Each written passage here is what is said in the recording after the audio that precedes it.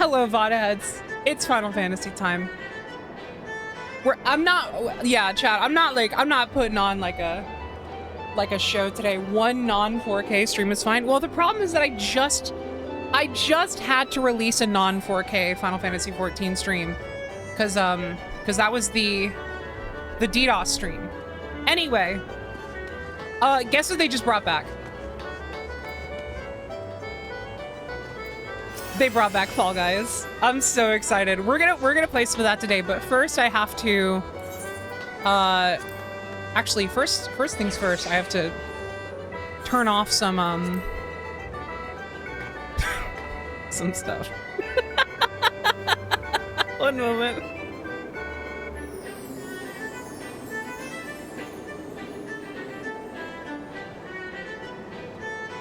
It would just be so easy to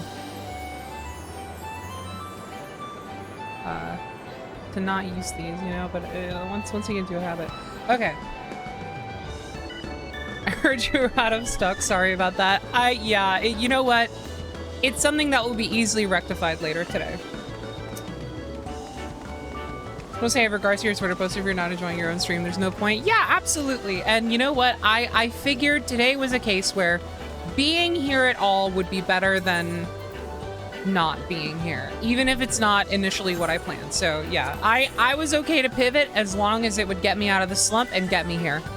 Oh boy, this is a good start, but it's also one that could go anywhere. I'm just gonna do this.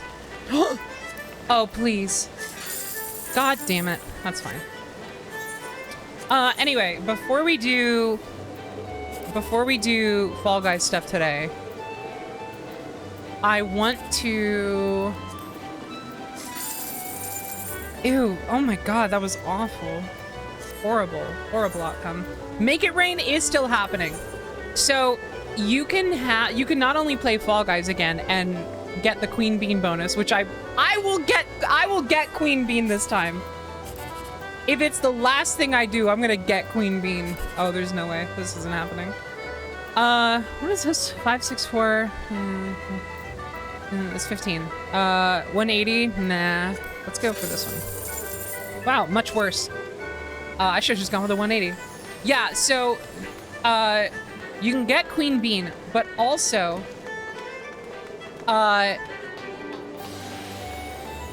Fall Guys is back, and you can get MGP rewards from doing Fall Guys alongside it overlapping with the Make It Rain event, which gives you plus 50 MGP. And if you use a Gold Saucer VIP card, which you can get from Squadron missions, or you just have like a free company jackpot action, you can get an extra 10% on top of that. So you can get plus 60% MGP for all MGP that you earn. So we're gonna do some of that today. I'm gonna work on Queen Bean. I need to check what's my progress on Queen Bean. I know I'm not even close. Character, Gold Saucer. Let's filter by title rewards. Unfinished. 9 out of 100. Can we get a close up on that? Holy shit. Well, we got a ways to go. Here's the thing though, is that you might actually notice how many of you have sussed out something interesting about my setup as of today? Anyone notice something a little different? It might be pretty subtle. Anyway, let's go back to Charlian for a sec.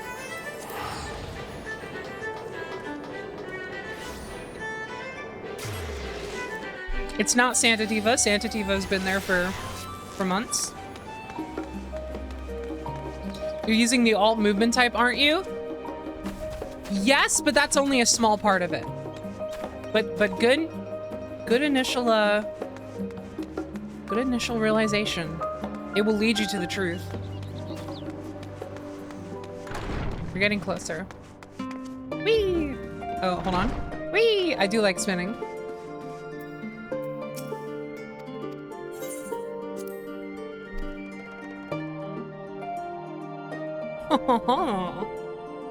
Am I using a controller? That's an interesting question.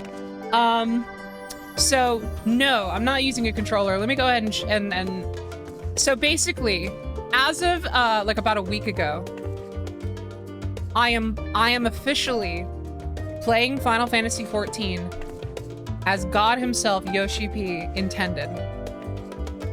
With the exact same equipment that Yoshi P himself uses to play the game. Hori re-released earlier this year. I didn't know this until recently. Hori re-released their Final Fantasy XIV official FF14 branded keypad that is like, it's like a big ergonomic button pad that you can assign to any like keyboard button or really any button at all. And it also has a full analog joystick that your thumb rests on as well.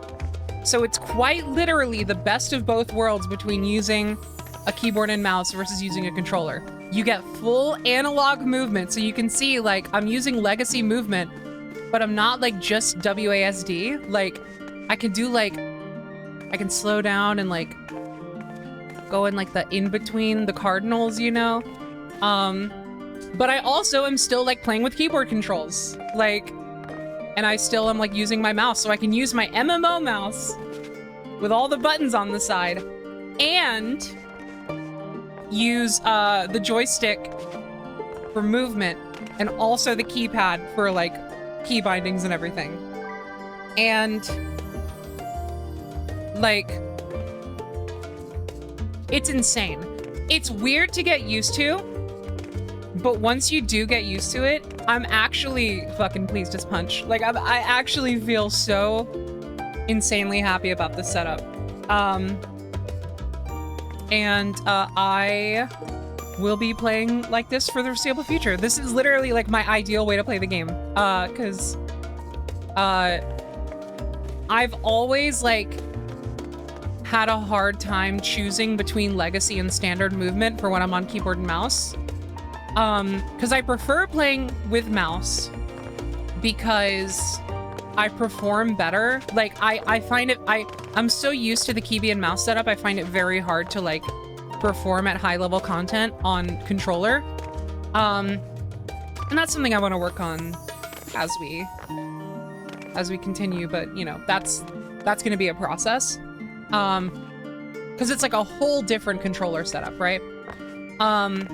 But at the same time, I have had a hard time choosing between legacy and standard movement because I really like the animations and the fluidity of standard movement. I like how it looks very fluid. It looks very like cinematic at times, but also I don't like not being able to like quick turn, you know, stop on a dime, that kind of stuff. It becomes a little bit more difficult to like maneuver. But the problem with legacy movement is, and let me go ahead and like, yeah, so the problem with using WASD for legacy movement, I just switched to controller for this, is that you can see the movement becomes so much more like janky, and like jerky, because you're only getting 8 directions, right? You have like W, A, S, D, and then the in-betweens, which are like full diagonal. There's like very little amounts of like tweening between them. So like the difference between running in a circle with WASD versus with an analog stick, let me move it back. I don't know if y'all can, well, okay, there is still a bit of snapping on the analog stick, but it is smoother. Because you can see I can kind of like slowly transition between the different directions. Whereas with WASD, it's all just like, I have to do it like this. Like I have to do like small adjustments that like make me go like this and like, so it feels better and it feels more responsive, but it also looks a little uglier. And I do care about the look of it, unfortunately. So I've actually wanted to invest in one of these for a while, but the last time I was thinking about it, they weren't really making this specific model anymore. And a lot of the, it's so weird, a lot of the current day, like keypads with joysticks on them, Like the Razor Tartarus, for example. I considered the Razor Tartarus. I can't fucking use that one because there's an analog stick, but it is only mapped to aid directions. It's not an actual real analog stick. It is insane. I don't understand why you would make that decision because it already has keypad. It already has a keypad. It already has buttons you can map to WASD if you want aid directional movement. Why would you put an analog stick on there? Yeah, exactly. What's the point of analog at all? Because it's not analog. Literally, let me show you. The Razor Tartarus V2. And this is the V2, by the way. This is their second iteration. Here. So this is what it looks like. So you look at this, look at this stick over here. You see this? You look at that and you think, oh, that's an analog stick. Until you look closer and you realize, what's that? That's like a D-pad shape under it. That is not full analog. That is an aid directional joystick. Also, I just realized that something is playing on my TV. One sec.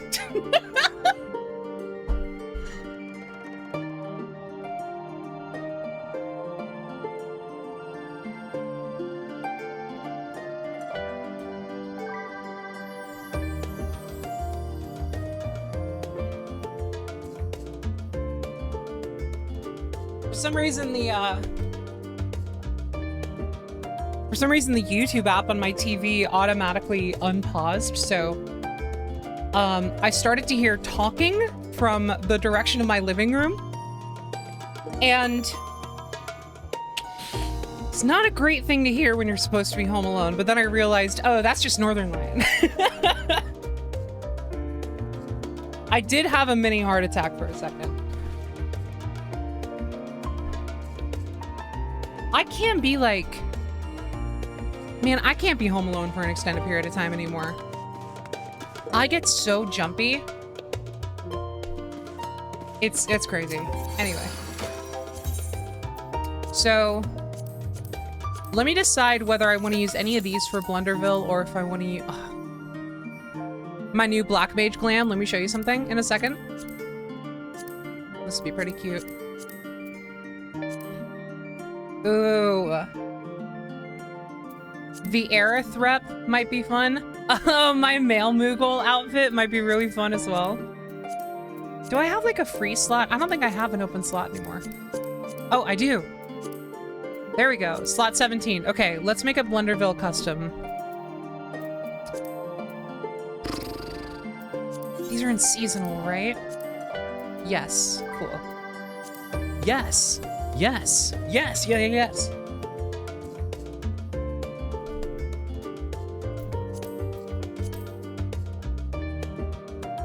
I love the gentle beam bottoms. Cheese, Goku.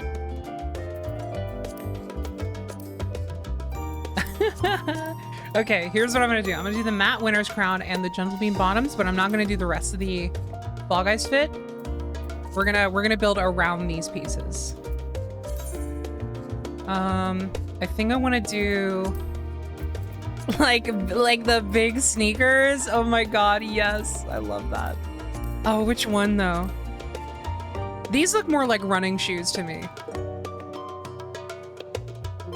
I like that. Yeah, okay, we're gonna do that. As for the hands, the little mitts would be pretty cute. But let's, you know what, let's just throw on like let's throw on a watch.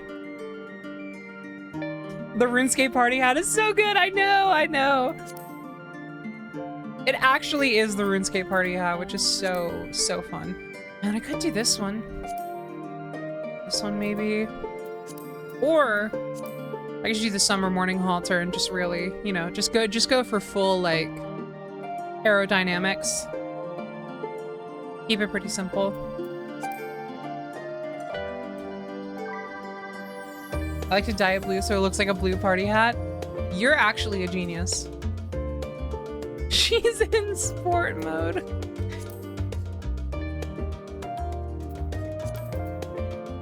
be cool if they added an actual sports bra. I know, actually, that would be such a good look. I would love that. There's got to be something similar, maybe. I know there's like the griffin skin breast guard, which is like, it's getting there, but it's not quite, it's not the same. It's not the same. But you get kind of a similar silhouette thing going on. It is a sin. It is, but sometimes you gotta have a little bit of compromise. They should totally add a sports bra though.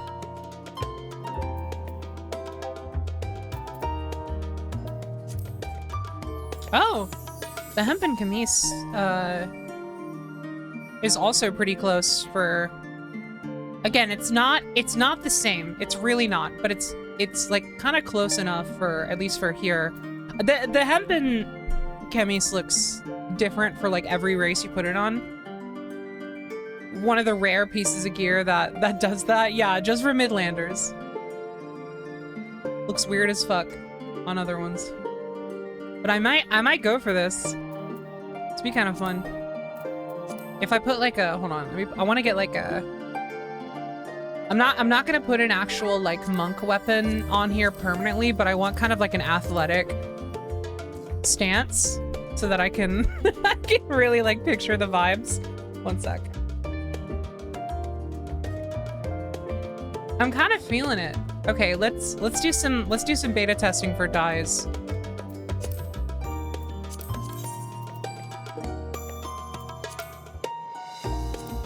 I need something I have a lot of. Oh, you know what? I think we can actually get more cherry pink from... Oh yeah, we gotta go cherry pink for a lot of these. And then I might actually dye these differently. Hold on. What if we went Snow White? No. What if we went rose pink for the pants? No, that looks bad.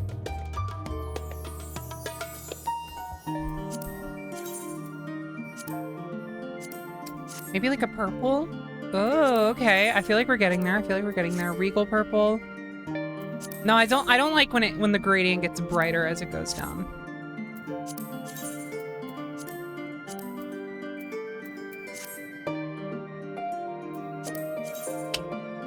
Not quite, not quite. No. It's getting worse. It's getting worse. I think we might just have to do 2 cherry pinks. And then just do something different with the shoes.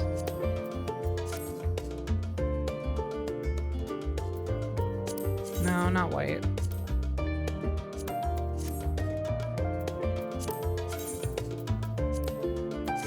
Turquoise blue? No. Othard blue?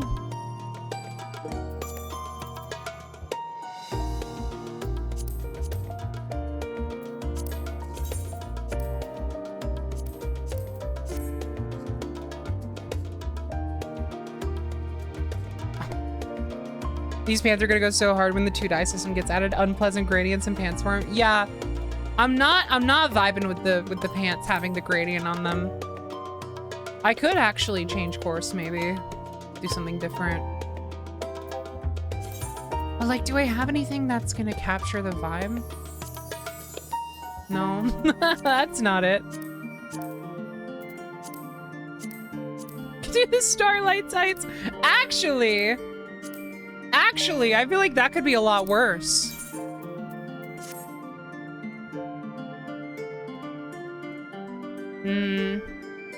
But now it feels like it doesn't fit with the top. Oh my god, look at that chick. It's not unworkable. I'll have to change the top though. Let's see.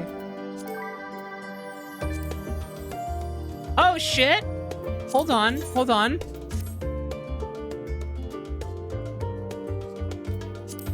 We're kind of cooking, I think. What about rose pink? No. I think the bottoms have to be cherry pink. Oh shit!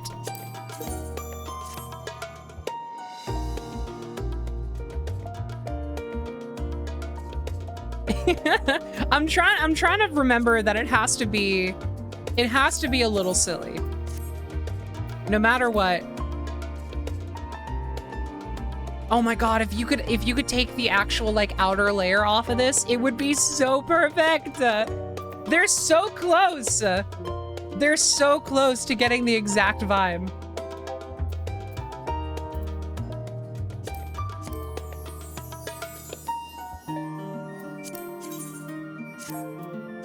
I think we gotta do different pants. It's not working anymore. Okay, wait, maybe now I go back to the... Maybe like different shoes? Maybe I do the Fall Guys shoes. I don't know.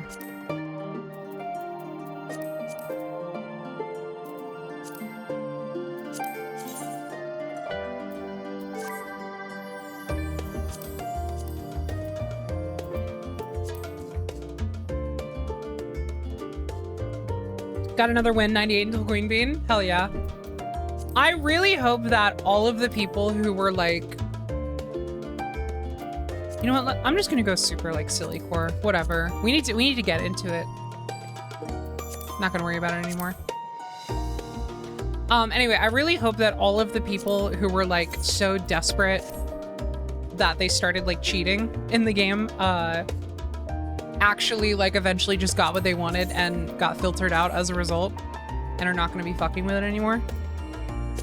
That's my biggest dream.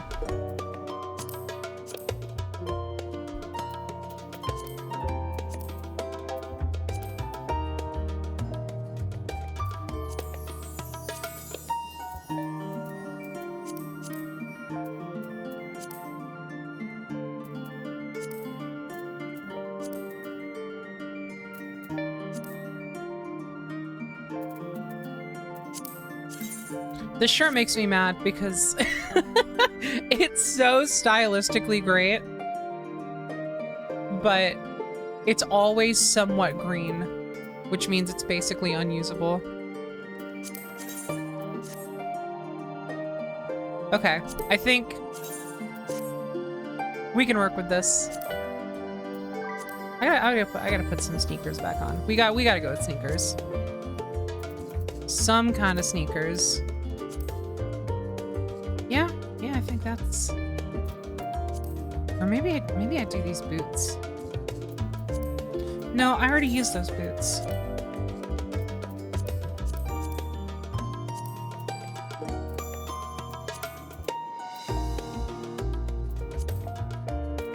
Oh my god, the Magitech shoes. The street shoes! Wait! That's perfect. Okay, let me take these off so that I can save this.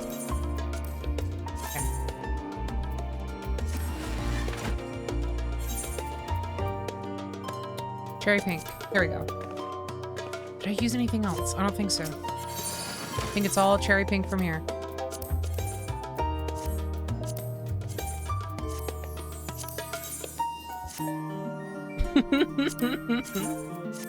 Disgusting. I love it. Okay. Let's choose a non-battle class to... Yeah, botanist works. Because I keep the weapon invisible for botanist. Okay. Yes! Oh, it's horrible. I love it.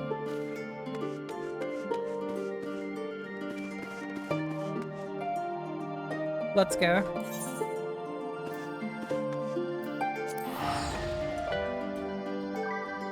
This is good, but it's missing a fat chocobo head. You know what?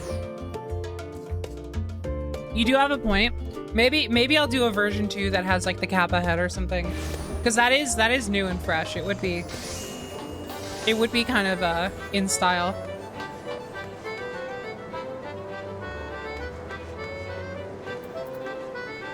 All right, let's go. Oh, by the way, I changed my shaders ever so slightly. I changed my Ipsusu preset. So instead of using Susu the Ipsusu Vanilla color palette, which is what I was using before. I have switched to Melon, which I've grown to really like.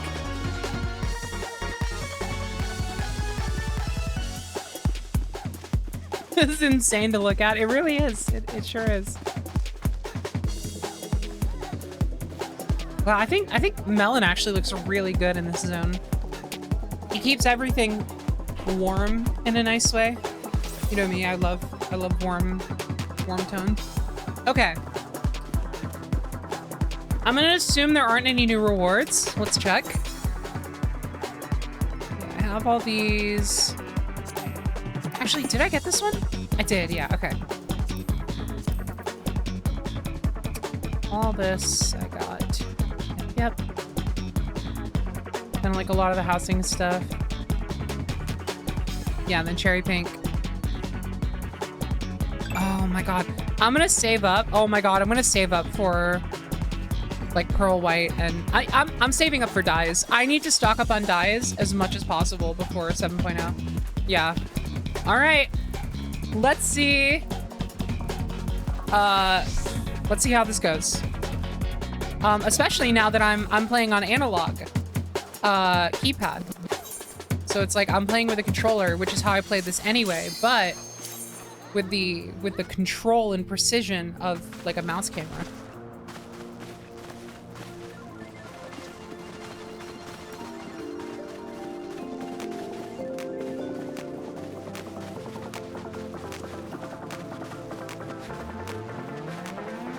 God. The Tataru fit I just noticed. I was like, what is that?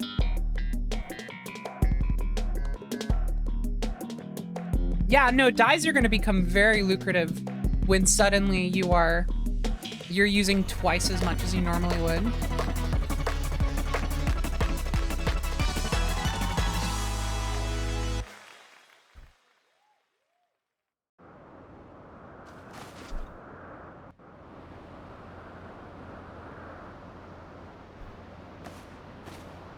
Can you save the dyes that aren't described as general purpose? I don't know if you can sell the ones that you get for something like this, but it will still be good to have them.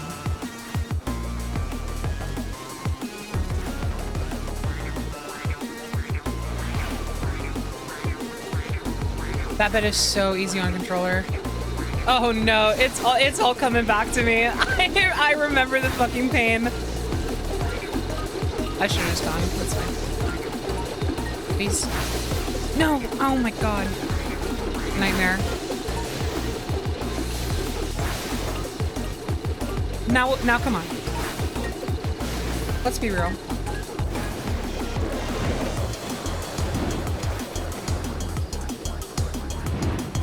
No!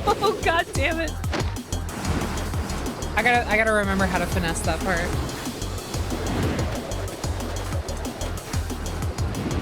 Yeah, okay, you just do it like this. Right. Just keep it a generally pretty straight shot.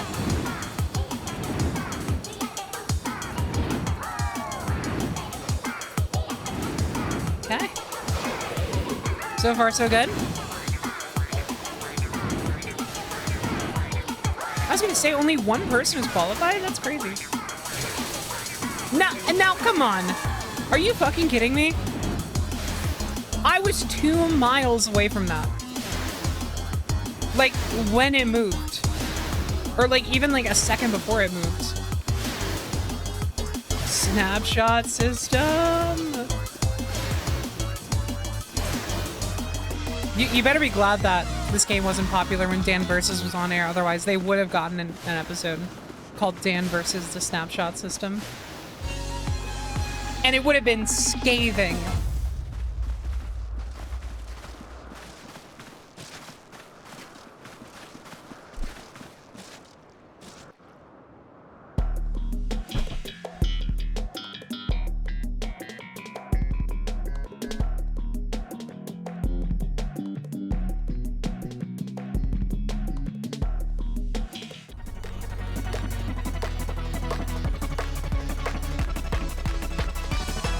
I just looked at my stream and it looks like, I love how it looks like Tifa is giving out the instructions for each round. Carry the crystals to the core, Cloud.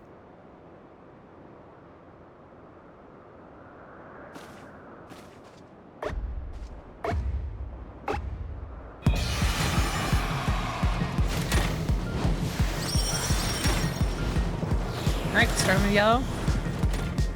Just fine by me. Suckers. Patience is a virtue.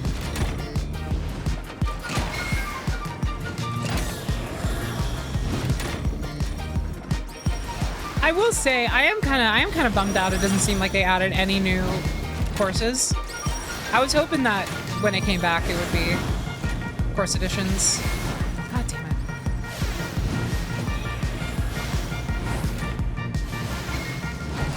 Maybe next time. I feel like the reason why they probably didn't is because it came back so quickly this time.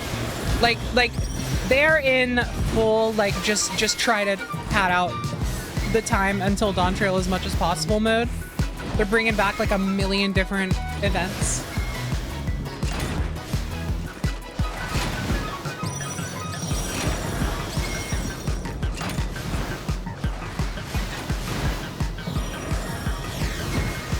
There we go. Just feel time the Dragon Quest X event is coming back too. I know! I'm actually so excited for that. I missed it last time. I was so upset.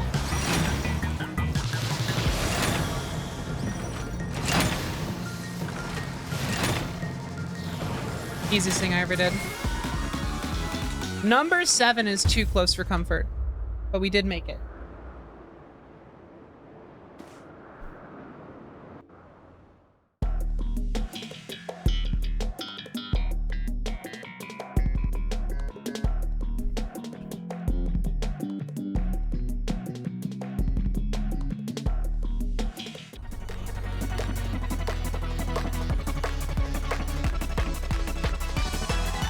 Yeah, anyway, bullshit time. Yeah, this is gonna suck.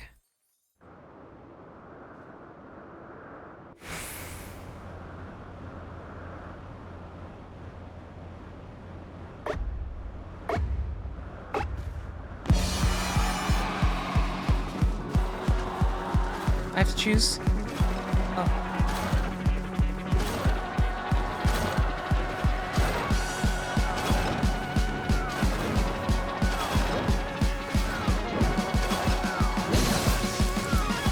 I mean, like, come on. It's not happening. It's over. It's fucking over.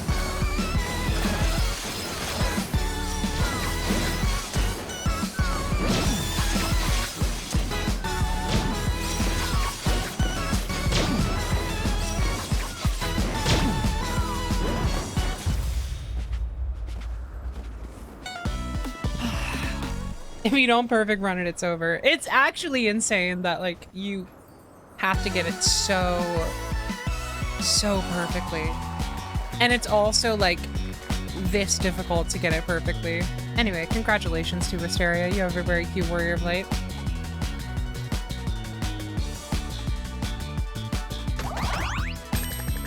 Get me out of here. Get me out of here.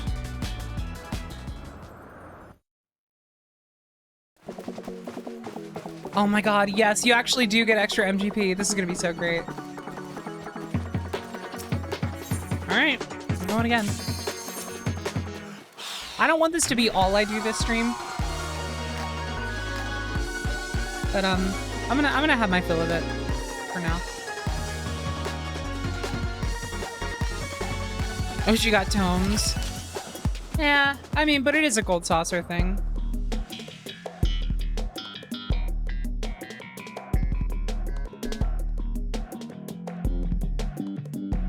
It sure feels like a time sink worthy of tomes, though.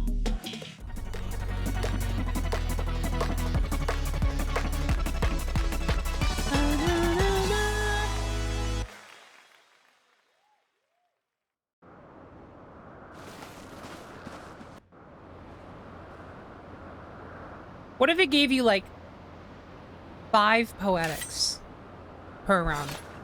And then like 10 if you won.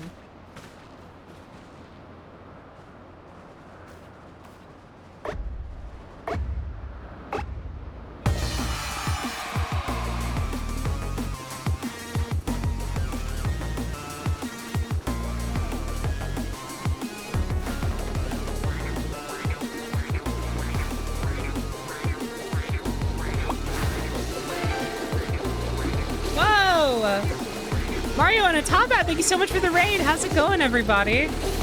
Thank you, thank you. We're doing some chill Final Fantasy 14 time today. If you don't know what you're looking at, that's okay. It's fine. Don't worry about it. It is just Fall Guys, but we don't have to get into the minutia of it. I hope y'all are having a good time. With a name like Mario and a top hat, part of me wants to guess that y'all were playing Thousand Year Door. Am I somewhat on the money?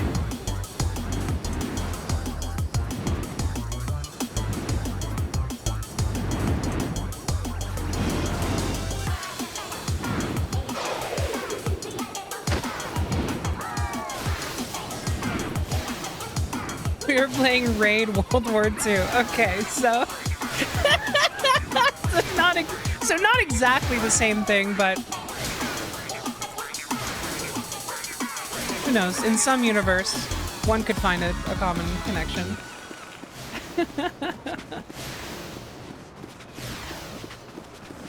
So a prequel then.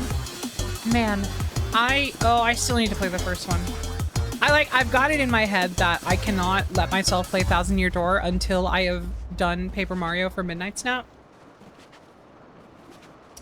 You know what I did though? You know what I did? I can feel myself getting real close to recording another Midnight Snap. I'm like really close to figuring out how to make it work in the schedule. The other night, guess what I did?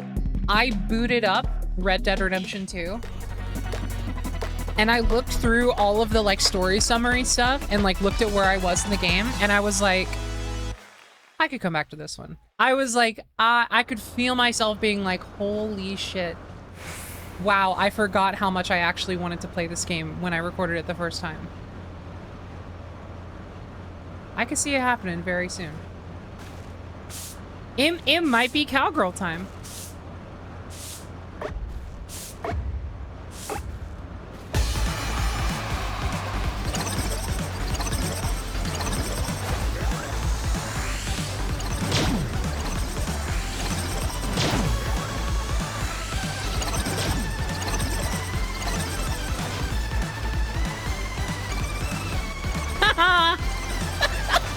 Sorry, oh my god, I'm gonna get so karma'd if I don't stop with that energy right away.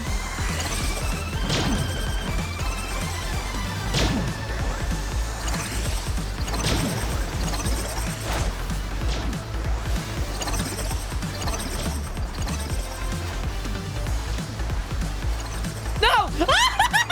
Wait, was that the exact same part too? Oh, shit! Oh no! Deserved. Let this be a fable. Let this be a lesson.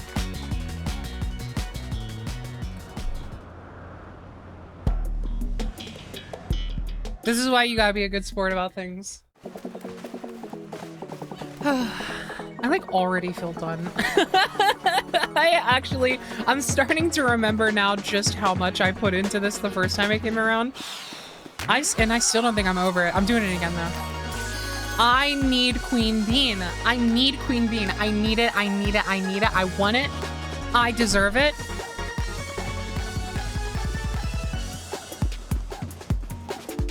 I want my own Queen Bean. I want my own title. I deserve it.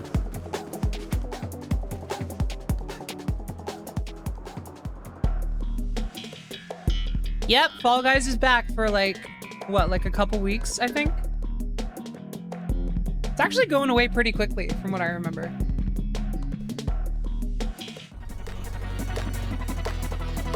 Which is why I think they didn't add anything new this time, because I actually think this was somewhat impromptu. I was getting the vibes that this was somewhat impromptu based on how they described it. They were like, yeah, we kind of designed this as like something that would come and go in like long stretches of time. And like the first time around, it was here for so much longer than it is the second time that it makes me feel like this was just kind of, oh my God. This is just kind of another thing where they were like, you know what? We need as many people on the game in between that last patch and the expansion as possible.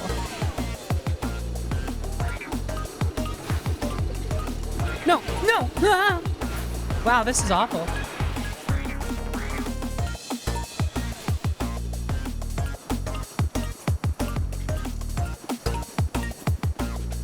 Shit, Wisteria is in my game.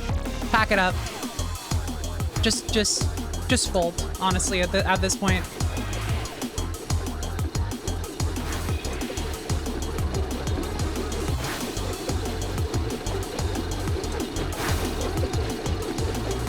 Why? Oh, wow, actually, oh my God, I actually did it. I could have gone.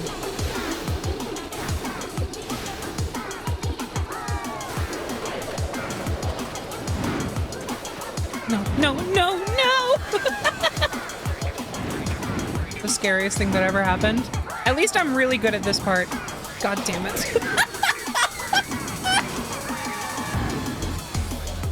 Fuck this world.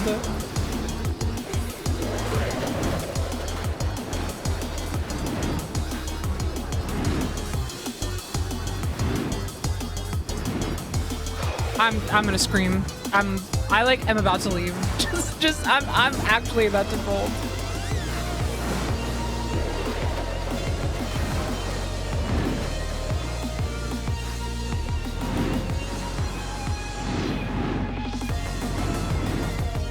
There's still a chance? No, there's not. Oh no, there's not. They're gonna make it. They're like totally gonna make it.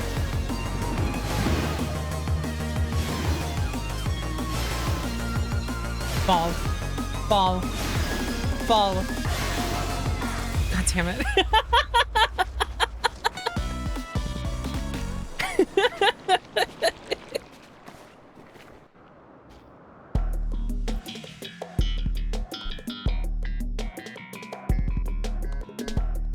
Just get me out of here. I don't want to see the fun adventures they're gonna have after me without me. Oh yeah, thanks. I know.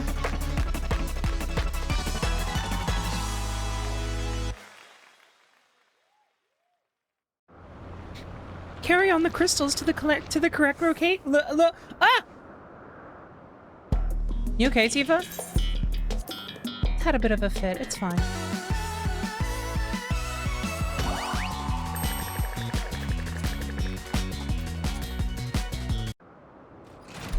Oh, by the way, I wanted to show y'all,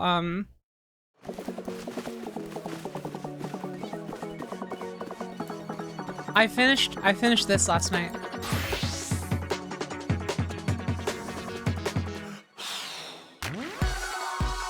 I got my first Lux Anima weapon, which is the Heavensward Relic. This is the final stage in the Heavensward Relic weapon series. I got it for Black Mage. It's so cool. It's so cool. I love it. I don't even have Black Mage like fully leveled, but I've been working on it. I'm gonna do some of that today. Most likely. I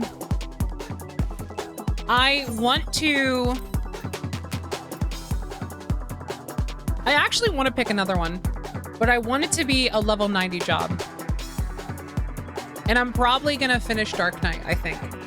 You know what? I'm gonna do either. I actually might do Paladin. I don't play Paladin, but I love the Paladin weapon so much.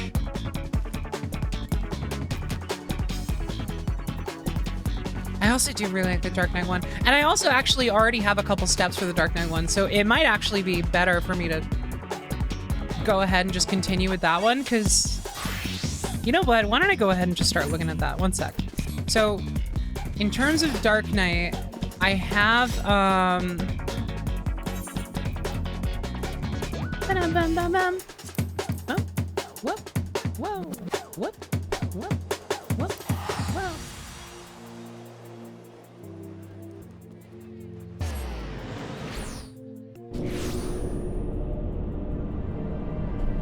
Let's see. I have a feeling I'm not gonna do much more Fall Guys on stream unless I just get like a weird worm in my brain that won't let me do anything else. Because I prefer grinding out Fall Guys while like doing something else. And I'm like, I need to get back to watching Sailor Moon, so I feel like this will be a great combo. This will really bring me back to summer 2023 vibes where I was just like grinding out like deep dungeons and Fall Guys and all kinds of shit while having Sailor Moon in a picture-in-picture in the corner. Anyway,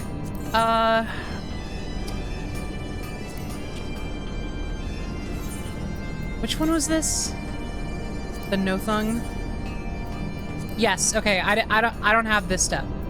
Wait, let me confirm. Yes, I do not have this step. So, I should do this one. But I think this is the one where... Oh, I need Deathbringer Awoken. Oh, shoot. Eye search time. Where do I have that?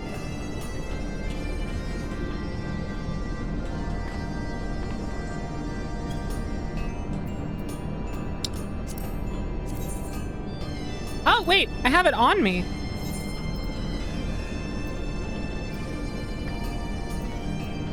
Where is it?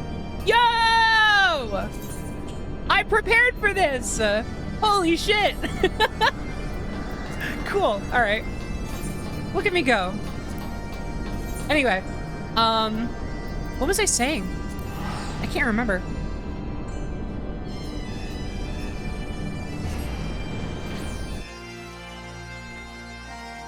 I personally can't seriously play any tank that isn't Gunbreaker anymore. It's too cool and fun. Gunbreaker is very cool. Gunbreaker was my first tank that I got to 90, but something about Dark Knight just really speaks to me in a way that even Gunbreaker doesn't quite reach. Dark Knight to me is like, it's the perfect vibe. It's so good.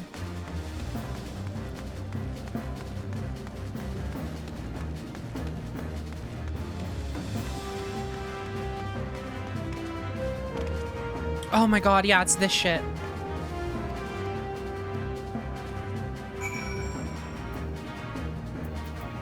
Deliver the merchant goods.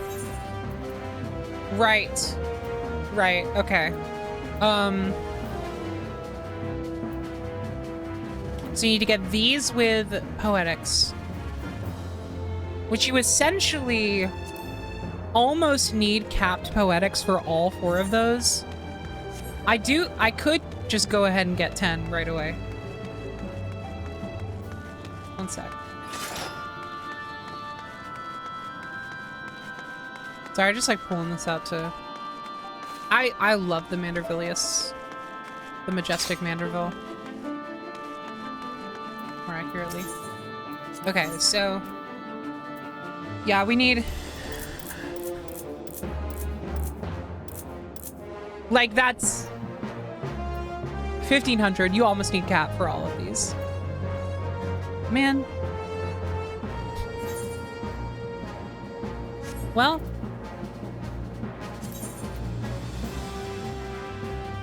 Might as well just keep it rolling, you know?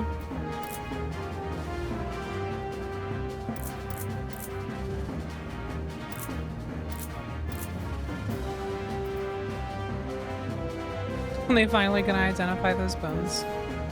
Who knows? Alright, well, I should be able to build up some more of those, if I start working on leveling right away. So, let me keep it going with Black Mage, because Black Mage is, like, my highest that isn't at 80. I want to get all of these to at least 80. before Dawn Trail, if possible. And then I want to passively work on some of the ones that are at 80 by doing Dabnir tribals. So actually, let me go ahead and do that because that's going to be pretty quick.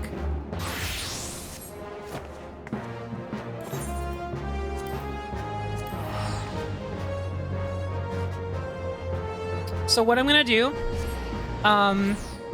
for today is I'm going to work on leveling for a bit. And then no matter what I get up to, if it is at all possible, I'm going to break away to do hunt trains every time I get the chance. Because that'll help me with the tome situation. And also I've been doing them all the time. They have unlocked a lot of things for me. Oh shit! Wait! I have some I didn't finish! Why and when did I not finish these? Huh. Okay. I guess we're doing that. Why didn't I finish these? That's so weird. I'm like actually trying to remember what could have possibly interrupted me during these. I don't know. I want to get into hunts, but I don't know how to get into hunt trains. Best way you can do it, if you have Discord, join, what is it? Join the Centurio Hunts Discord. It's public, so you can just look it up in server search. And it'll put you through a process where you can set up notifications for hunts of all different types, as well as stuff like special fates and everything. You can do all of that like automatically. You never have to interact with anyone one-on-one. You'll just start getting notifications for different things. And then what I did was, once I started getting notifications from there, I joined in on a hunt train, and then every so often, you can join on a train, and at the end, certain train conductors will send out offers to join a link shell for your server so that you can get those same notifications in-game. And then you can just always have those kind of like running in the background. And so you'll see like, oh, hey, like a train's about to start. I'm free. I can pop over to this world, this location. And then it becomes very easy past that point to get in on trains. So I would recommend joining Centurio Hunts and then try and get into a link shell past that point. And then you're good to go.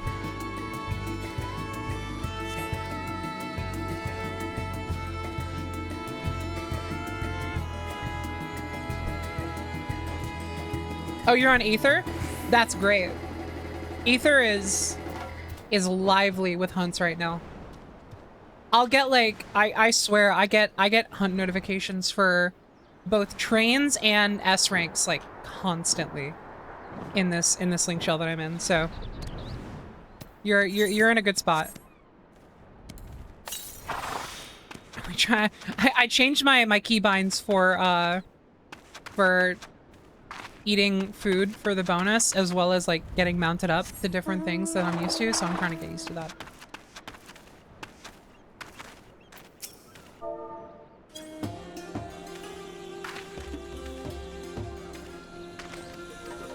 I love how that emote actually is so Tifa core when wearing this.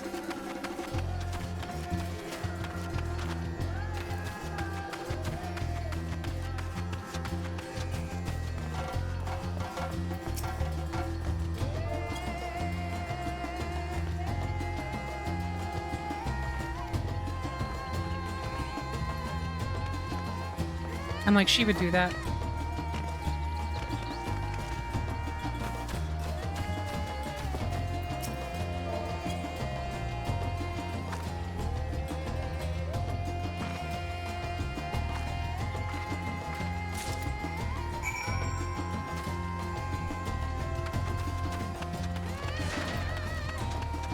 Okay. I think that's all of them for now.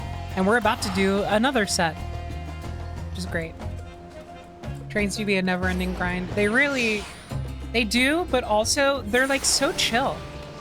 I like actually have found it very fun to like constantly have like the hum of hunt trains going on in the background. Because they're like so much easier to pop in on than I expected they would be.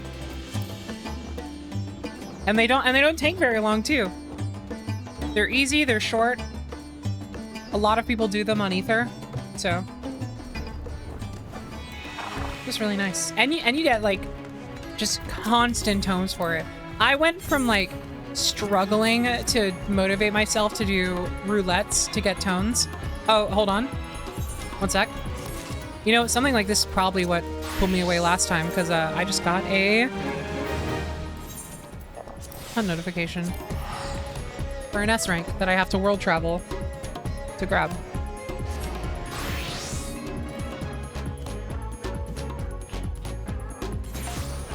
Let's hope I can get there in time. Oh yeah, so what you want to do is, what game is this? Elden Ring 2. So what you want to do when you arrive into the zone for a given hunt, whether it's an S rank or a train, you want to immediately go to Party Finder, because there are always going to be like Party Finder entries that people will make. Well, I say always, and then immediately there's none. Here we go. And then people are gonna just make parties for you, and you always want to be in a party, because that will guarantee you full credit for the hunt, because you get different amounts of rewards depending on how much the game decides you have contributed. If you're in a full party, you will always get max, no matter what. So you always want to make sure you're in a party. Never do it alone, because you'll get like a paltry amount of rewards.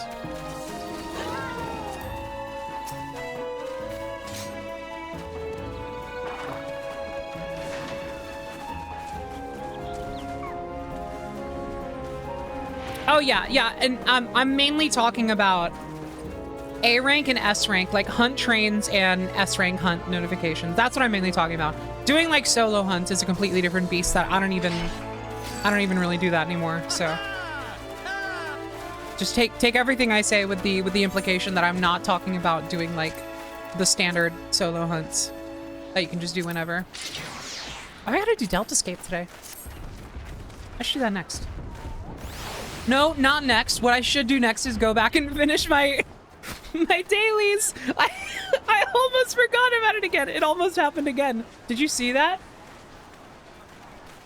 This is how it happens every time. I'm a goddamn menace to myself.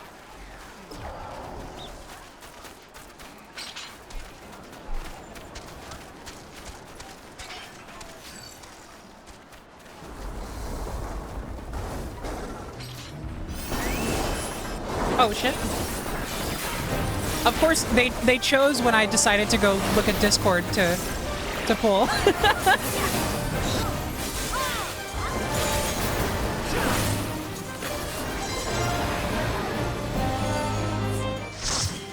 Yay! Cool. Alright. And then just back to your homeworld.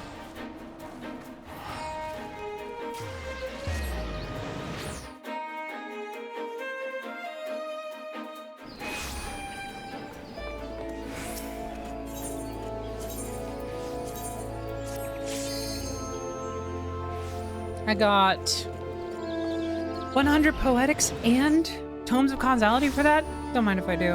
Let's fucking go. Oh, and this is a great reason to start doing hunts now, whether it's trains or S ranks or even just solo stuff in between.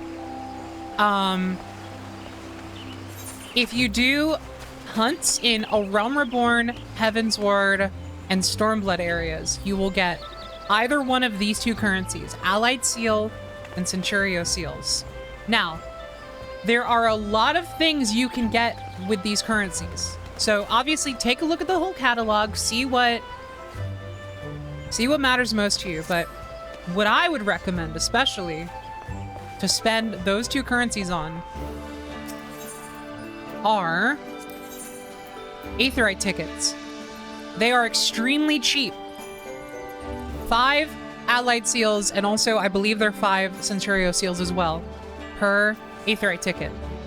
I just got 100 for doing 1 S rank. That took like 2 seconds. So I'm gonna get 20 of these. Now, Aetheryte tickets will give you free teleports anywhere in the game. You can see at the bottom of this teleport menu, I have 756 and counting. I have gotten 756 over the course of doing hunts only in the past, like, few weeks. You get them very quickly if you stay on the hunt grind. Even just, like, somewhat casually. You can amass them very quickly. I also think, didn't I just get some... Yeah, I got Centurios as well, so I can go to Heavensward and get some from there as well. And you will start saving Gil like mad when you're not spending it on teleports, because obviously they're small amounts individually, but it does add up. I have 3 full stacks of Aetheryte tickets. God, I wish that were me. I wish I had started doing this so long ago. Like, the amount of money I have probably spent unnecessarily on teleportation makes me mad to think about now. Because it was literally so easy to start getting tickets. Oh, God. Also, you might notice it's not ever confirming me for usage. This is a fun little quality of life thing that they must have added at a certain point. If you have Aetheryte tickets on you, you can go to teleport settings and set it to always use for costs above a certain guild cost. So for example, I have that set to 200, which means if I were to, for example, teleport to the Foundation right now again, it would only cost 100 gil. So it wouldn't use an Aetheryte ticket because I wanted to slow down how many I was using by just a tad. So if an amount of gil is so like small and like kind of superfluous that it just it's pocket change, then I'll just let that be like billed to me. But you can have it automatically use it for anything above that. So literally if I teleported anywhere else, it would use a ticket. Or you can just always use them for everything, never use them for anything. All that good stuff. It's good shit. The amount of info I didn't know about this game, given how much I play, is insane. I didn't even know this. Listen, you're fine. I'm the same way. I've been playing this game for nearly 5 years. I literally just learned about, like, extracting materia from gear that you've used for a while. Like, the other week. I just learned about that. Let's see. I swear I learned something new about this game every couple months or so. That, like, changes the way I play it in a meaningful way. It's a game that's been going for 10 years with, like, 10 plus years of content and quality of life updates. Like, that's gonna be expected. That's the way that MMOs are. You like, do not feel discouraged about that. I hope you don't. It's super normal. And honestly, I consider it very fun because there's always something new you can learn about the game. There's always something to discover, which I find very neat, actually. Did you hear about the guy who got every achievement in the game and that he's been playing since launch and only just got it? Yeah, the fact that you literally physically cannot get all of the achievements for like years and years and years is kind of crazy. I've actually, like, in the back of my mind, I have completely demolished my own expectation of ever even attempting something like that.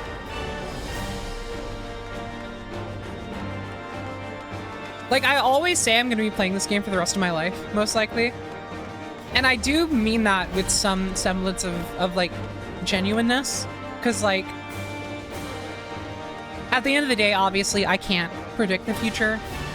I don't know what's going to happen. Maybe something will just fundamentally break in either the game or myself that pulls me away from it indefinitely. But, like, this is my favorite game, and I do not foresee anything happening that would convince me to stop playing it forever.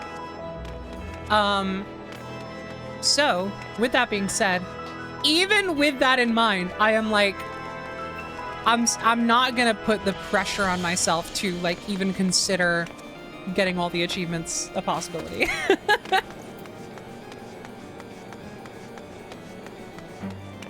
This will be the new Wii Fit in old people's homes. God, I hope so. I hope I'm playing this game well into the retirement home. Anyway, right. Let's not forget. Great work. Great work.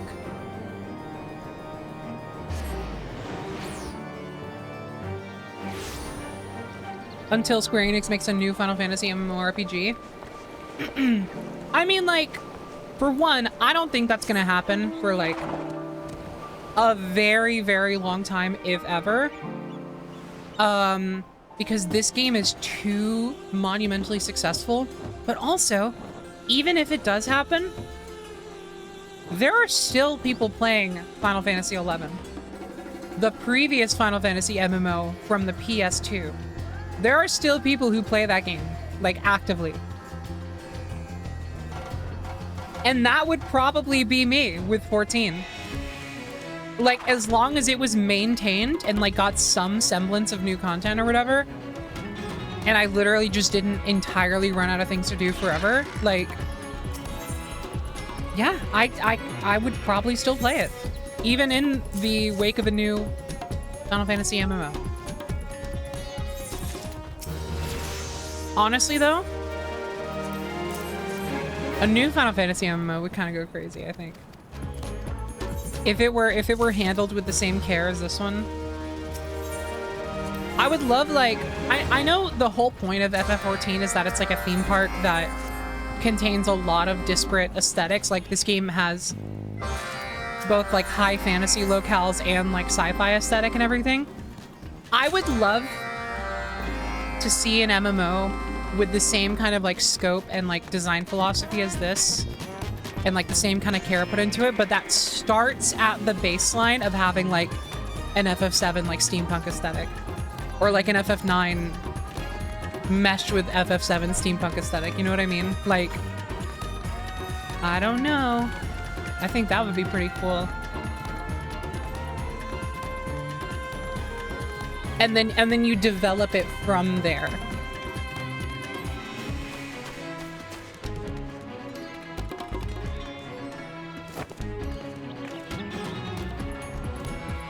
All right, what are we looking at here?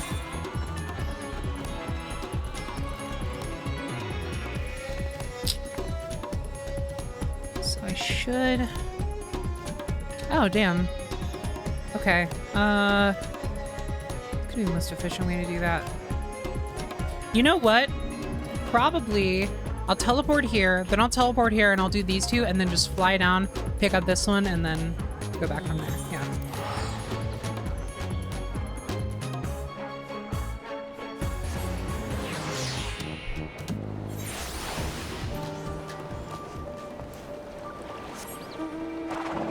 You think we'll ever get to a point where Alphino and Alphase reach puberty in game? I don't know. I mean, I feel like that's, like, maybe...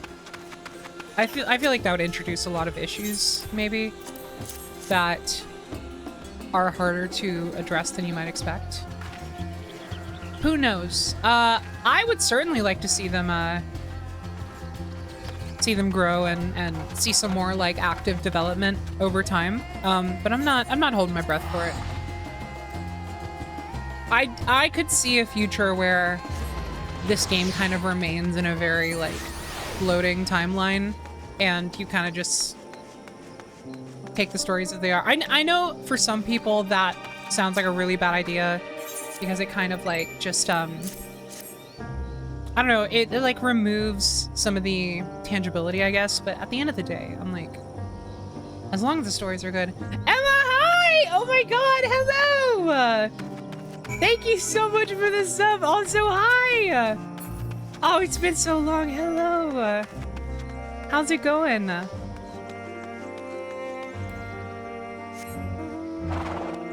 You tuned in just in time for the Fall Guys return stream. I already did the Fall Guys segment though, but could always go back.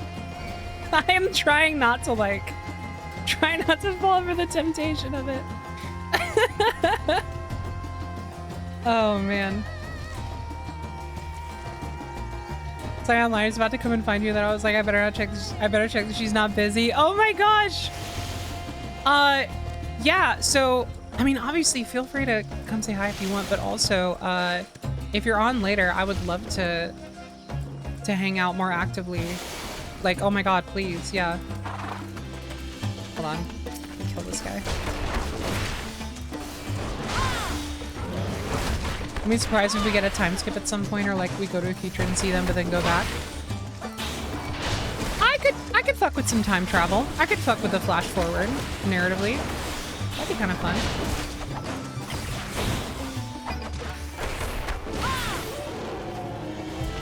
Yeah, oh my god, yeah. So, sincerely, hit me up anytime, and I will try to do the same very soon. Oh, hold on. There we go. Oh, I have to grab it. Okay, I have to figure out... Oh no, I definitely just missed an S rank. I just noticed it was in my chat log. Oh man. That's okay. It's better that I didn't have another opportunity to completely forget what I was doing. They've already done it twice? Oh, you mean like a time skip? I don't know if I mean, like, we're talking like a major time skip. I mean, like, the conversation started as like, would we ever see like an aged up twins, which implies a much larger time skip than they've ever dared to do. I do know, obviously, in Shadowbringers, like, the whole point was that, like, oh, you know, these guys have been here for the equivalent of like a year before you get there. But yeah.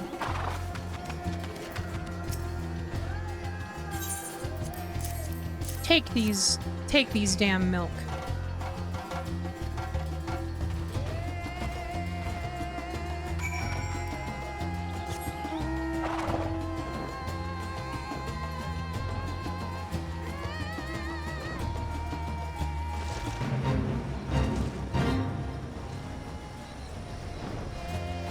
They skip time for Shadowbringers and then time travel for level 87 MSQ stuff. Yeah, but all that was in a very different way. I feel like you're conflating the ideas with the actual like subject we're talking about, which is a completely different beast.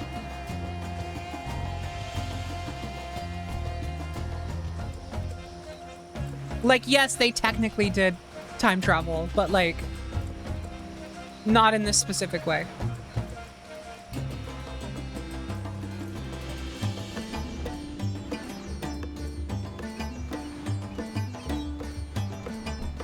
Yeah, so yeah, the thing about Elizans is that, as far as we know, they have a general, like, yeah, they have like a normal rate of aging, but they hit a growth spurt that rapidly changes their like physical development in a very short amount of time.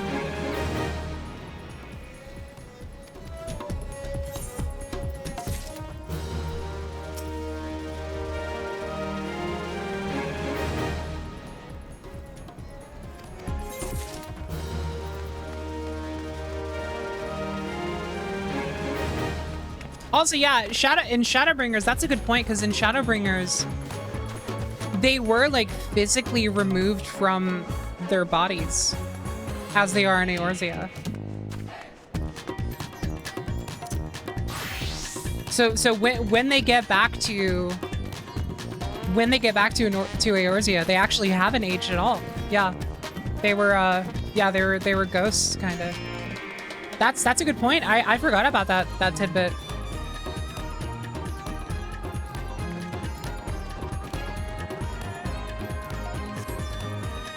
Okay, what do I want to do? Chat, what do I want to do? Let's think. Let's think together. Do I want to level Black Mage? I should do my roulettes. I should be a good sport and do my roulettes today.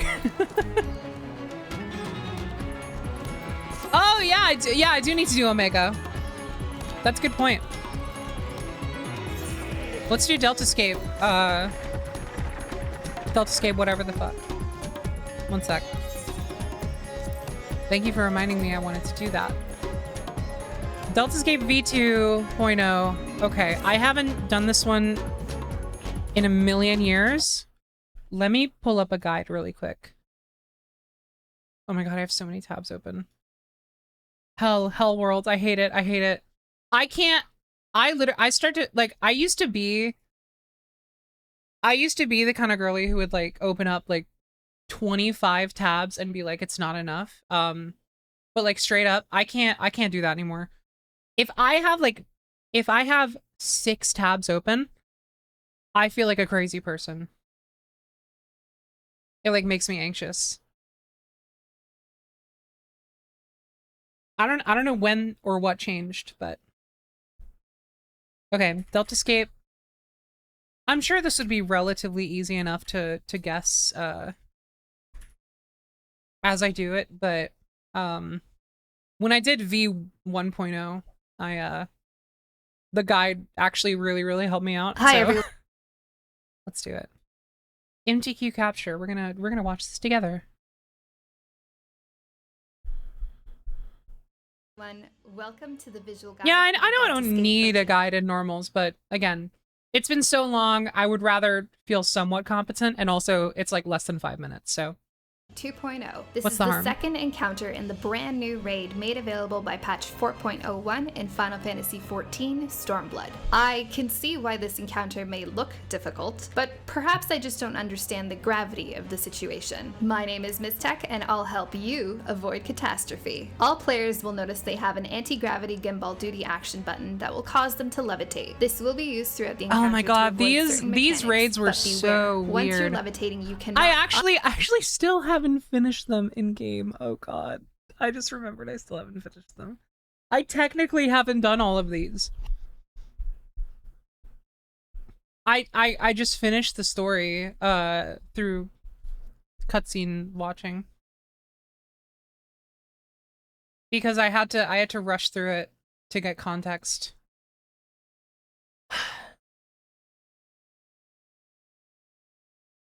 I know they're really good.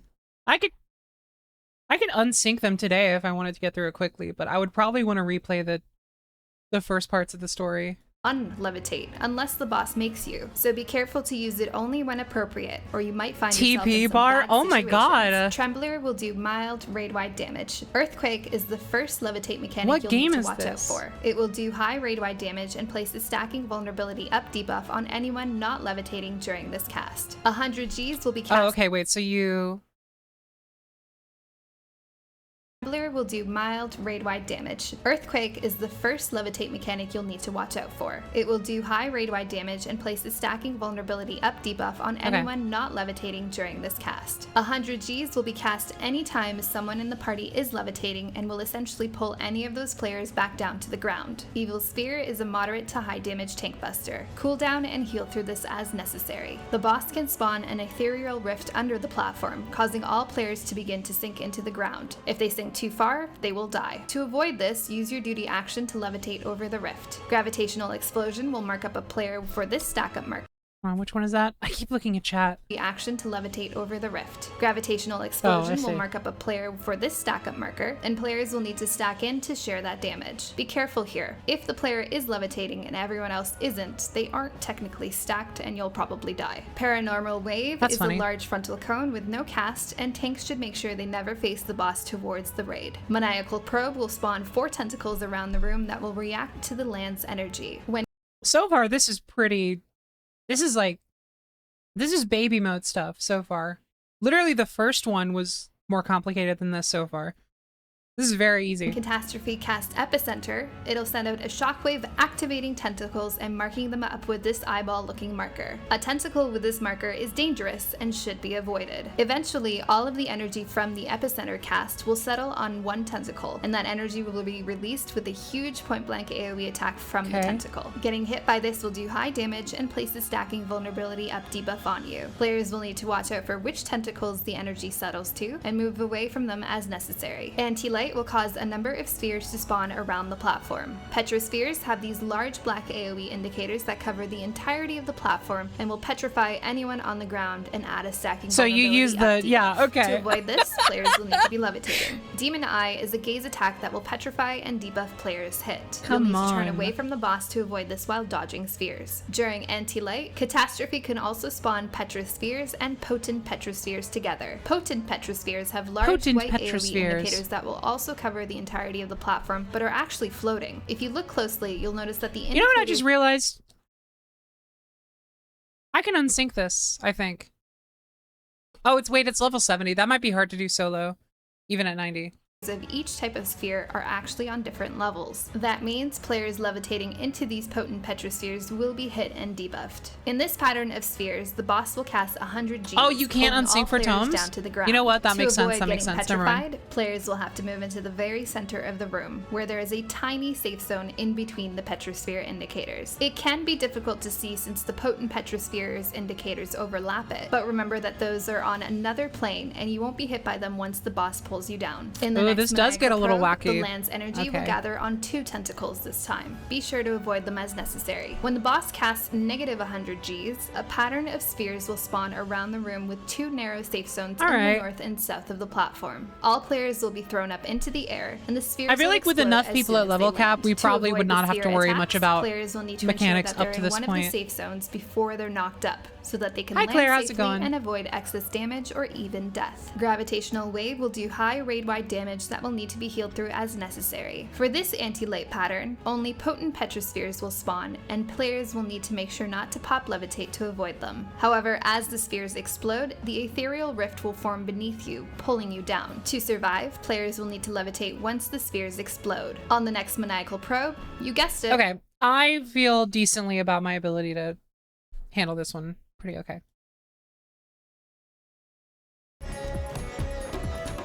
Let's do it.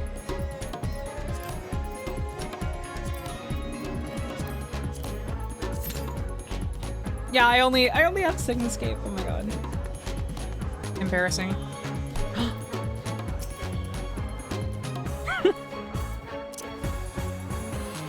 Friend spotted.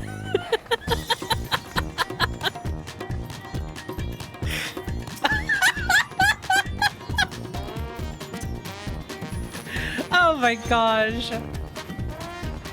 That's so funny. Hello. Oh no.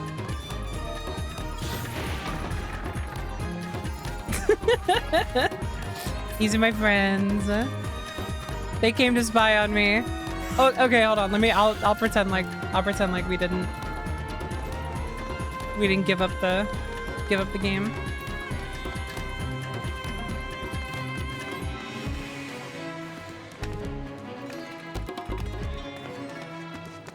Average wait time 6 minutes.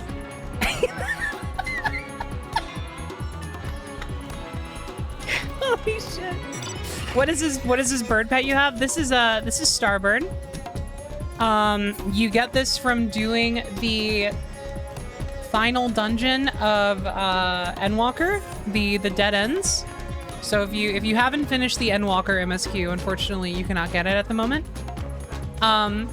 But it is a very rare, well, I don't know about very. It's a reasonably rare drop rate minion that you get by completing the dead ends. And I got it on my first try with duty support.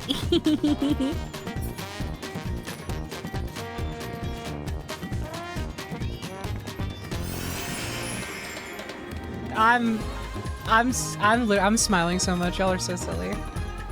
What are you doing? Emma, I love your crab. Wait, hold on. Have I seen this? Have I seen this guy? I don't know.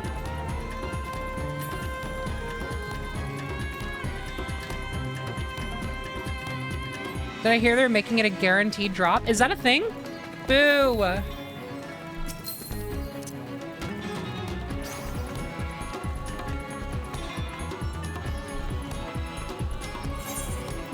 Oh, who's this? I don't know this one.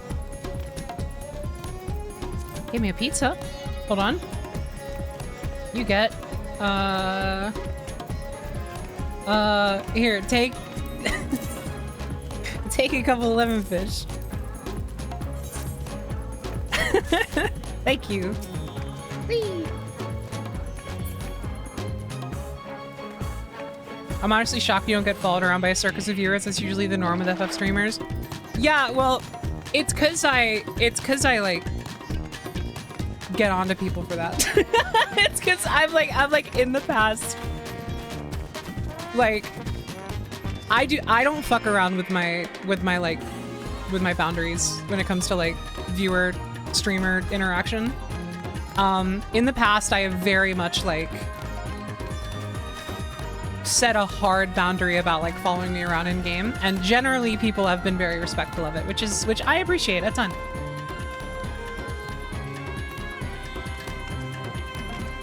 Over the years I've loosened up a bit. That doesn't mean I necessarily want to invite people to like stream snipe, you know, but setting the expectation that I generally like to be kind of left alone on stream ahead of time made it much easier for people to kind of like suss out the vibe after that, even if they're new. Like seeing that a lot of people don't like come up to me in game became like it becomes the clear expectation. Of course, like friends get special privileges, but you don't, Jason. I'm gonna TP back to Charlian. Come on.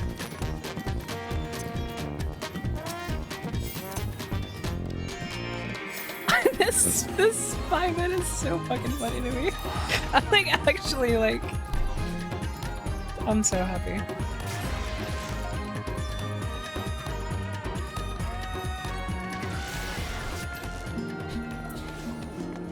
Oh, my fisher should be back. Hold on.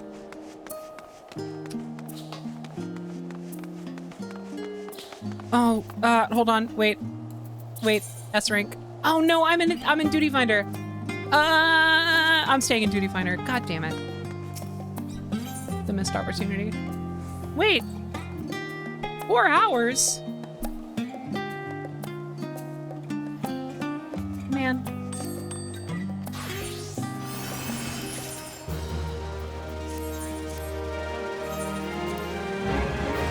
You know, like just a heads up though, when I stream Dawn Trail, if I'm doing MSQ, I'm gonna be very strict about people following me around. Like that is one thing I will take very seriously when the time comes. It actually makes me kind of cringe when like new streamers, new people like try out the game on stream and like they have like waves of people running around them and like jumping all over the NPCs and stuff, and I'm like, how do you get absorbed in a story in an environment like that? I actually don't think it's like possible to really like kind of take in the game as it's intended. Yo, hold on. This is really cute. I wish I played any striking jobs whatsoever.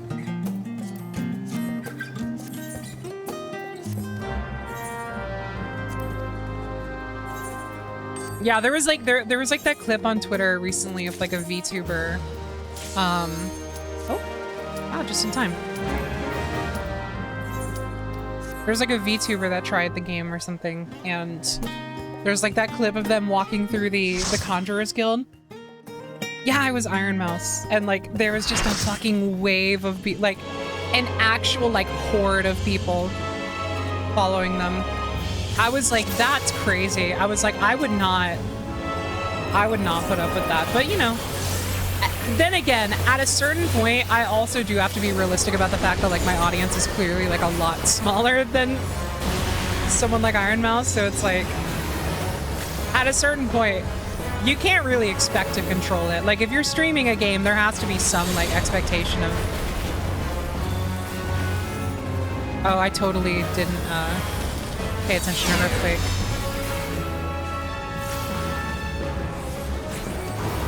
At a certain level of audience, you kind of have to just like take it as it comes. Like it, I've kind of gotten there with like expecting like, and by the way, this is not me saying it's okay to backseat and spoil things now, but I am saying like I've had to become a tiny bit more numb to the idea of people trying to backseat in chat as my audience has gotten bigger, because like it just gets to a point where like some people are going to come through and like act in bad faith or just generally like not really understand the rules.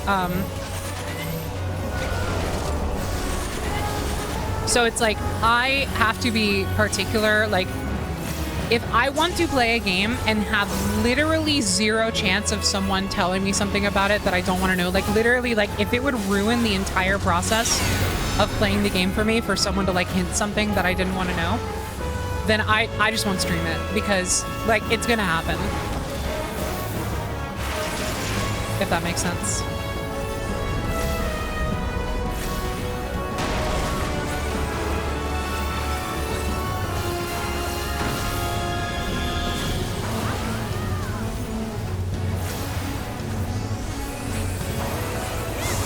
Could always put the chat in emote only mode. Yeah, but then like, to me, I don't find that very fun to interact with. I think I would much rather be, oh my god, what am I doing? I would much rather have some sense of like discretion about what I stream personally, and like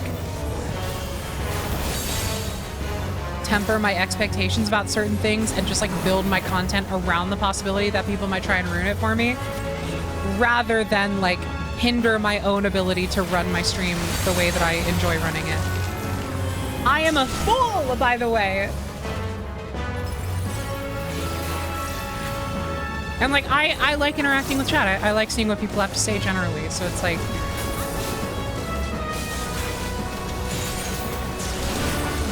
I'm not even saying I'll never use emote only mode for anything. It's just like, I actually don't know if I've ever entered emote only like of my own accord.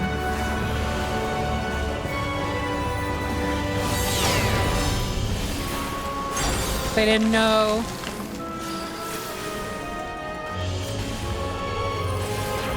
Oh yeah, and people can still smiley face, which we know how contentious that is around here. It's so funny.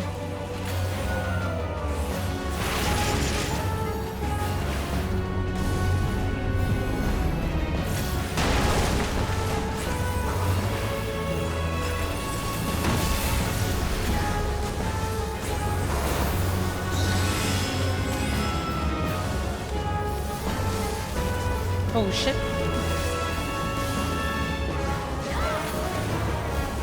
Wow, yeah, this one's like super easy.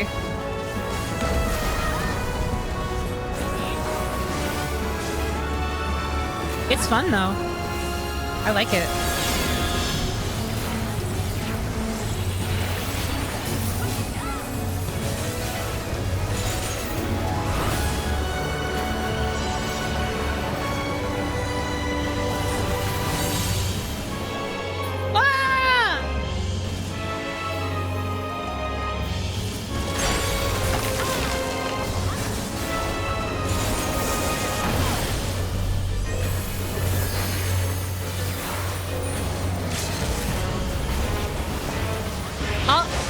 say this much. There are ways to do the knowing smile without being a nuisance. There are very much ways to do the knowing smile without being annoying about it. And like giving away the plot. But like a lot of people, and this is not, I don't mean to be mean.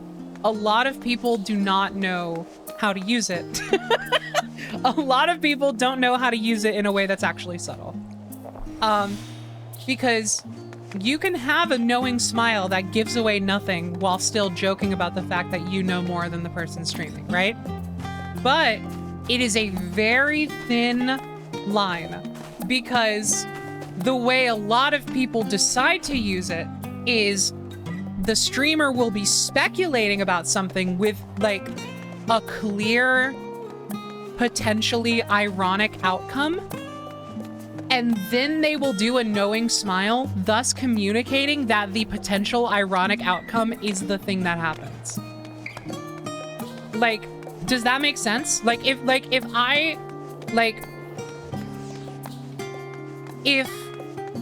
I said like, oh man, I really hope that this character comes out of this okay, you know? And then someone does a knowing smile after I say that, what does that communicate to me? That communicates, haha, they do not come out of this okay, and I know that. Isn't that funny that you just said that? Like, so many people use it in scenarios like that, where the direct result of what the smile implies is so cut and dry, there's like no room for nuance. But people think they are being so clever and funny. Oh hey, S-Rank and Genova. We love that. But there are ways to knowing smile in an actually like obscure, vague way that is kind of fun and cheeky. And I can't think of an example that would actually be like appropriate, but they do exist. But enough people use it incorrectly and in a way that actively like kind of ruins the experience that I prefer when people don't use it. And that's why I like get onto people, because it's always after I've like speculated about a situation that has two outcomes. and one of them is vastly preferable, but the other one would be more dramatic.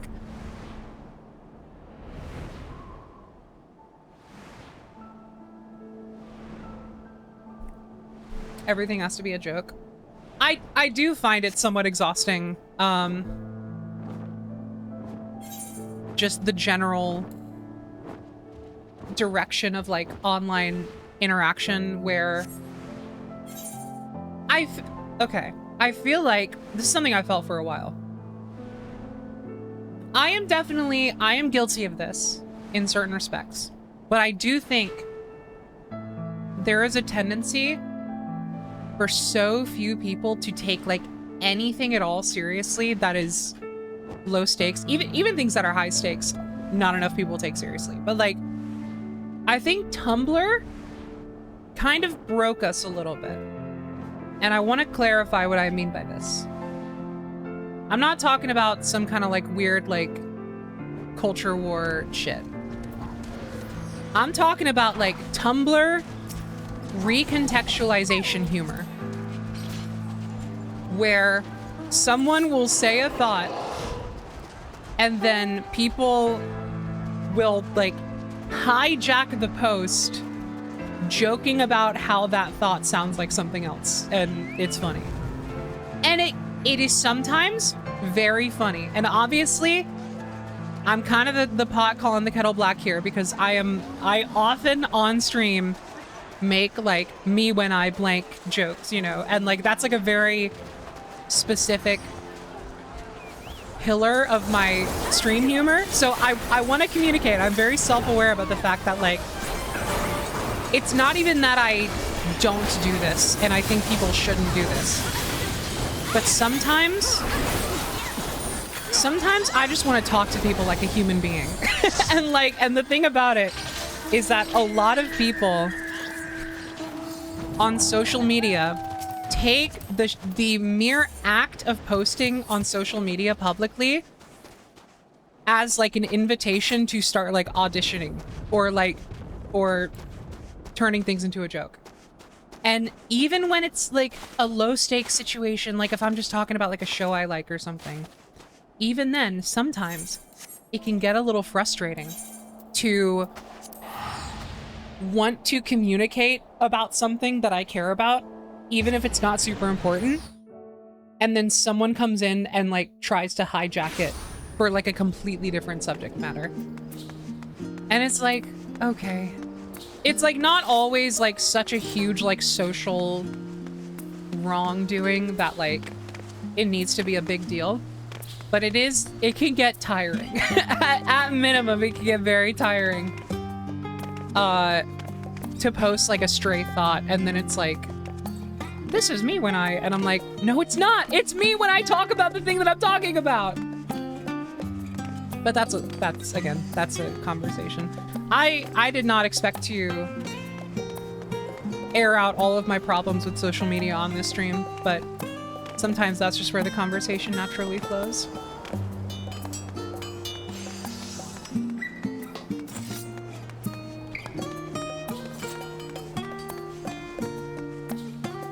I'm guilty of finding that funny, but I understand what you mean. And again, I have to stress, I also do this at times.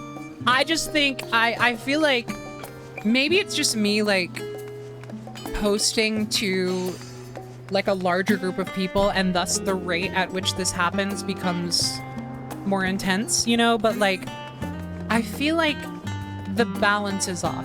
Like, it's not a bad thing to do in and of itself, and it can be very funny, but like, I get it so much now, and it's like, it's very tiring, because I feel like everybody wants like the Tumblr post that goes viral, you know, like everybody wants to have like the quote that people throw around, and it's like it's like a renowned recontextualization joke, because when a recontextualization joke is good, it's really good. Like they can hit, absolutely. Don't get me wrong, they can hit like crazy, but so few of them are good enough to be worth the loss in like actual conversation. In my opinion, sometimes I would rather just talk about something in a way that's boring but genuine, rather than always trying to be like digging for the joke, you know? And that's, I think, what exhausts me about like modern Twitter or Tumblr even, is like, it feels like everyone is always looking for the joke. And sometimes I just feel like there doesn't have to be one. And I say that as a comedian who gets on stream and is always looking for the joke. But like, I have a specific set few hours a day where I behave like that.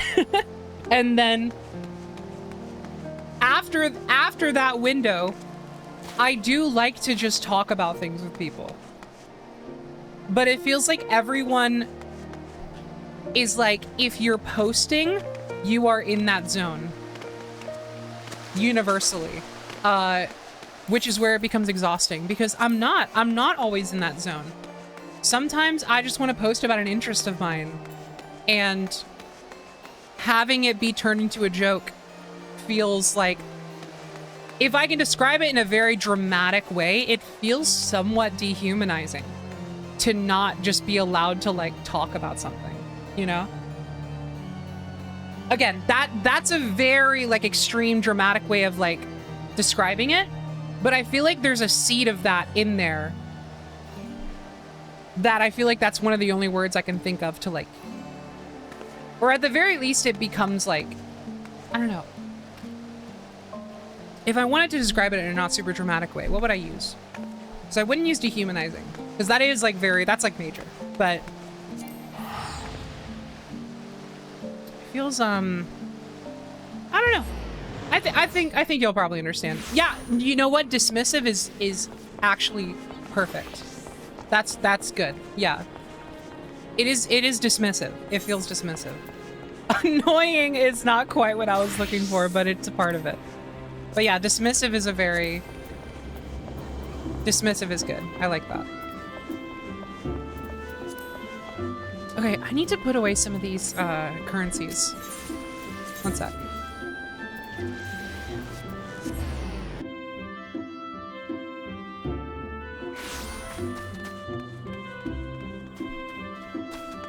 Wasn't there a member of Achievement Hunter that vanished from the internet because literally everything he said got turned into a meme? I don't know about all that, but if that happened, I feel very sorry about that situation. That sucks. Because, like, yeah, it's some people just don't know how to turn it off, and it becomes very irritating.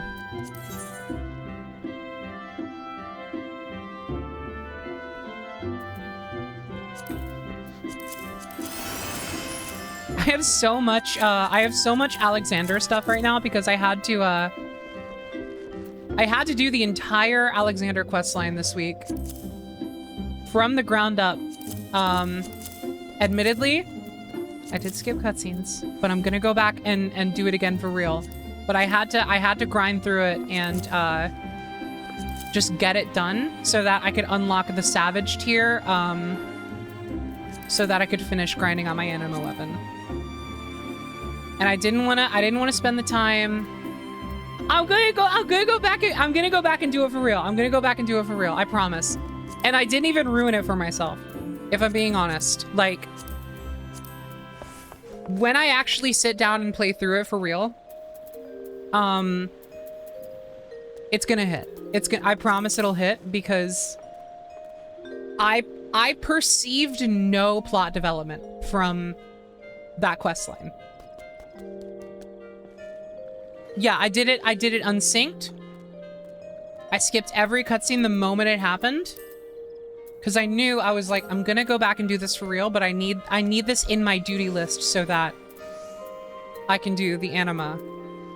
Which is not my ideal way to do things, but sometimes when I get a certain goal in my head and then there are more things in the way of that goal than I expected, I get like tunnel vision and I'm like, I'll make up for this later, but I have to do this. If I have to spend like the entire week just like getting through Alexander and paying attention to the story, I'm gonna go insane. Not through any fault of Alexander itself. It seemed very cool aesthetically, so I'm excited to actually like get the story of it. But yeah, I perceived no plot development.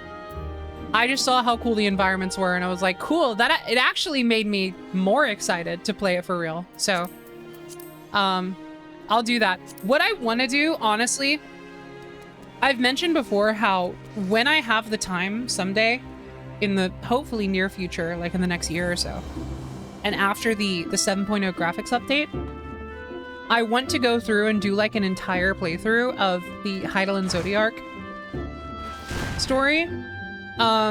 Through New Game Plus, and if it would not add too much time, what I would probably want to do is alongside each main story of an expansion, I would also pick, I think, one job quest and one raid series to also do alongside those stories. In ARR, I would probably pick two, actually, because I would probably want to do Binding Coils as well as Crystal Tower. Actually, I would have to do Crystal Tower. So Binding Coils would be the optional one then. Never mind. So for each expansion, I would probably pick one job quest to do as I'm doing the expansion, and then one raid series to do in between while I'm doing the post MSQ stuff. So for Heavensward, it would probably be Alexander. Wait, what is the... Oh yeah, the Alliance raid for Heavensward is the the Shadow of Mach, which I'm not crazy about. I mean, it was good. It was good. I liked it. I'm just not like, I would probably prefer to do Alexander. And then for like, for Stormblood,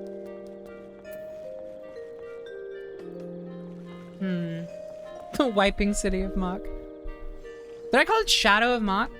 Why did I call it that? I don't know. Anyway, yeah, you're right. You're right. That one. I would probably skip that one. Then for Stormblood, in terms of raid series, man, what are the Stormblood raids? Oh, that's Final Fantasy 12. Yeah, Omega or Ivalice. It would have to be Omega. It would have to be Omega because I would probably skip the crossover raids. Like for Shadowbringers, I would, oh my god, for Shadowbringers, I would do Eden. No question, I would do Eden over Nier. Because Nier wouldn't even like come into play. Because I would do this in the interest of like heightening the playthrough of the main story as well. I fucking love Eden. I want to replay that like soon. Even before I do this whole thing, I want to replay Eden. Yeah, so like any like crossover story would immediately get low priority. So it would be like for A Realm Reborn, I would do, honestly, picking the raid series that I would do for each one is actually not that difficult. I think the most difficult thing would be what job quest would I do? Because a lot of the job quests have like multiple arcs that become better as you go. I would probably, you know what? I feel like for A Realm Reborn, I would probably do Summoner. And then for Heaven's Ward, obviously I would do Dark Knight. And then for Stormblood, I honestly, part of me would maybe want to keep doing Dark Knight for Stormblood.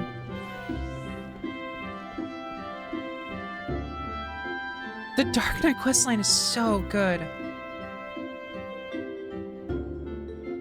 Oh, wait, but Dragoon for Heaven's Ward is also a really good pick because doesn't it tie in like directly in a way that the other ones don't? And then for Shadowbringers itself, they kind of stopped doing individual ones, so I would have to, I don't know, man. Yeah, I know Dragoon introduces Estinian in A Realm Reborn, and then yeah, you know what? As good as Dark Knight is, and as good as I think Dark Knight... Hold on. I'm trying to think. What? What if? What if? Oh, fuck. Sorry, I'm like trying to... What if I did Dragoon in Heaven's Ward? And then in Stormblood, I did like the entire Dark Knight story right before doing Shadowbringers and like kind of needing Dark Knight. Because I would also probably want to switch jobs per expansion for either the poster job or at least something that fits the vibes story-wise. And then obviously like Dark Knight for Shadowbringers is like kind of an essential one. I don't know. Anyway, I'm wasting time, but I've been thinking about this for a while.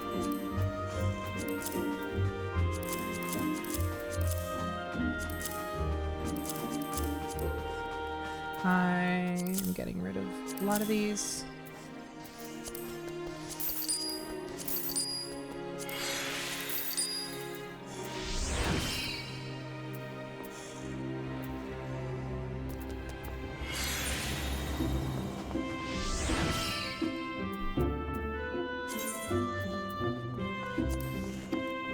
And Walker would be Astra because of space. I mean, I feel like Endwalker would either be Paladin or Reaper, because Paladin was the poster job and it has the cool vibes. But Reaper, if you do Reaper, you get a cool kind of like parallel thing going on with Xenos.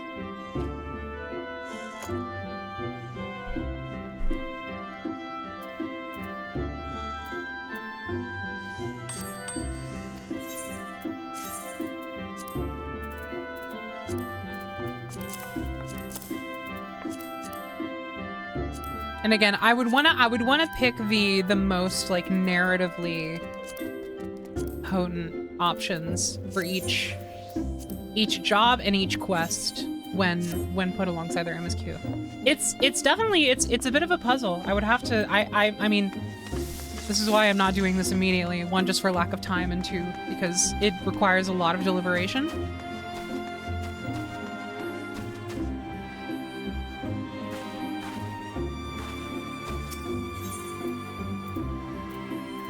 I'm gonna have to like start making like a spreadsheet or something to figure this out. Cause I really want it to go like so well. I want it to just be so good when I do this. It's gonna be really important to me. That'll be like a very important project.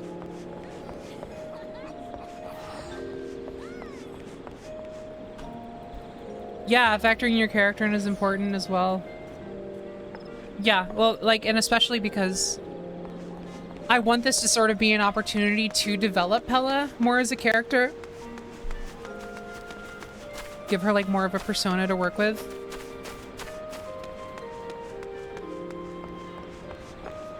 At least in my head. At least in my head.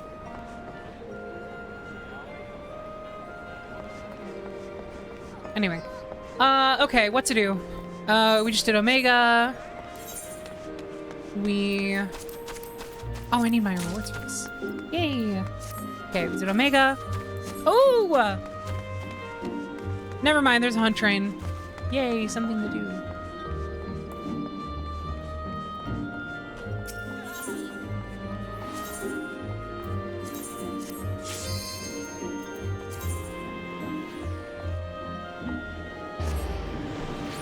Do you have an ideal voice for Pella or a voice claim? No, not yet. I mean, I feel like it would probably just be similar to my own, but that's just me seeing her as more of an avatar, so I would need some time to figure that out. Scarjo?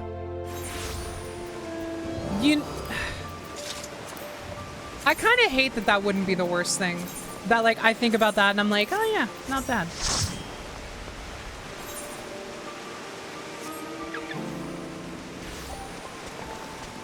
Hi Miku, this is Scarlet. I like her voice. She's got a good voice.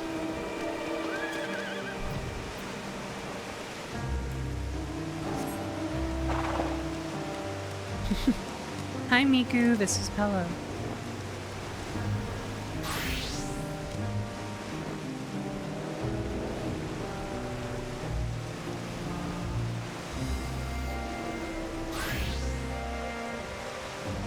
I know, this mount is great. It's my favorite in the game right now.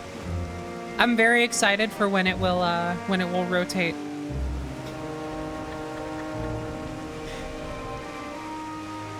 Where'd you get it from? It's pretty tough to get. You have to do Endwalker treasure maps, and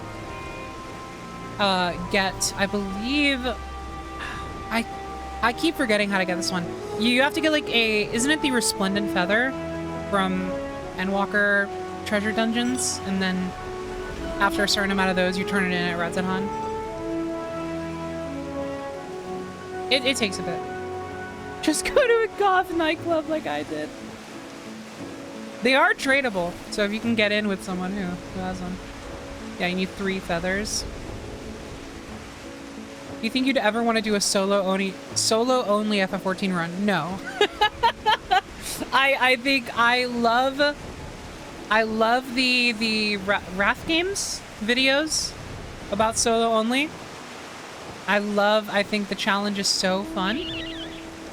I love watching it. I will never do it. Never.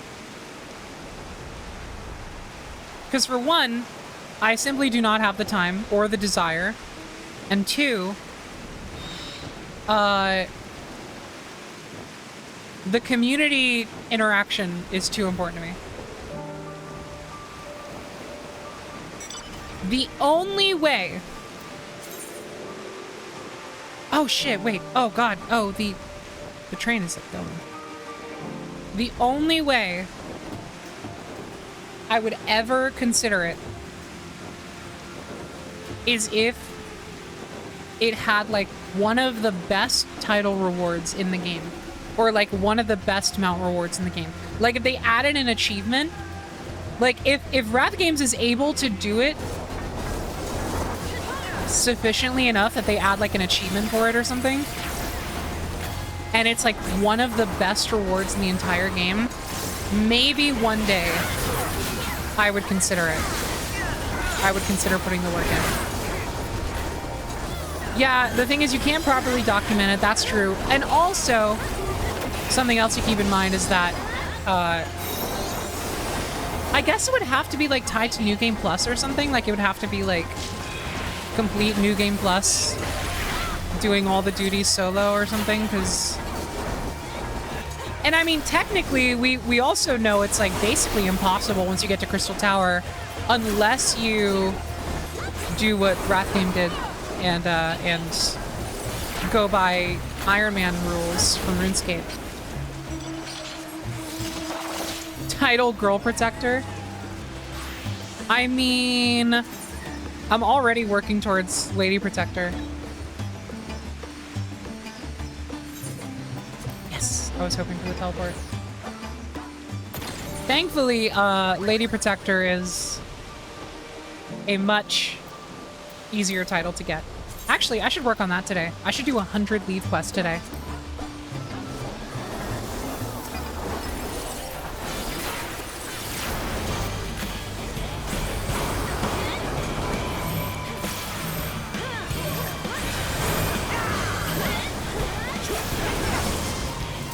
I love just getting so lazy in hunt trains and just doing jolts 2 over and over again after I've done my opener.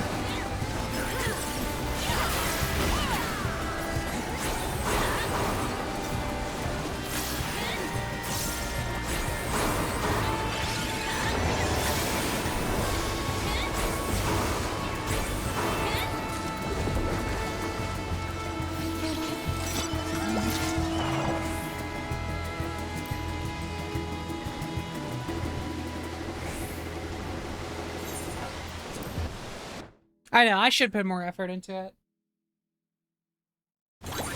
You know what, let's try and be a good sport this next time. Let's do a real ass rotation.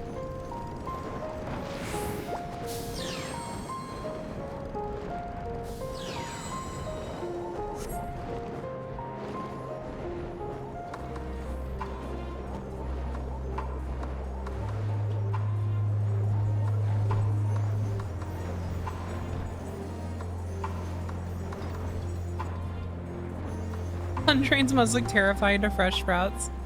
They're really funny to view from the ground. I have like a funny gif of that I posted on Tumblr one time. Because I was here, I was actually in Garlemald. I was doing gathering. I was like gathering like coffee ingredients or something.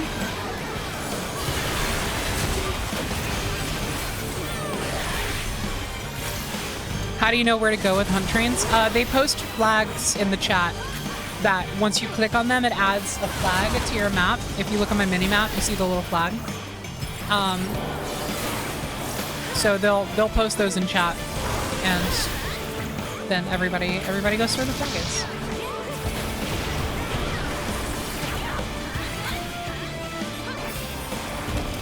Yeah.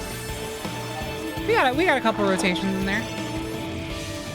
Not ideal ones. I could feel myself kind of losing the flow, but yeah, we managed. Yeah, so I feel like I'm jumping between like 3 different pots. Oh yeah. Look up, hold on. Battle. Character. Quests. Leave quests. Here we go. Yeah, Lady Protector. Let me add this to my watch list. I always have that. I need to do... Oh, I got a few to go, but this should only be like maybe like 3 weeks or so, maybe a little over. If I start now and do 100 every week.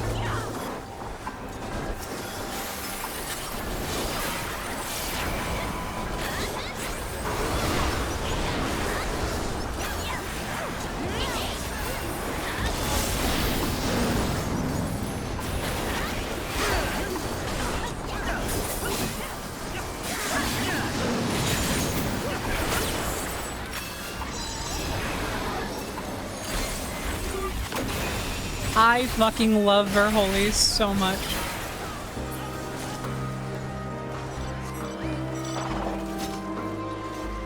I busted my butt so hard to get the Necromancer title, and now I have no idea what I want to do. I feel for you. On the opposite end of the spectrum of, like, things to try soloing in this game, I very much have interest in trying a solo Palace of the Dead run eventually. Like, that is something I'm going to try at some point. Absolutely.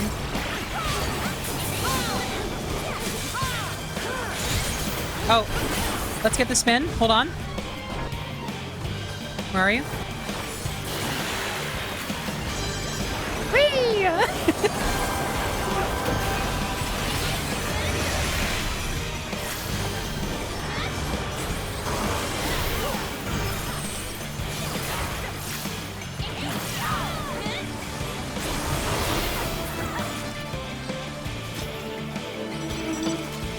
I've been wondering since I got back into 14 lately, can you get the cuter, more casual gear later in the game, or is all that just paid stuff?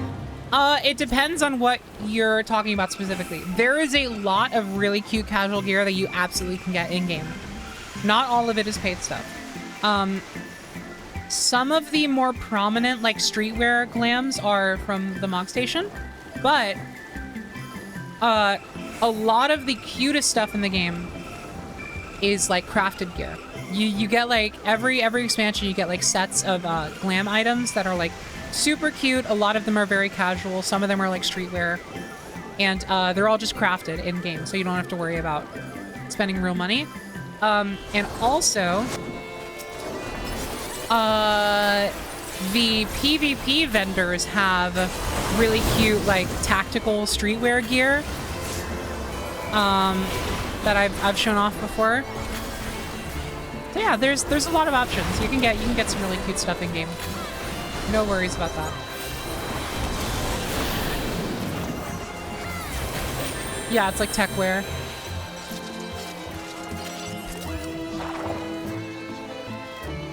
Unfortunately, the Magitech headphones are a paid item. That is one of my favorite pieces of headgear in the game. But that's just me being a music freak that is, like, always listening to some kind of music. I was thinking about that too. Oh no, I'm sorry. Yeah, that one is that one's the Magitech set, which is paid gear. But there is a lot of stuff.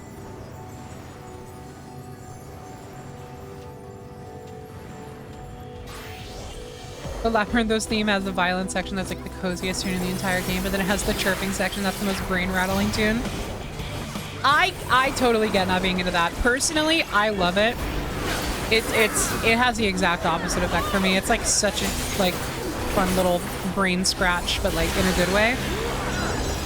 But yeah, it is like a very particular taste that you have to enjoy it.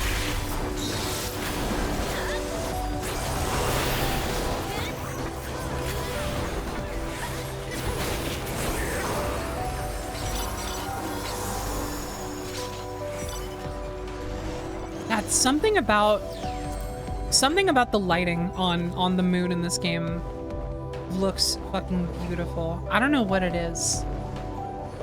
Something about this zone. This is like one of the prettiest zones in the game to me. Just pure lighting wise.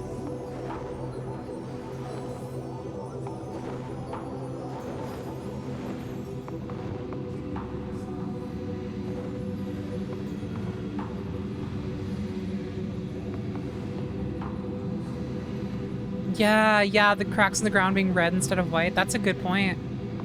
I never really like consciously thought about that. That is so compelling. It's so cool. There's like that big rift in the middle. Oh god. This game rules. You know what? I'm very happy they're doing the graphics update, and I'm very, very happy we're getting like better textures and shadows and everything.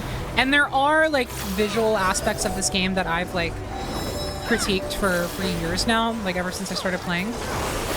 I will say, especially now in the months leading up to the graphics update, like the fact that we're about to like kind of like say goodbye to this current rendition of the game's visuals, like it's very much making me even just like appreciate what's here, which is funny because like it's the kind of situation where you think like the more excited I get for the update, the more I should kind of like be ready to say goodbye to this aesthetic. But like more than ever, I'm just kind of appreciating. Oh my god, I said appreciating again. More than ever, I'm just kind of appreciating how much the art style carries this game and how beautiful it is, even in spite of its like shortcomings technically. Like yes, this game is dated, but it is not and has never been like ugly. Like this game is actually so strikingly beautiful at times. And I really appreciate that.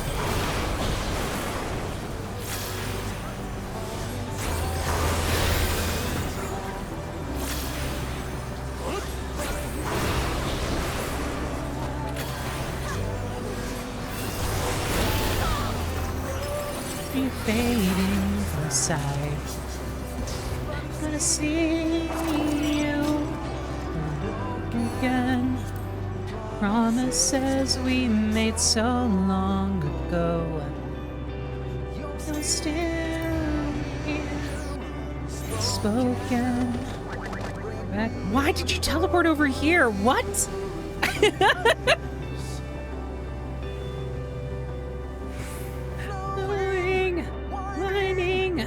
To an eternal sea. Yet our hope remains, leading the way. But time for more guidance on a memory born from me.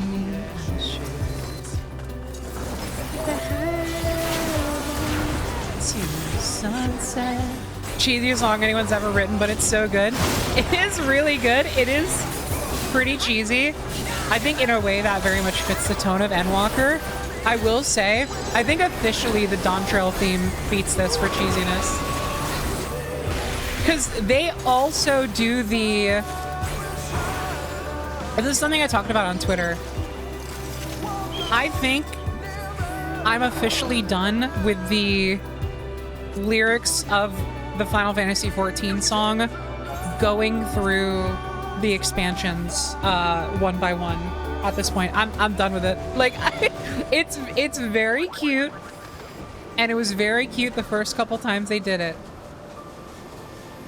But once I was listening to the Dawn Trail theme and they did the whole thing where they're like they lyrically allude to A Realm Reborn, Heavensward, Stormblood, Shadowbringers, and Endwalker back to back like that, I was like, that has to be the last time. It's like, that has to be the last time they do it, because I can see why they do it in Dawn Trail, because it is the start of a new beginning. But to me, this is the last time it will be at all justifiable to do that. I'm tired of the bit. The bit's done for me. I'm done.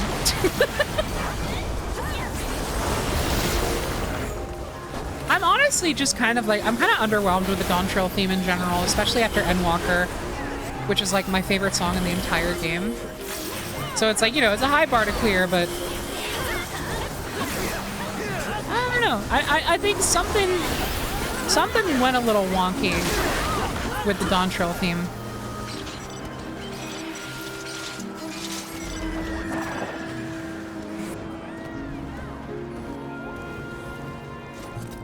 Something about the, I think the primary melody doesn't hit in the same way for me. Like the progression of it just feels a little messier in a way that doesn't scratch the itch. Like, I don't know. It's like you go from like every step we take echoes in the wake, running round our fate, forge ahead, which is like a really, that's like a really solid like vocal hook. It's like very pretty. It's also very like versatile. You can use it in a lot of different motifs, but then like every time the Dawn Trail motif plays, I feel like it sticks out like a sore thumb. Whereas like what even is the new one? It's like sky. What is it? Oh yeah, it's na na na na na na na na na na na na na na na na na na, and it's like it's fun. It's very fun. But I feel like it doesn't blend with, it doesn't blend as a motif nearly as much. All right, they're going to Lakeland, but I think I'm gonna break away here. I don't know. I don't know if what I'm saying makes any sense. Yeah, I feel like it lacks the flexibility, and also it's just not as, something about the progression of the song itself also. Oh, I shouldn't have gone to Charlene. I was gonna go to Gridania anyway. Yeah, I don't know. It sounds a little bit more, it feels more like rudimentary. I don't know if that's the word, but I hope I'm communicating what I'm, it's just, it feels a little more, I don't know. It doesn't hit as hard, is really what it comes down to for me.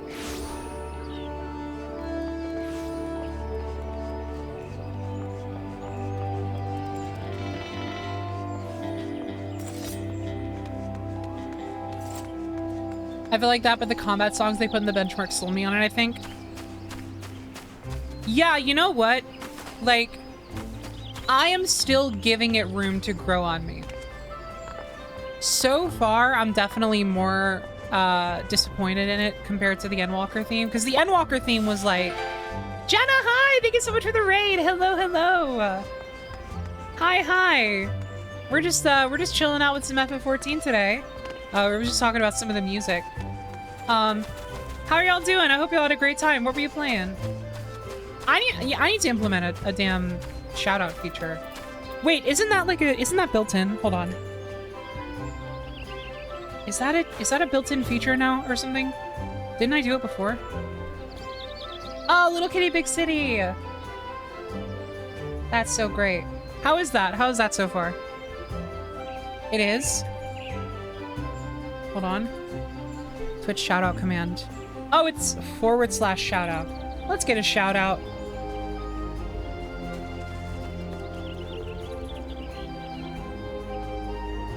Yes. There we go. Okay, I need to do that more often. Your stream gave me like 8 mature content warnings before I could see your stream, by the way. Good! No babies allowed.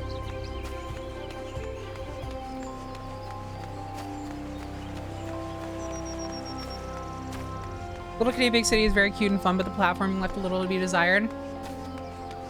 Okie dokie. I'll probably still give it a try just for the vibes. I don't know. I feel like if that's the case, then I feel like they have yet to make a cat simulation game that truly like speaks to me on a what word am I thinking of? Just on like a complete level. That wasn't what I was trying to say, but I'll take it. Cause like I had my fair share of issues with Stray, which was like the first big like cat game that came out in recent memory. And I was like, I was much less enthused about Stray than I think a lot of people were. But that's my one wrong opinion. I'm allowed one wrong opinion. Same re-Stray. Okay. I'm actually, that's very comforting for me here. I'm so glad I'm not insane. I just didn't vibe with, I think the storytelling and writing direction was really my main issue with it. All of the stuff in terms of the actual like cat sim part of it was very good. But then I found the story very underwhelming. But then, yeah, Little Kitty was kind of the same way. That's a bummer. That's a bummer. I'll still try it. I'll still give it a go. But I'm glad you enjoyed. I'm glad you at least seem to enjoy a chunk of it. One day we'll get the cat sim we fully deserve.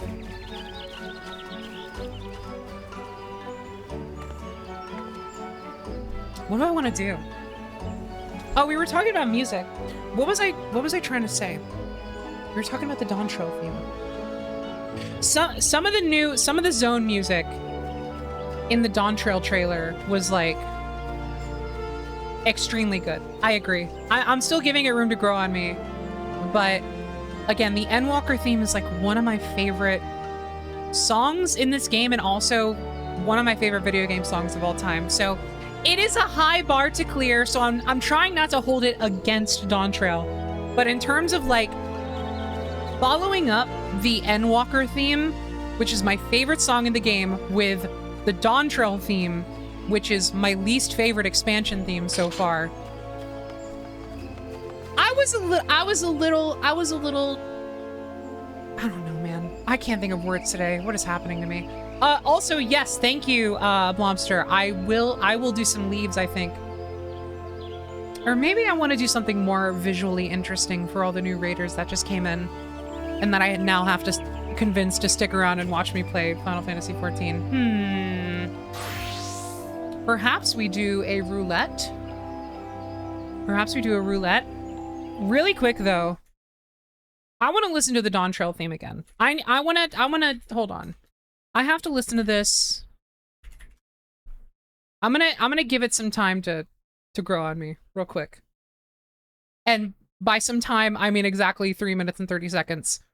I will say the single version that they released, it doesn't hit as well, but I think it's gonna hit a lot more when we get the full version with like the Pictomancer reveal like interlude. Also, I just love this music video. It's a fun song. It's not a bad song. I actually like it a lot. It's just, again, it doesn't clear the bar, but I do like this video. It's funny.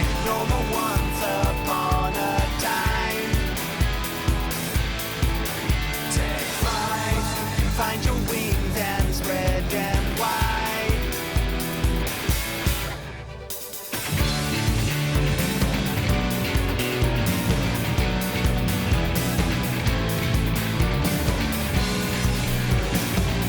I haven't watched the Dawntrail trailer because I want to avoid spoilers. I will say, you're probably safe, but I get it if you want to avoid it anyway. But the Dawntrail trailer is not like... There's nothing major in there, I would say. It's kind of just, it's more a tone piece.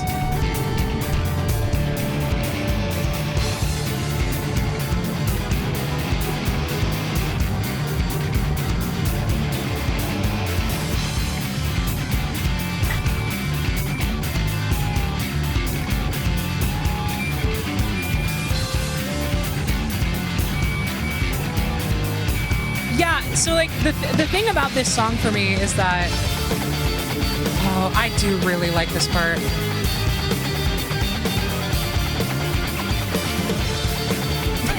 They won't let them sleep.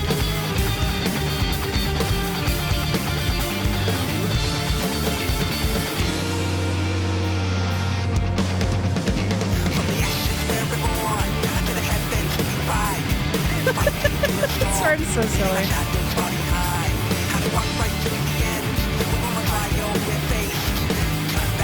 Oh, I love that.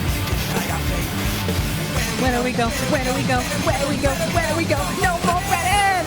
Okay, I love this part. I fucking love this part.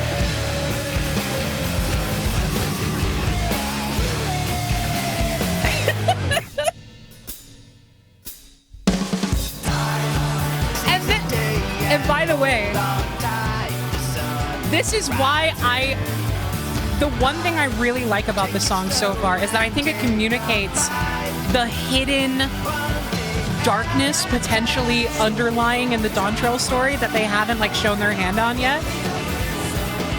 Because they bookend this song with like these like super happy like summer vacation fun time vibes, but then you get this whole section that's like, and I'm like, that's gotta be some kind of like representation of it's not all gonna be like summer vacation fun times, right? Because they do fun stuff like that with the lead-in. Also, yeah, that is Koji Fox. One day at a time. It's like fun danger, not dark danger. Yeah, I agree. I think darkness was not the right word for it. We're definitely not going towards like Endwalker levels of despair. Like, this is the beginning of a new story arc, so it's gonna be pretty light, but I don't think it's gonna be all fun and games. Obviously, I mean, it's a whole RPG story. There's gonna be shit that happens. This is not like a revelation to anybody. I just think it's fun how they do that in the theme song to kind of like communicate that.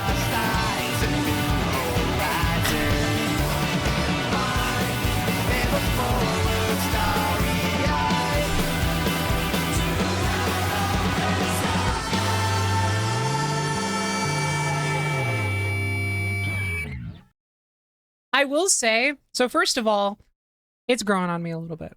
I enjoyed that listen quite a bit. I will say, of the parts where they use that da na na na na na na na, that melody, for some reason when they sing ride ever forward starry-eyed, I feel like for some reason those lyrics mesh with that melody so much more than like every other set of lyrics. Every time I hear that line, it like scratches my brain. Something about the way that sounds to me just really like hits. Ever forward starry-eyed. Like, I don't know. I'm gonna listen to it.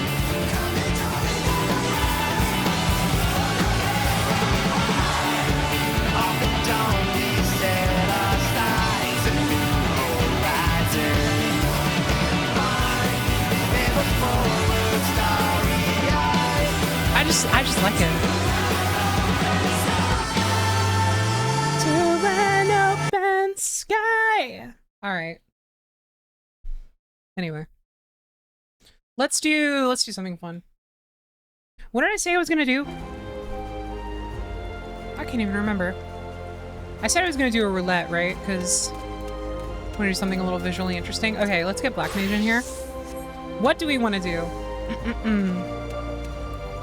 Let me get my eat an egg. And then... oh, we could do an alliance raid. Yeah, oh, that'll be fun. Let's do an alliance raid. We are adventurer in need. And alliance raids are very cool to look at, so...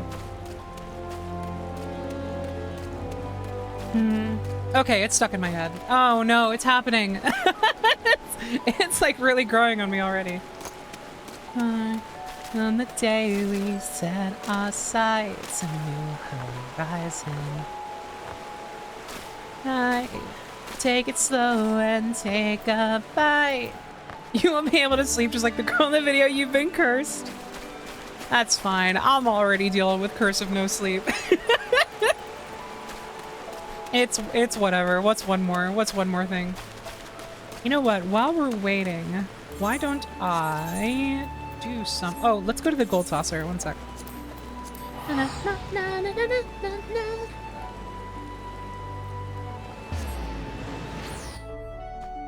Have you heard any of Soken's early tracks in Mario Hops 3-on-3?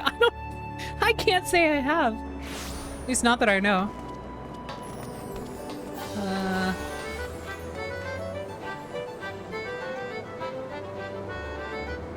Fall guy spotted. No. I'm doing a roulette. Okay, we can maybe do one round of Fall Guy after the roulette. Maybe. I'll consider it. How's my MGP going? Oh man, there's another hunt train starting. No, okay, I'm gonna do Alliance raid. Whatever. So much stuff happens all the time. Also, straight up, before the Make It Rain event started, I had like 70k MGP, and now I'm almost at 500k. The system works. Oh shit, speaking of, let me go back to New Gridania, which I just left. Let's see if I can do this before the duty pops.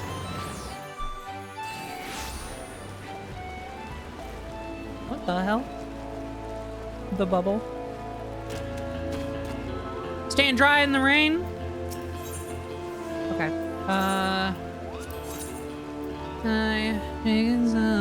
Is there anything else I want? No, for now I will just get another MG Platinum card. I do want to get one more Domakin and then sell it. Because I think those are still going for like 700k or something. Actually, maybe I shouldn't show my hand on stream, but, well, I guess I've already said it. So. Did they add a feature that allows you to see people's jobs? Yeah, this has been in for a few patches now. If you go to System, Character Config, Display Name, and General. Display class or job icons with nameplate. Here, let me blow this up a little bit. Then you can set to Type 1 or Type 2. I prefer Type 1 because I like seeing the colors.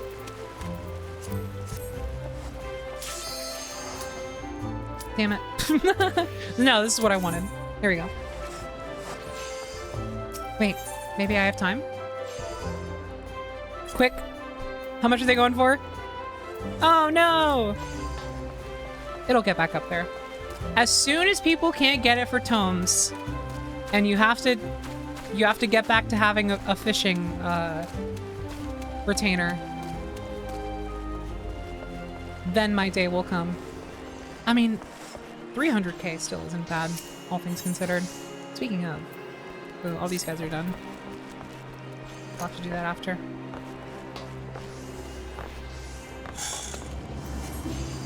What? DPS moment. Here we go. I actually don't know if it was a DPS.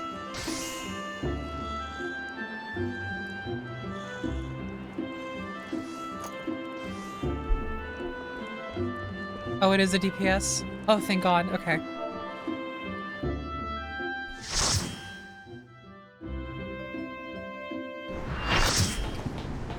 Uh-oh. We got the Void Arc.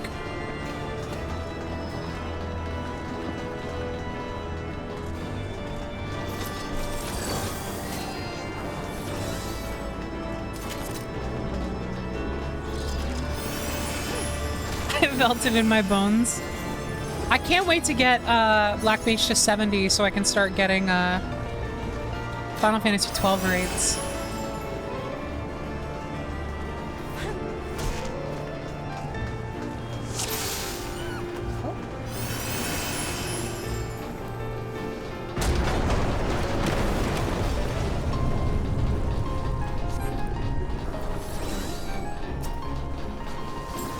It was either going to be Circus or this. I actually haven't gotten this one in a while.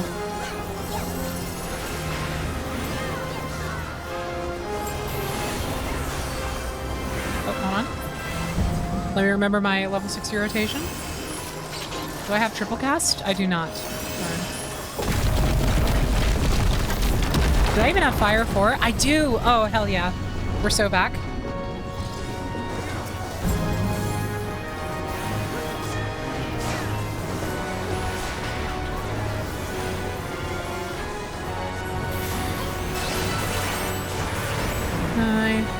On the day we set our sights and rising, guide ever forward, starry-eyed,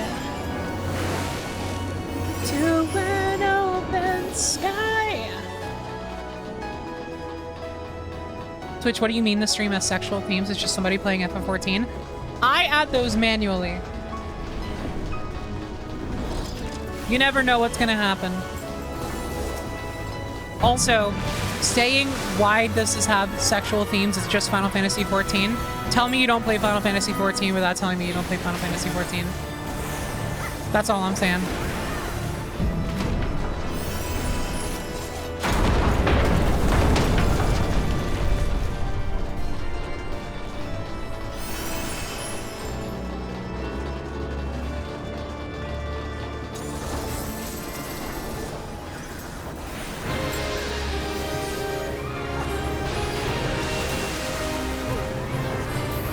I apologize that I was gonna say if, but no, I apologize that I am really bad at Black Mage in advance, just so you know.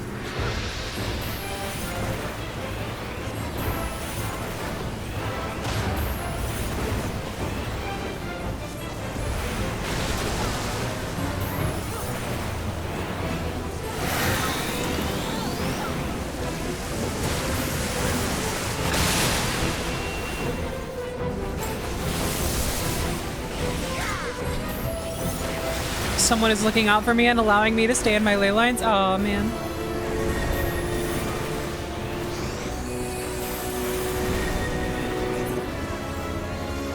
Oh, shit.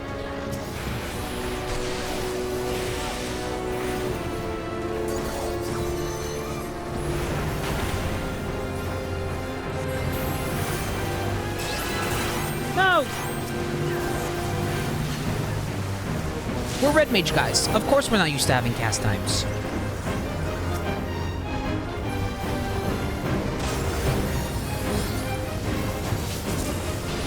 Oh, shit. Ah! Okay, we're good. Sorry, I panicked.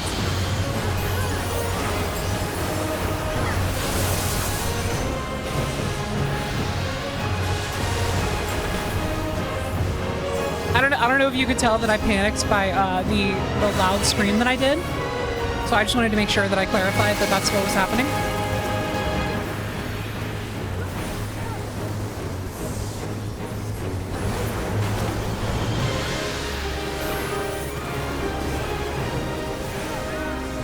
Damn it. What's the point?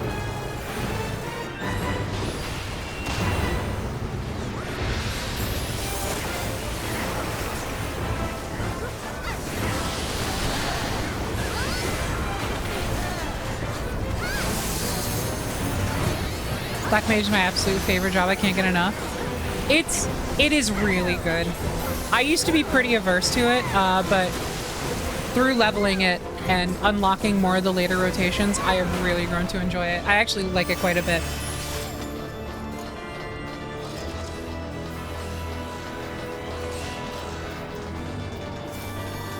Why am I passing? Greed. Get over yourself. Do it for the Grand Company seals. You'll need them anyway. How many do I have? Oh my god, yeah, I have 16k. I need those. Why am I passing anything? I like literally I'm about to start grinding out Anima again for Paladin, or for Dark Knight. I need those.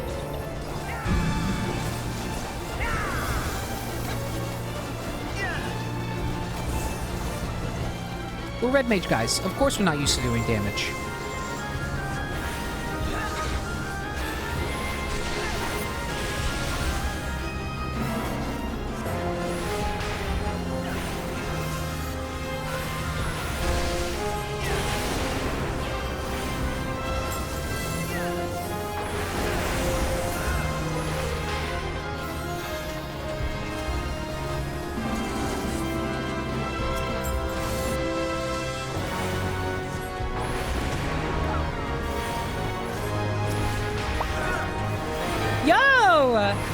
Swift, thank you so much for the raid. Hi, how's it going? That is 2 raids in a row. Holy moly. Hello, hello. Welcome in, everybody. We're playing some Final Fantasy XIV. Can you calm down? I'm trying to say hello. Anyway. We're playing some Final Fantasy XIV. Welcome in. Feel free to stick around if you want to chill out. And if not, just remember that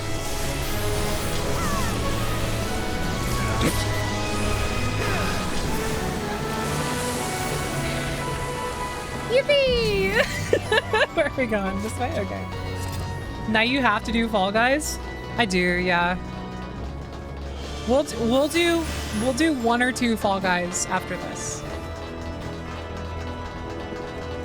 Just remember that we once lived, is what I should say. Hi, what were y'all up to? Oh shit, hold on. Quick, shout out in the loading screen.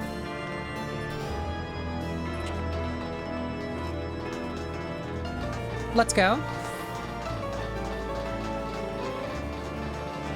Oh, were y'all doing FF14 Fall Guys or regular real life Fall Guys? Oh my god. My rotation, what happened to it? Did they improve the snapshots on Fall Guys? No, it's completely unchanged.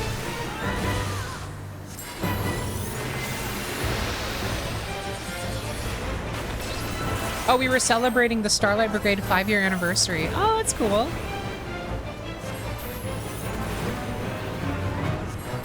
Oh, I saw people in chat saying Fall Guys, and I thought y'all were saying...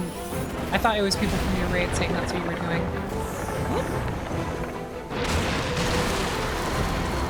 Yeah, that's awesome. I hope y'all had a great time. Holy moly.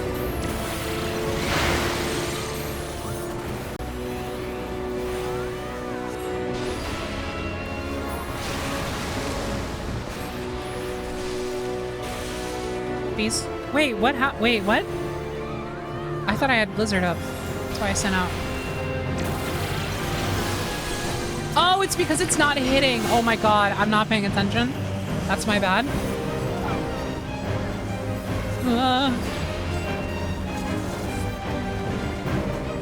No. We're not risking it.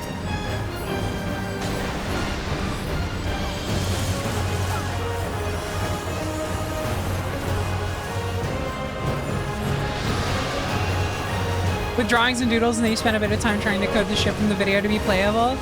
That's fun. Well, I hope y'all had a fantastic stream, and thank you so much again for sending people my way. I really appreciate it.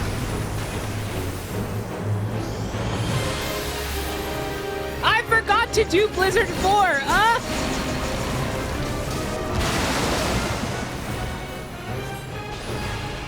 I'm fed up with this world. Get off of me. I don't mean that.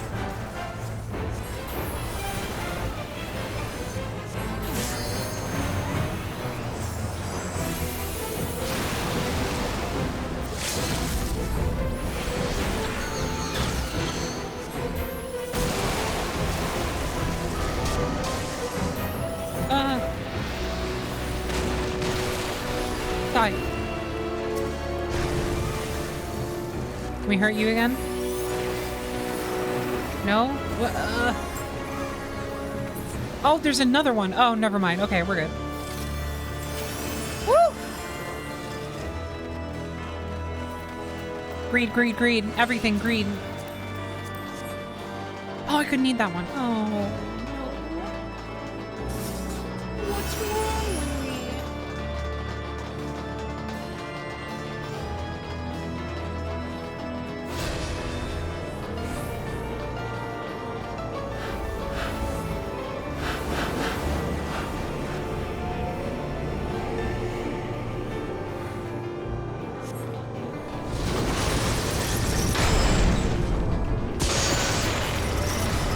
Gonna head off and cook. Have a great evening.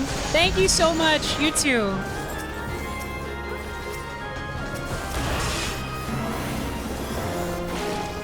Yeah, we're just gonna pop under 2 on all of them, and then do single target for the rest of these.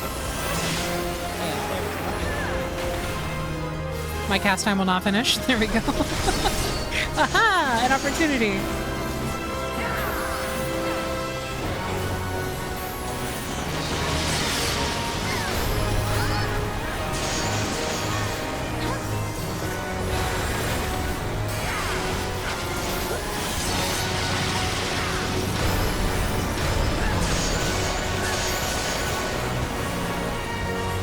Oh my god. Oh, I was gonna say, how have none of them overlapped with me yet? The luck ran out pretty quickly.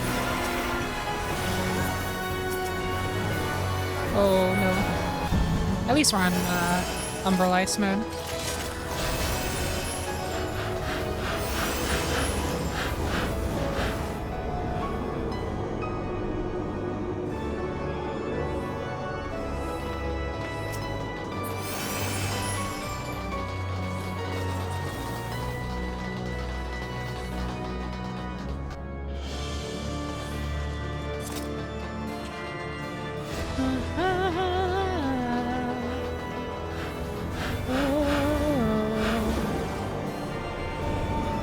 Void Ark should be the next housing district. It's so funny.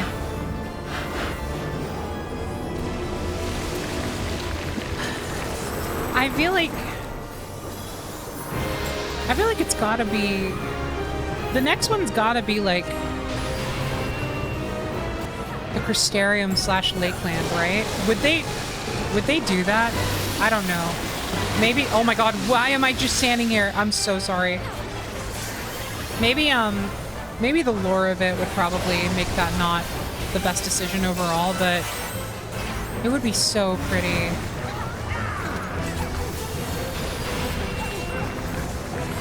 I would literally, I would give anything for a Lakeland house.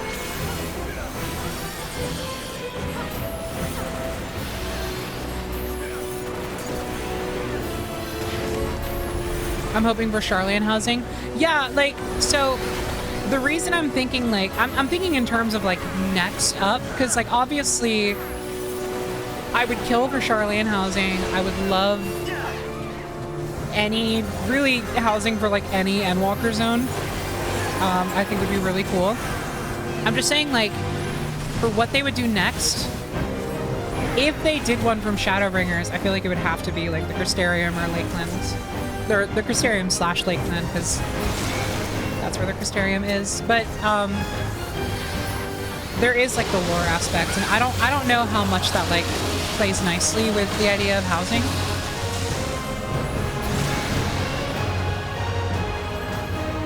So I don't know if they would just skip Shadowbringers housing altogether. It would be a real bummer if they did.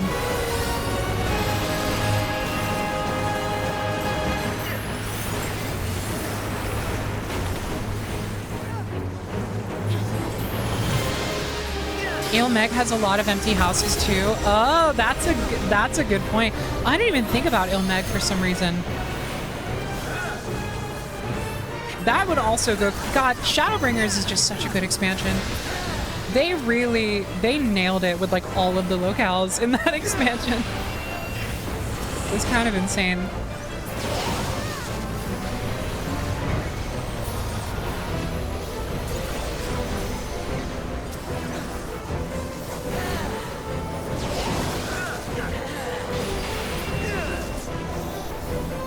Why I feel like an asshole.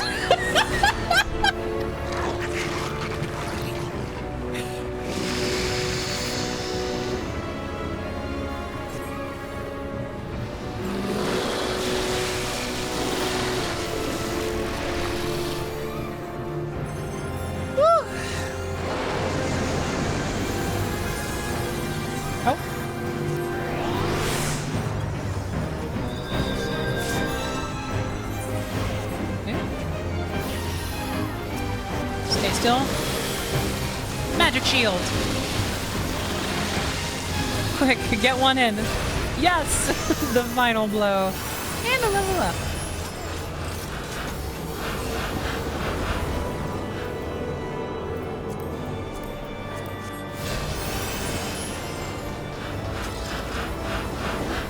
Anyway, yeah, so I feel like they could do a lot of, I mean, like, okay, out of the Shadowbringer zones, I would personally, I wouldn't go crazy for like a lot of the like desert-esque zones, but like Ilmeg, Lakeland would probably be my first pick, purely for like the purple trees, which are like one of the most beautiful visual motifs in the entire game, if you ask me. But Ilmeg would be like a very close second. And then honestly, I could also fuck with a Raktika Greatwood zone. But then like the rest of them I would not really go out of my way to try and get. And then Endwalker, Charlian would absolutely be my first pick.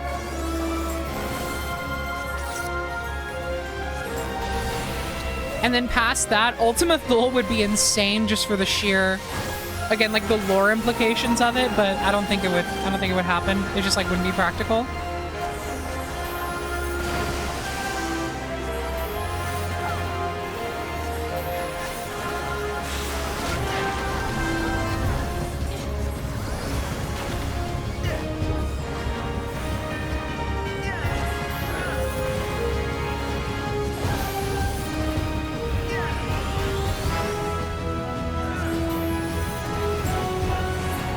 Oh, I could have used one more. That's my bad.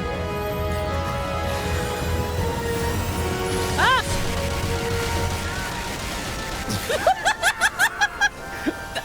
Oh my god, the best sound of all time. Incredible.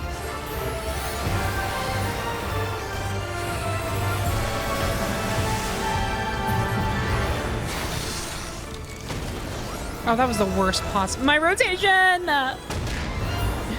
My bells. My rotation! No! Okay, I'm just gonna alternate for a second. Just get shots for free while they're ads. And then we'll enter full rotation when the main event comes back around.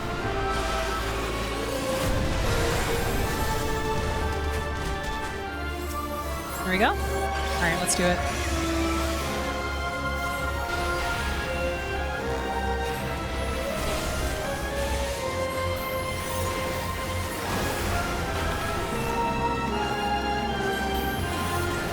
Oh shit, I need to addle. There we go. Almost forgot about the addle, don't worry. I remembered. Oh, come on. On my ley lines.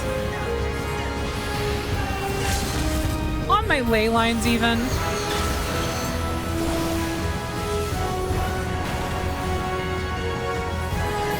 Black Mage moment. Oop, run away. Actually, I just remembered I don't need to do my camera anymore. I'm back on analog control, baby.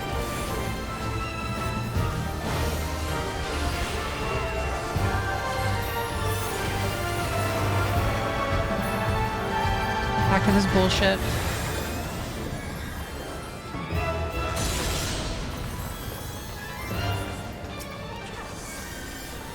Now, what was the point of that?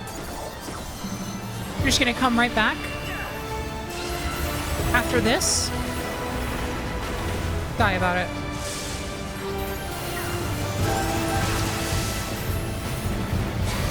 Bro. Come on. Get real. Not that real. Oh, it's these clowns again.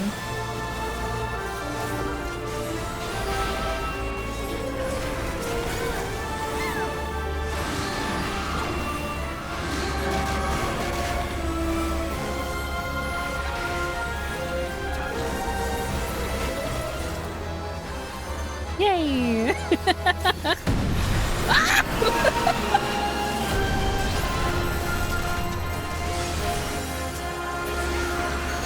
And then immediately dead.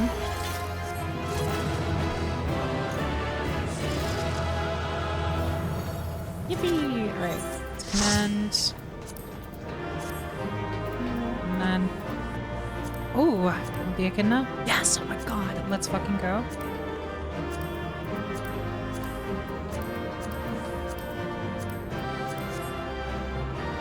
Fingers crossed.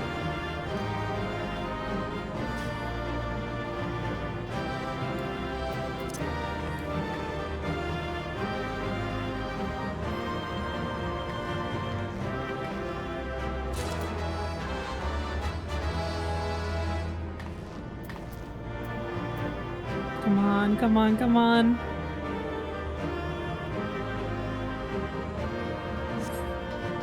Oh, all right. Grats, grats, grats. Fair play, fair play.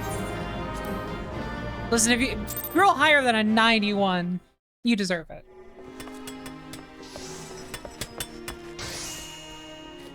All right.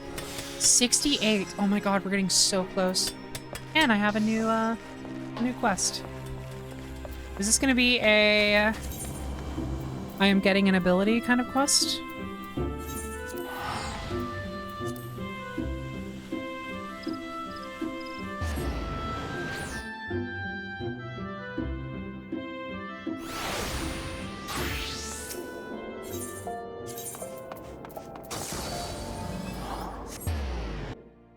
I haven't gotten a quest locked job ability for Black Mage in a very long time. Hold on. Let me look up something actually.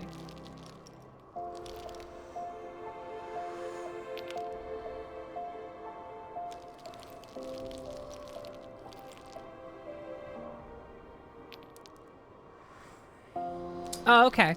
I'm about to get one after this next one. What level is this?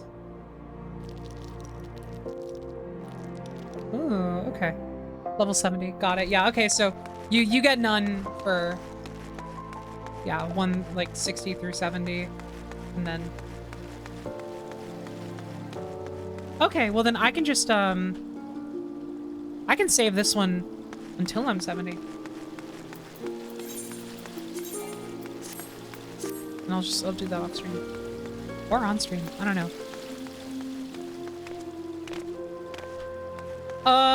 Okay.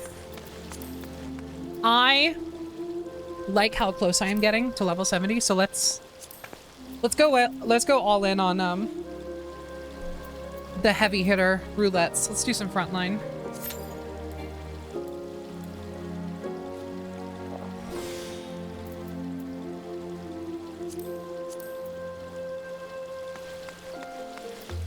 What am I looking at? Oh yeah, PvP.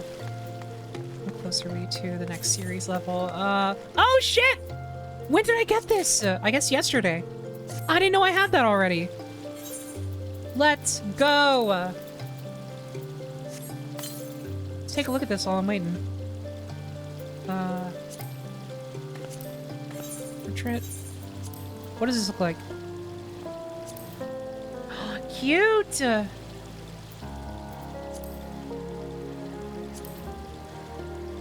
Oh, I'm a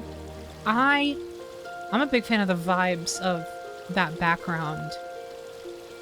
It looks a little too much like a Photoshop sketch filter. But if you have something overlaying it and you can kind of hide some of that. I like the color palette quite a bit. That's really cute.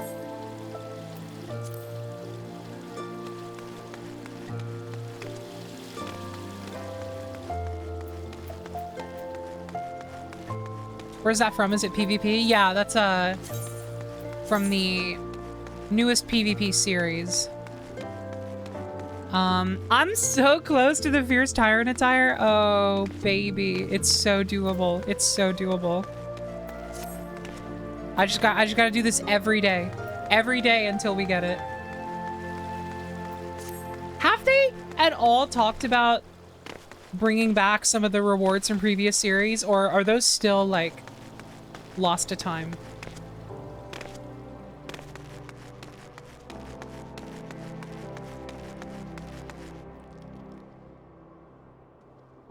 Hi Alexa, welcome back. I am still gone. We're doing some Black Mage leveling. They've said way before when they first introduced them that they'll come back somehow. Yeah, they did talk about wanting to avoid FOMO, but I don't think they've talked about how they're specifically going to do it. They did promise that there wouldn't be like a FOMO aspect. That you would be able to get them eventually. I mean, like, I feel like the easiest solution is to just implement them for, like, trophy crystals, right? Like maybe maybe when 7.0 comes out, you take all of the series rewards that people missed out on during the 6.0 patches, or 6.x patches, and then you dump them in trophy crystals. You know for sure there'll be Mog Station? I sure as hell hope not. Not because I personally would be against paying for it. Like, if there's something I like on Mog Station, I will buy it. So it's not even like that would be a personal barrier for me. I just think it would be extremely shitty to introduce the concept of, like, the PvP system not having FOMO, and then the solution for that to be putting it behind a real paywall.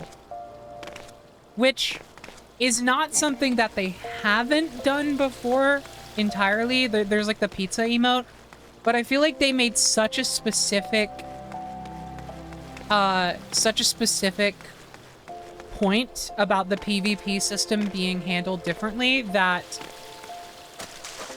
I think, I don't know. Yeah, this seasonal events is one thing. I don't know. I feel like they're gonna do it differently, but that could just be me being naive.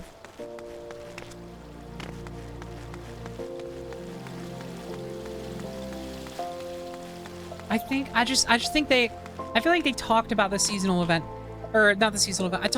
I feel like they talked about the PvP, and they introduced the concept of being able to get the stuff later as like its own sort of bespoke system.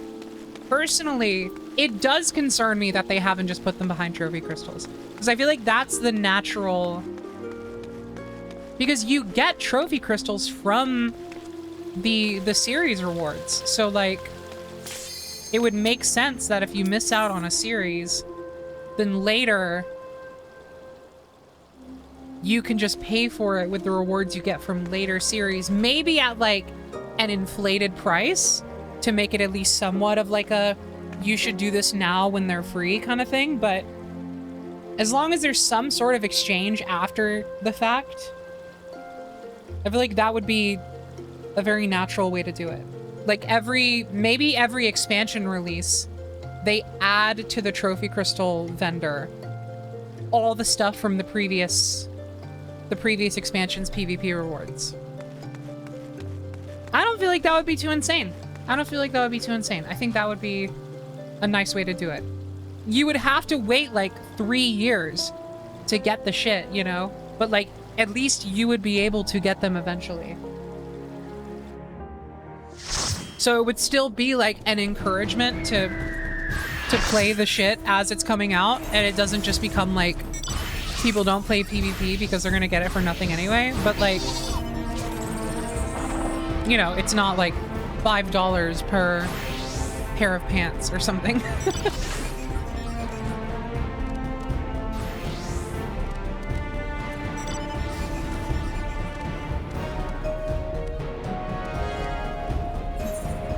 Oh, it's Saturday. Yeah, it's over. It's already over. Mainly because I have no idea what to use crystals on. That'd be a good solution. Yeah, no, I agree. Like, I am running out of things to spend crystals on. So I feel like they have to add stuff to the crystal vendor anyway. Like, if you're gonna keep getting crystals in your series rewards, then I feel like it's so obvious. I actually would be so shocked if they don't do it like that, because the more I talk about it, the more I'm like, that's the fucking way to do it. Because we need more things to spend crystals on, and it's such a natural extension of earning the crystals in the first place through the season rewards to begin with.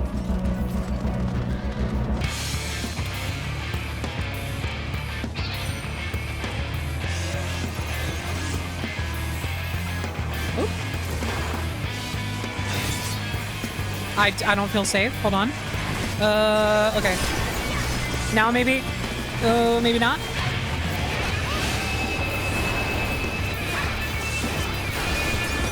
Paladin too strong.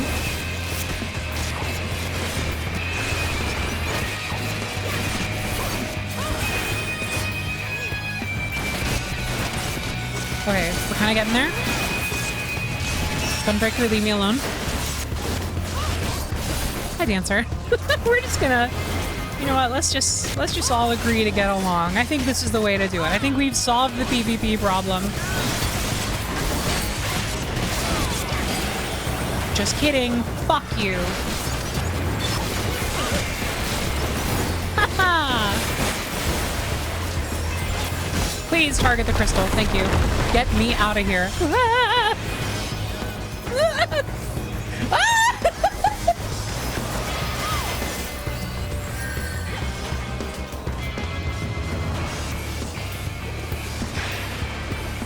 At least the music is good.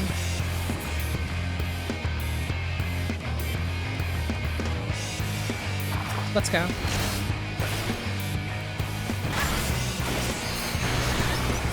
I'm actually so shocked that I survived that. I just simply was not their top priority at the time, which is fair.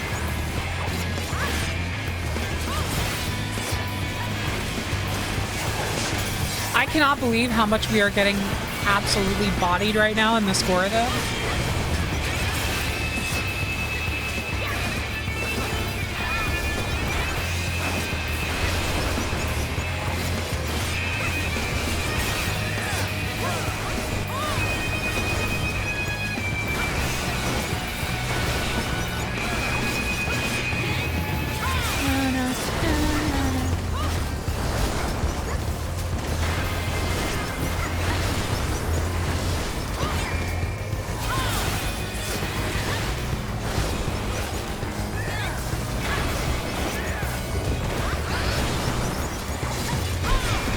I just thought of a cursed idea for the thumbnail and title for this VOD. You want to hear it? I want to do an edit of that scene from Robots where Fender goes, "Stick with me, kid. I know this town at the back of my hand." And then there's the shot of like the big hammer coming down to like knock him out of the car. And he goes, "Oh, they brought it back." I want to do an edit of that where it's me saying, "Oh, they brought it back," and then the hammer is the Fall Guys event. What do you think?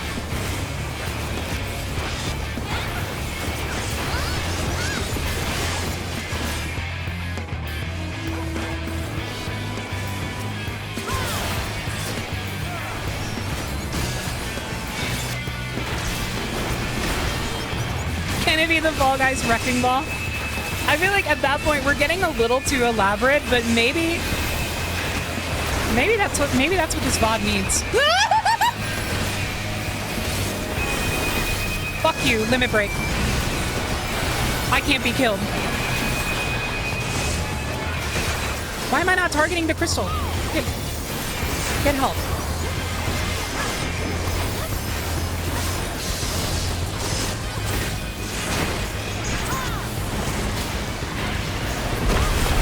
Boom. Boom. Look at what I did for my team. Look at what I did for my team. That was all me. That wasn't all me, but I was a big part of it.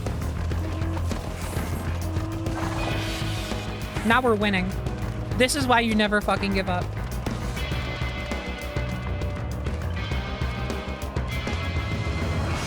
Hold on, we're winning less. One sec.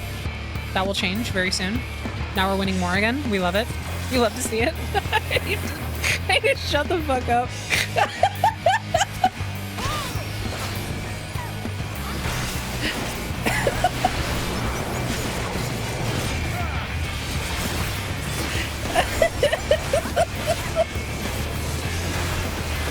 I'm sorry.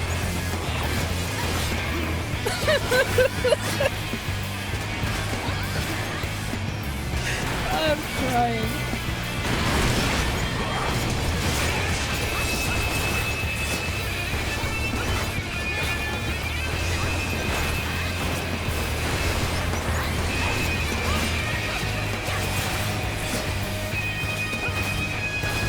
Yeah, that is quite literally the it's so over. We're so backgraphed, like verbalized in a like a train of thought.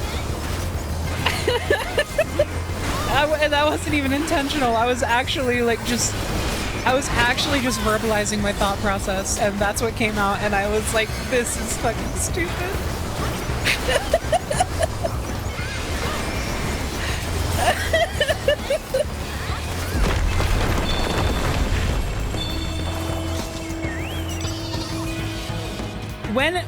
When do we get the March of the Minis? Come on.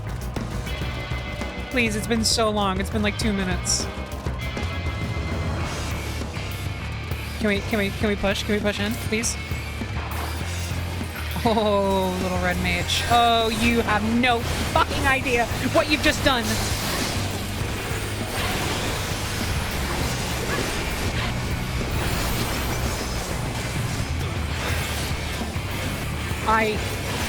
You know, PvP really starts to lay bare the problems in this game's targeting system.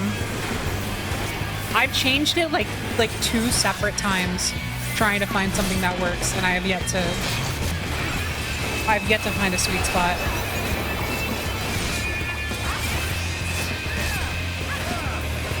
Oh shit, the minis. Here we go. Oh, also Ellie, hi! Thank you so much for the raid! Hello, hello! Welcome in! I'm in PvP hell right now. Hold on. Oh, I really hope my team goes and gets rid of the minis. I feel like I should be focusing on the minis. But also, there's enough enemy team here that I simply don't feel brave.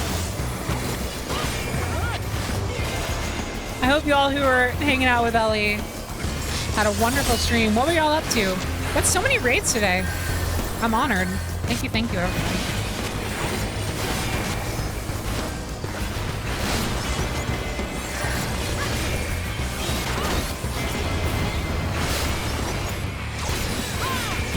I'm about to get out of here. Hold on. Hold on. Get me out! Run! Playing the 1,000-Year Door. Oh, cool! Yay! Oh, I can't wait to eventually play that. I said it earlier actually, but I am keeping myself from playing 1,000-Year Door until I finally play the first one on Midnight Snap. So, given the amount of 1,000-Year Door hype, that has to be sooner rather than later, or I will go insane. It's yummy. It seems very, very good. I actually did, I have it already on my Switch. I booted it up last night and just, looked at the opening cutscene, and I was like, oh, baby. That's a crunchy video game, and I mean that in the best way possible. How long did y'all play? I'm also wondering this question.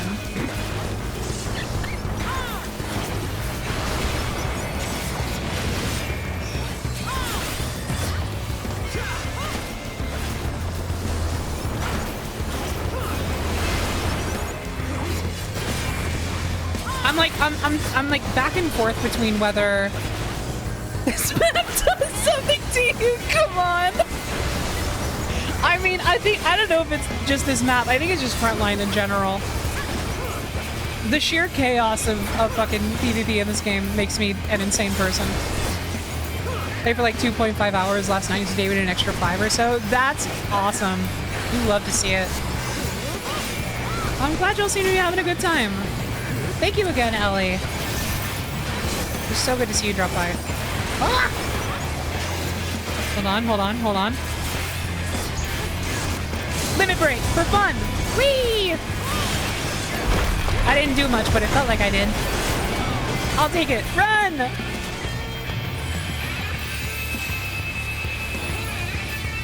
Oh, I should go around.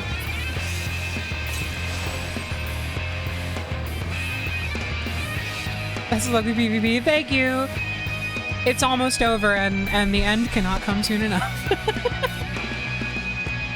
Oh, man. They're rushing the middle. Perhaps we could... ooh, hold on. My team is kind of magnetizing them out of the middle arena. Oh, shit. Can we get a head start?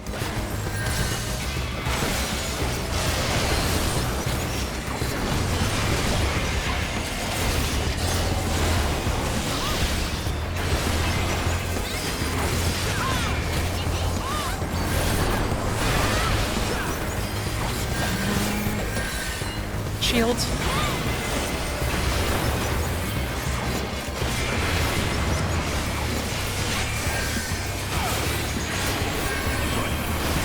No. I'm dead. I'm dead. I'm dead. I'm dead. I'm dead. I'm dead. I'm dead. I'm gonna die. I'm dead. Shield. Damn it. Was that my first death this entire match? I think that may have been the first time I died. I guess we can track at the end, but all things considered, actually not a bad showing for frontline. I've had much worse outcomes, and also we're still winning. But let's not get too cozy. Huh. Oh my god, a chance? Oh no, are they going towards it too? I really hope they haven't noticed it yet. One of them has. I can see it. They're breaking away. Why did I do that? Uh-oh. Defend our turf! Fuck you. You don't get to kill me.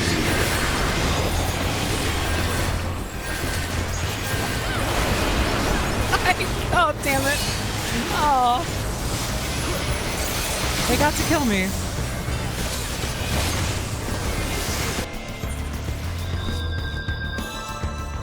That, honestly, that was totally my bad. I used Shadowbringer at like the worst possible time. I was just pressing buttons at a certain point. Oh no, oh no, oh no.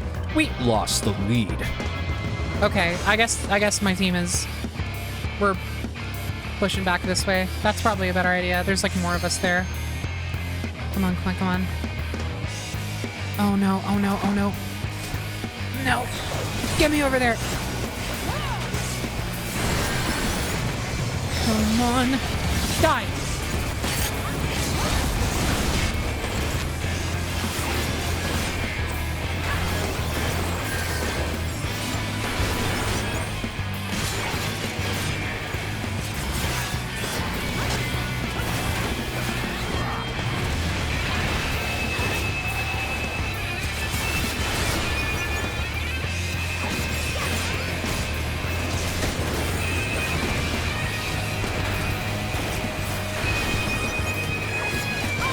Oh, we lost the lead by a large margin right at the end, too.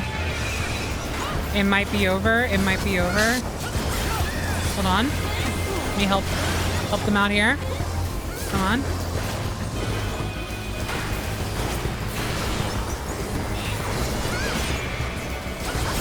I feel like there's still a chance if we can clutch it. Okay, okay.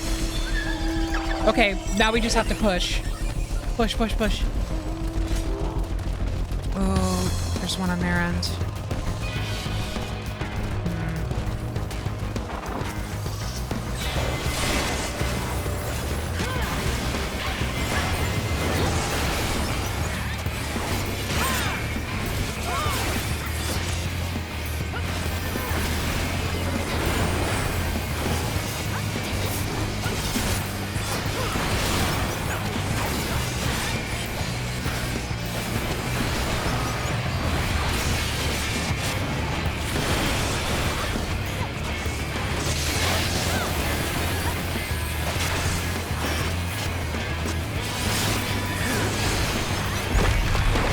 Oh, shit! Ah! Okay, the minis, march the minis, let's go. Mini, mini, mini. Come on, come on, come on. The minis. Spawn the minis! Oh, if they get a big one, they might... Okay, we have to... Here we go.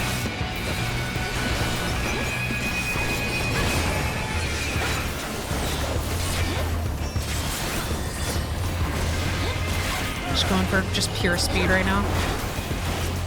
Come on. Oh. Oh my god. Oh my god. It's happening. Up, up, up.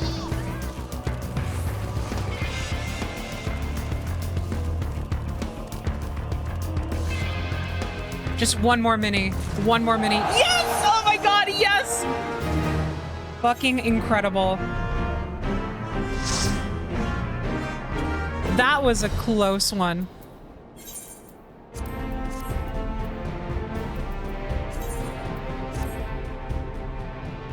that actually is some of the most fun I've had with Frontline in a very long time. I'm kind of getting a taste for it, which is concerning to me. I feel like I'm betraying my own morals almost. Okay, not quite. We're very close to the next series level, but we did get a rank up overall, which is nice. Okay. Oh, and that also got us to 69. Yes! Let's fucking go. Okay, so if I did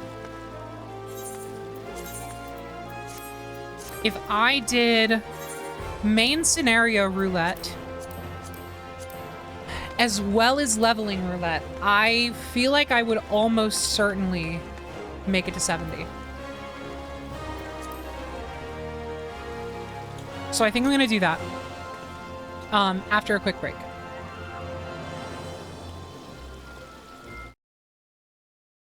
Yeah, I'm gonna take a quick break and then oh, I love that weapon. Where's that from? This is the final stage of the Heavensward Relic weapon. So it's a pretty big grind. Of the relics before Endwalker, it is actually the easiest. If you have a level 90 character, I will say. But it's a very big poetics sink. You need a lot of poetic tomestones for it. But there are a ton of different stages, and many of them look very cool. So I would recommend it. The Heavensward Relics are great. This is my favorite of the entire bunch, so I went out of my way to get it past couple weeks. But yeah, anyway, I'm gonna take a quick break, and then when I get back, we will do the freaking the roulettes that will hopefully get me to 70. And then after that, who knows? It's getting pretty late, but I'm having a good time, and I'm enjoying being here. So we'll take it as it comes. But yeah, BRB. Welcome back, yippee! Okay, what did I say I was gonna do? Oh right, main scenario and then leveling, and we'll see where that gets us in terms of level progress. Yum yum yum. I'm actually gonna be so happy when all of my DPSs are leveled and I don't have to worry about it. What I want to do is for Dawn Trail, the Dawn Trail patch cycle, I want to get everything to 100, like, so much quicker than I did with getting everything to 90. Because I do not want to have to worry about that as long as I've had to worry about it this patch cycle. I mean, like, I shouldn't rush it, right? Because I feel like once you have everything at max level, it kind of takes away a lot, like a big portion of the progression and like the journey of the game, you know? So I really shouldn't rush it because, like, once you have everything at max level, there's really no going back. Because then it's like, what, they add 10 levels later? And honestly, after 7.0, they might not even add 10 levels anymore. We might be doing horizontal progression, at least I hope. So I'm like, I should savor it. But also, it is a pretty big time sink that I have not sunk enough time into to make it not a time sink anymore. Let's see. I was gonna say I should gear up, but then I'm like, no, because I need to spend poetics on oh shit, speaking of. I need to spend poetics on the Anima stuff, and then also I was gonna say, like, I'm about to be level 70 anyway. Never mind. Wee.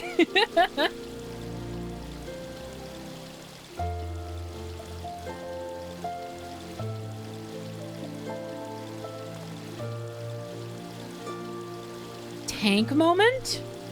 Okay, thank God.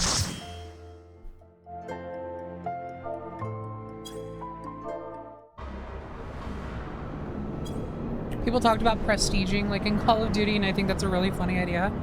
What are the... I haven't played enough Call of Duty. What are the actual, like, mechanics of that?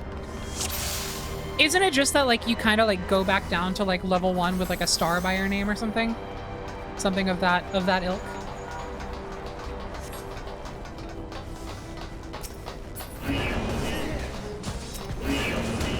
That's crazy. I would hate that. I mean, okay, I wouldn't hate it. At the end of the day, it would be some kind of new progression, which would be better than nothing, but like, God, I really desperately hope they just do horizontal progression. I hope that after 7.0, they just keep adding on to the things you can do at level cap. And then find some other, like if they keep adding to the roster of things you can do at level 100, and then they find some other way to, like, progress job abilities and stuff alongside that, I feel like that's ideal. It's difficult. I don't envy the position they're in, but it is ideal. We probably won't get that. We'll probably just get some kind of, like, alternate leveling thing. Or, God forbid, just, like, a stat squish again. But I don't know. I just don't. I feel like right now, so much of this game, at least for me, is spent doing content that sinks me down to lower levels and takes away my fun level 90 abilities that I like using. And that's kind of a bummer. I feel like that's kind of like an unfortunate side effect of the level sync system in this game that I don't exactly know how you fix without implementing horizontal progression past level 100.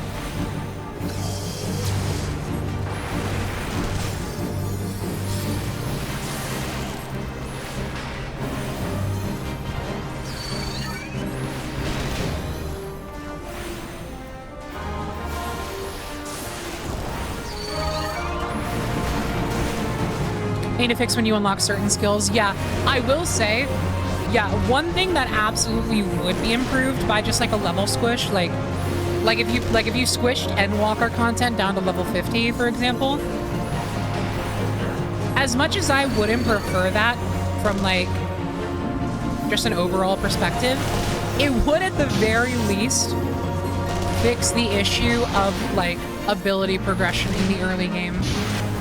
Because yeah, jobs are kind of extremely boring for the most part, all the way through A Realm Reborn, which I think is definitely part of what puts people off the game when playing through ARR, is that you just don't get enough abilities.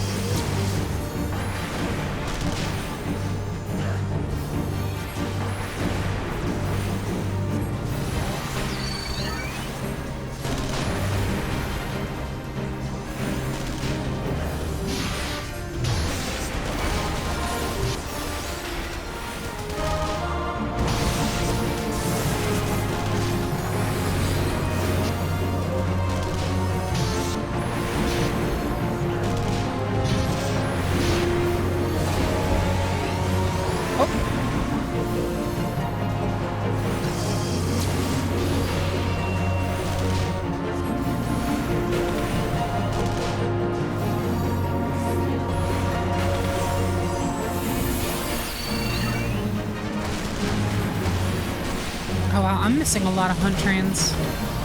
That's okay, that's okay. After I'm done getting to 70, I can have all the hunt trains I want. Not gonna worry about it. I'm not gonna be looking through the window. I'm not gonna be Squidward looking through the window wistfully. If people could play ARR with even Shadowbringer's abilities.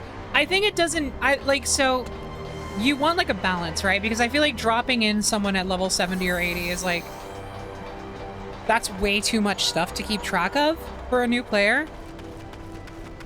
But if you still like kind of ease them into it just at a slightly quicker pace, there's a way that that becomes ideal, I think.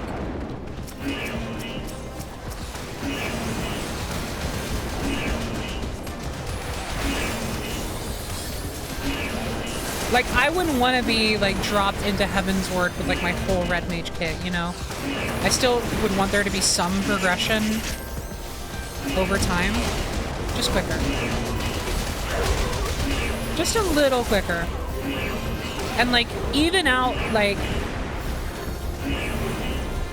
the priority towards, like, getting, like, AoEs and stuff a lot earlier.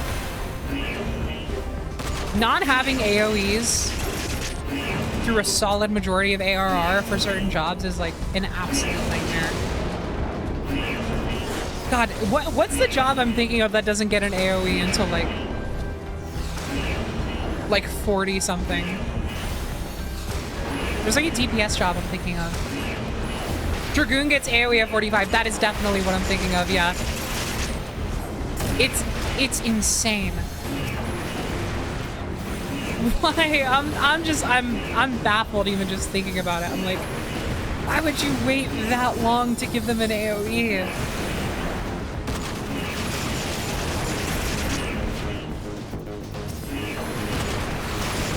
And then with Black Mage, it's like the second thing you get. That's not true, but I'm exaggerating, obviously, but you get it so early. When do you get it? 18, you get Fire 2. You get a Blizzard 2 at 12. Like, what's the balance there? I guess, you know, it's caster versus melee. But even still, like, melees need AoEs.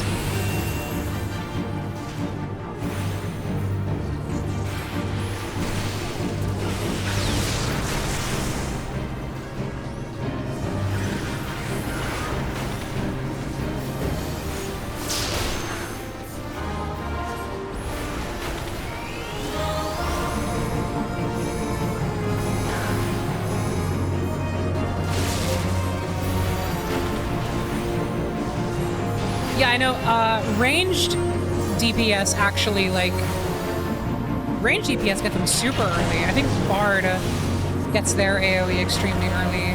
Same with, yeah, same with Machinist.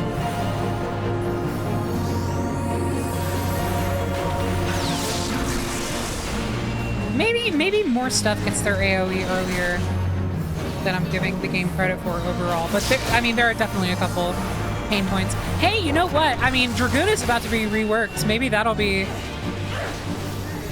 a part of some of the changes. I forget if they mentioned anything about that.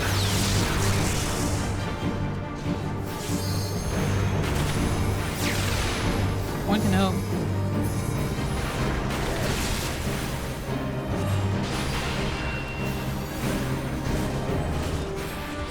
You can tell the ARR jobs are designed with a different philosophy. Yeah, no, absolutely, absolutely.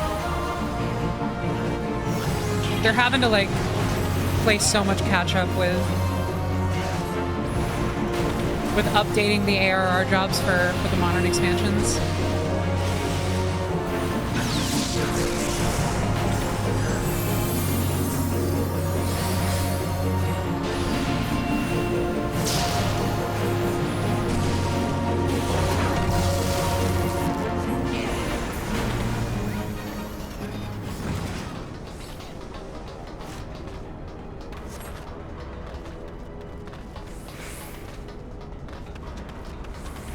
I haven't mentioned how the new stuff will affect leveling yet, but I'm definitely curious. Yeah, that's why I'm very excited that the media tour is currently going. I really hope we actually see some content from that soon.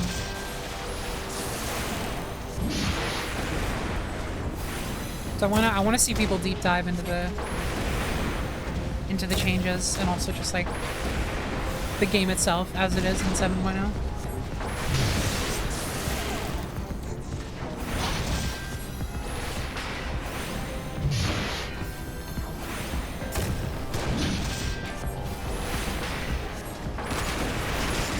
Leave me alone! I'm just a poor little black mage. I can't move around too much. Please.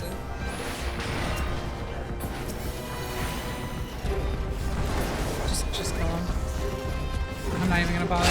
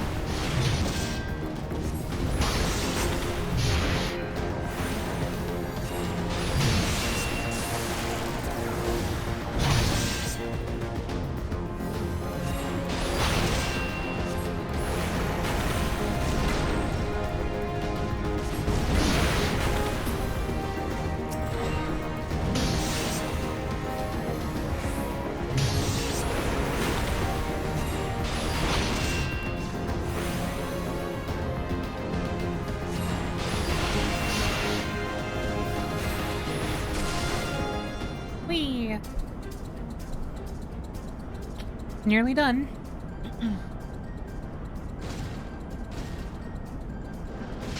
Oh my gosh.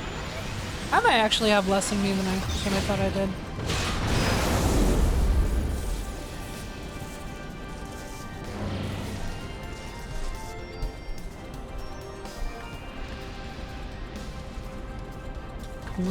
Pulling up the browser window.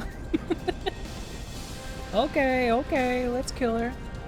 Let's kill this lady. Let's kill this lady with our rotations.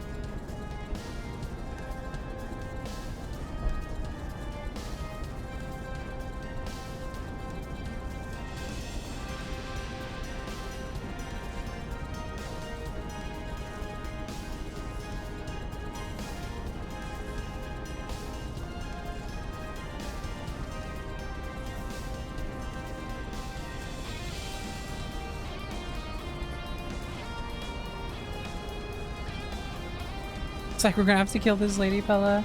Damn.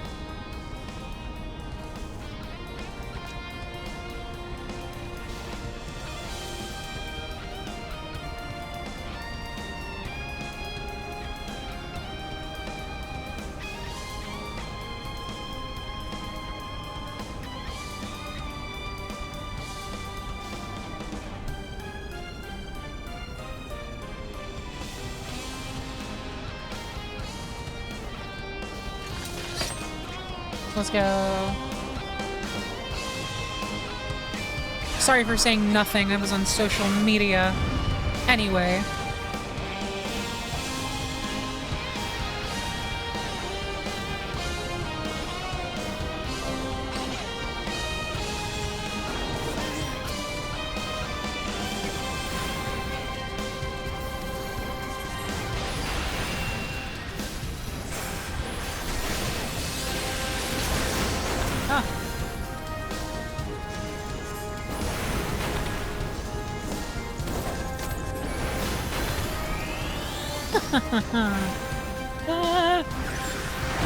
Just swift cast it. I don't care.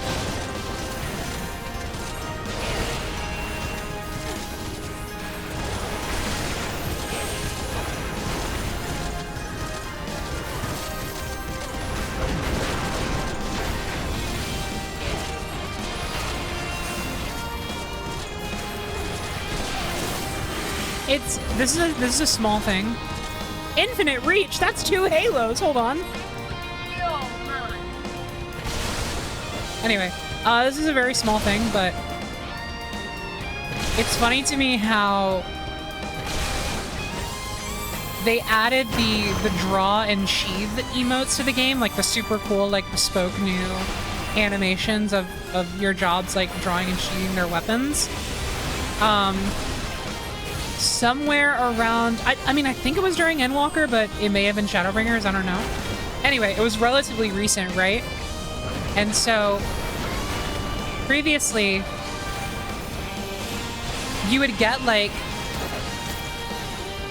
the very simple draw and sheath, just like stock emote you get just by pressing Z through the whole beginning of the game until you got to like about where they added it, and then you start seeing it in cutscenes. But then they go back and rework a large portion of A Realm Reborn. And so now they're in A Realm Reborn because they like really went through and like rework, especially these ending cutscenes. They spent a lot of time reworking these. And so it's just very funny. Now you get a situation where you play through A Realm Reborn, and during these like final cutscenes, you start to see like these super fun little like bespoke drawing animations. And then it disappears, I think, right? Like for like multiple expansions. And then eventually it comes back. I don't know. I haven't played through the story all the way through in a bit, so I could be incorrect, and it's probably like dappled in there a little more than I'm giving it credit for. But from what I can tell, that seems like it's the case, and it's pretty funny. Understandable. Not even like, I wouldn't even say a development flaw. Like, obviously it makes sense, but it's funny. Once you notice it, you can see the development process behind it in real time.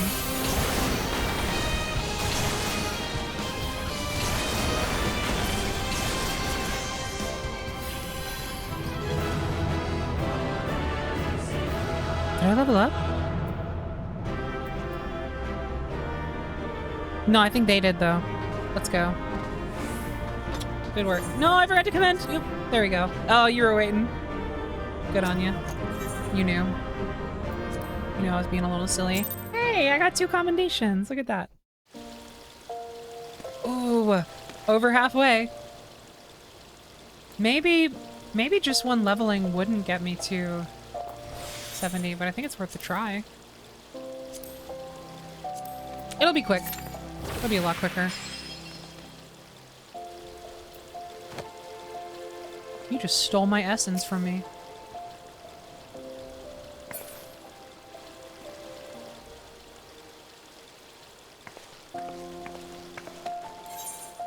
They just stole my fucking ether. That mechanic is so funny. I love it. I love it so much. I hope Beastmaster has something like that, except it's a Sikkim. it's a Sikkim ability. Do I dare? I'll just leave the faith.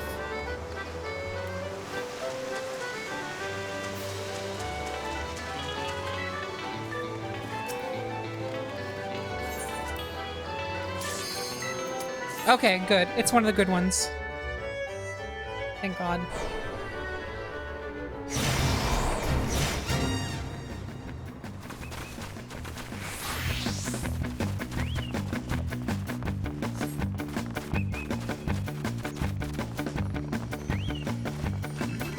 Oh, hey, they're not invisible. You love to see it. Okay, really played with fire on that one.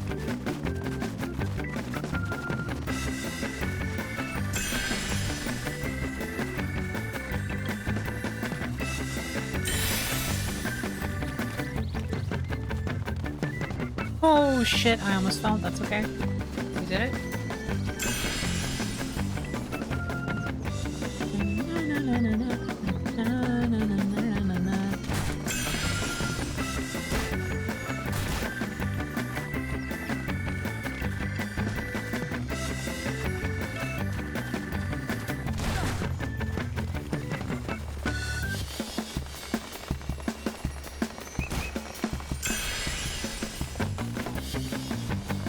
I just remembered I need to grind the Yokai Watch event. Is that still going? Yeah, you gotta get on that. It'll only take like a... If you no-life it for a little bit, it'll only take like a couple days. And that's if you only do it for like a few hours at a time. Oh, it's until 7.0? Okay, good. Yeah, you got time. But definitely start now while you're thinking of it. Otherwise, you will risk forgetting it again. That was dangerous, by the way. I don't know why I did that. I don't know who I was trying to fool. Who I was trying to impress.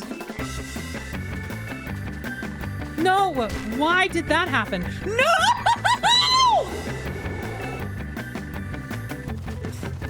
And I'm missing a hunt train now.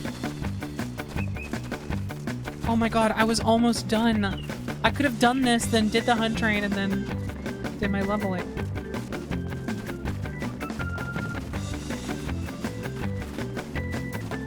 That last accidental jump, I got saved and then I jumped and like killed myself. Like that, oh, it was awful.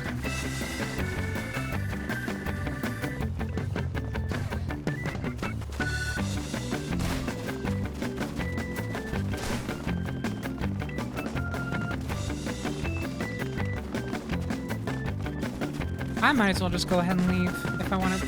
No, I'll miss the hunt. It's fine. Whatever.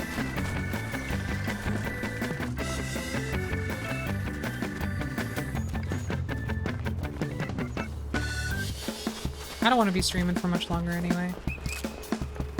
Maybe. Why? What is happening to me? What? The actual fuck. We haven't started the Genova train. You know what? Fuck it. I still got a tombstone. I'll go now. I got tombstone and MGP. And I don't even have to teleport. We're going. We're doing the hunt train.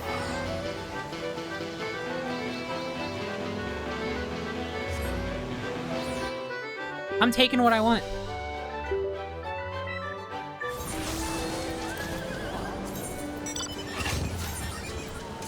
Oh, shit.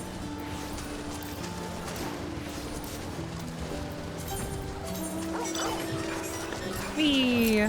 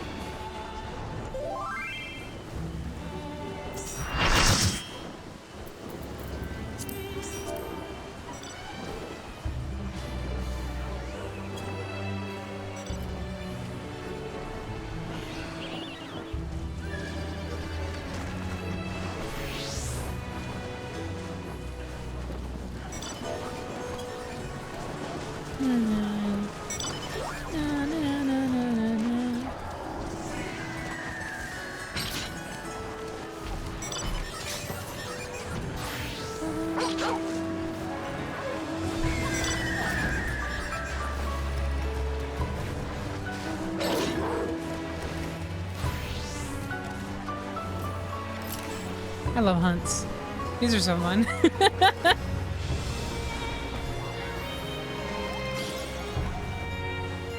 I love just being in a big group that's just like an unstoppable force, you know?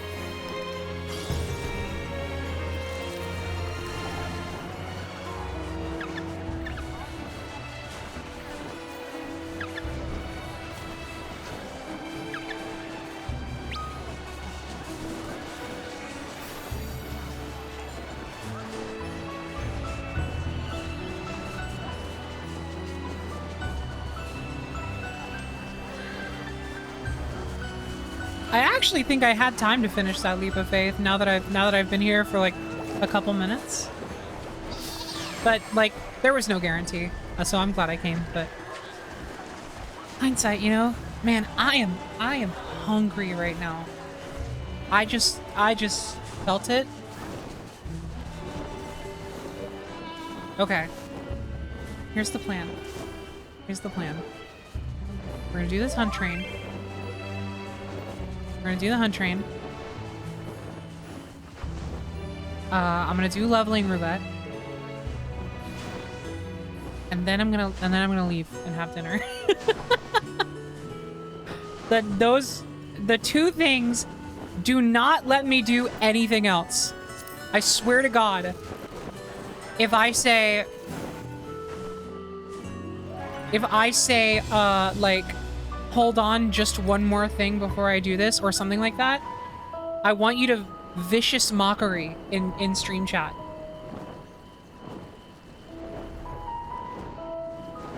Shame me into doing what I say I'm going to do.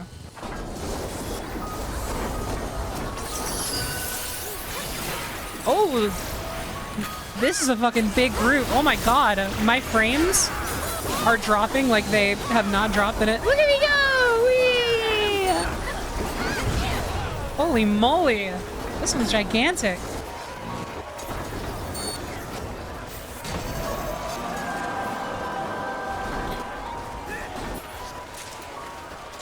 Also, yeah, the tribal dailies for pre-Shadowbringers jobs doesn't give you nothing in terms of XP. Like, they give you some XP, and it's not even necessarily a small amount, but it's not as worth it as Shadowbringers and Endwalker combat job tribals are.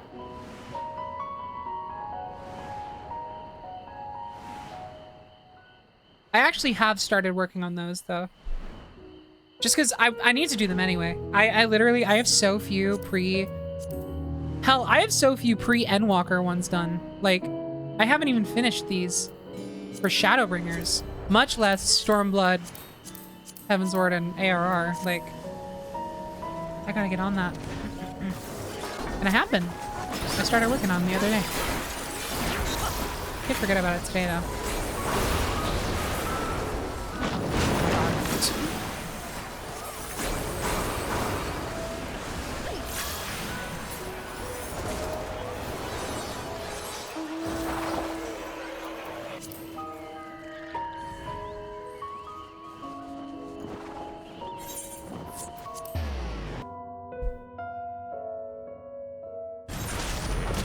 Dinner shall be imposed upon you. I love that. More of that in my life, please. Actually, that was me. That actually was me yesterday. And I mean that in the most positive way possible. I had like no plans. I had no plans for the night. And then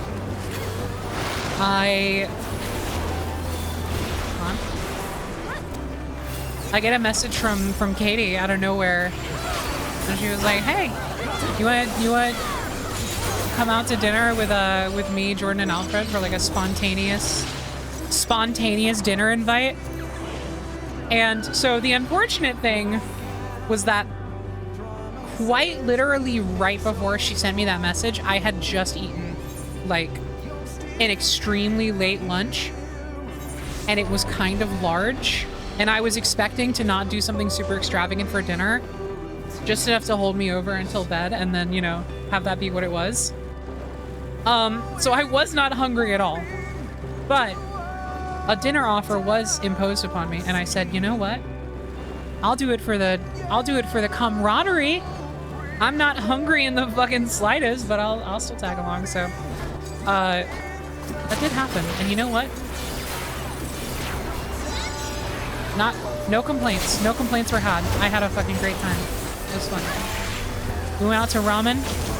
And though I did not have ramen, sadly, because I just simply did not have the stomach for it. But I did have a couple pieces of crispy chicken. And I had some little like salmon mini tacos. All in all, just kind of had a little snack. Basically what I was intending to do for dinner that night anyway, given the lunch that I had. And then, but I just did it with friends instead. And all was great. Oh, it was an S rank in Cactuar.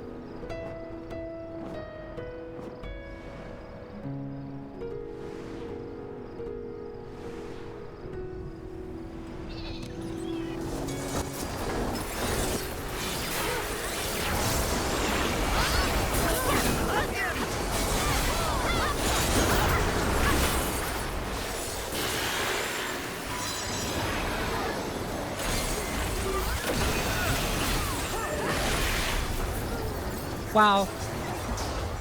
There are so many people on this train. My frame rate is in like the 20s or something. And maybe not the 20s. You know what? Maybe I should track it. Hold on. Where are we at? We're in the 40s right now. Maybe it gets down to like 30 something. But my frame rate is tanking like crazy, and also on top of that, we're like melting these guys. I love it. I haven't been in one with this many people in a while. Oh, 38. 34. Oh shit. Can we make it to the 20s? Doc Brown in Back to the Future be like,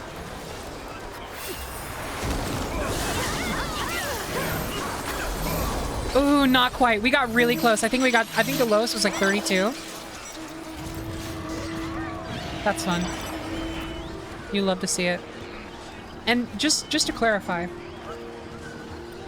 this is not my own hardware bottlenecking this. It's just this game does kind of explode. Because I love this game. No shade. I couldn't make something like this to save my damn life, obviously. However, this game does not have the best CPU usage. It like does not know how to it does not know how to fully utilize your hardware. So whenever there's a lot of like, whenever something CPU heavy happens, like a bunch of characters being on screen or whatever, it just completely, it shatters, regardless of how good your hardware is.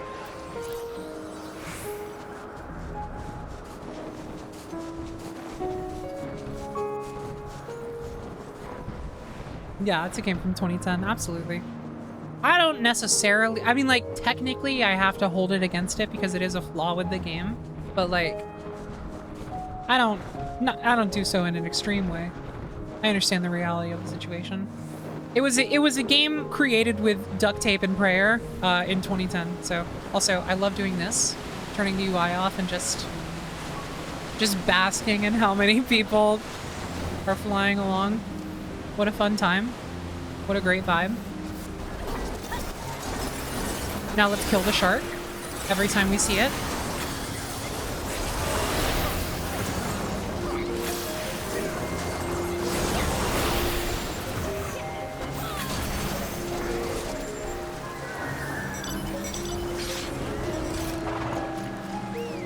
Oh, I should have uncapped my poetics. I just realized I should have... I actually meant to go to, I meant to go to Mordona before one of my roulettes popped, and I completely forgot about it, and so now I'm capping on poetics. Damn it.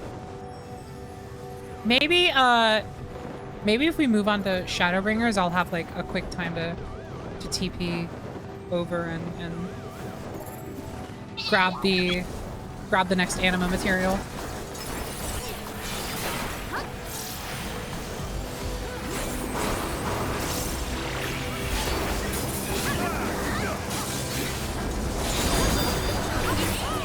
Yeah, I don't mean uncap. Yeah, I mean spend them.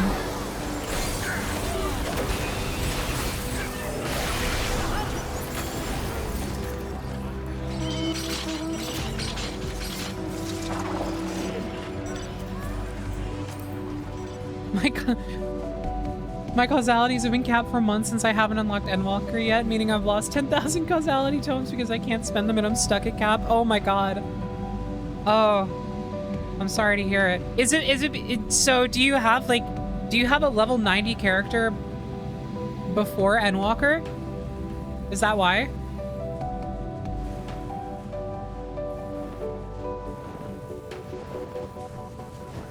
Yeah, okay, that makes sense. That makes sense. I was like, I don't know how that would happen otherwise. That's so funny. And also unfortunate. I apologize. No, I mean, it's funny at... It's not funny as in I'm laughing at your expense. It is simply... It is notable. I've done like 1,000 A ranks. That's like 1.5 Manderville relics.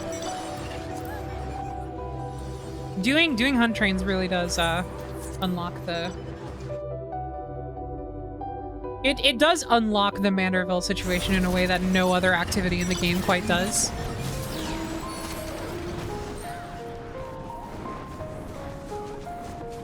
I did not think I was gonna go out of my way to get any more Manderville relics because I honestly thought I just didn't want to bother until I started doing trains, and then I was like, oh, so it's actually so doable. Because like I already almost have enough to do an entire other tier. Like if I wanted to get the next Dark Knight tier, I'm 200 away from getting that. That's like 1 or 2 more trains, and I'm good to go. Actually, maybe even less.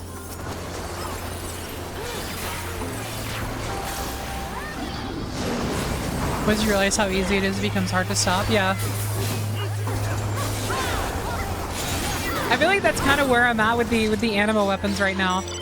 I did my Anima so relatively quickly, and that was even with a job that wasn't at cap, so I had to rely on like Party Finder a lot more. But like, I'm like, I could so realistically do this with a level 90 job and also with level 90 crafters. Because there is a stage where we got got. There is a stage where you need to get some materials, and like one of the quickest ways to get them is through crafter scripts. So like having a high level crafter that could turn in stuff for white crafter scripts at Heavensward level is like, again, you just unlock that entire step. No, Anima, yeah, Anima is Heavensward. The Realm Reborn relic weapon is Zodiac, which I would not recommend. Like, I would recommend trying it once. And if you like it, more power to you. I have never finished a single Zodiac to this day. It's awful. It's really bad.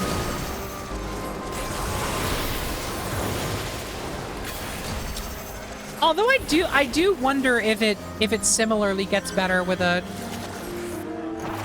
character that's at, I'm sure it gets a little better if you have a character that's at 90.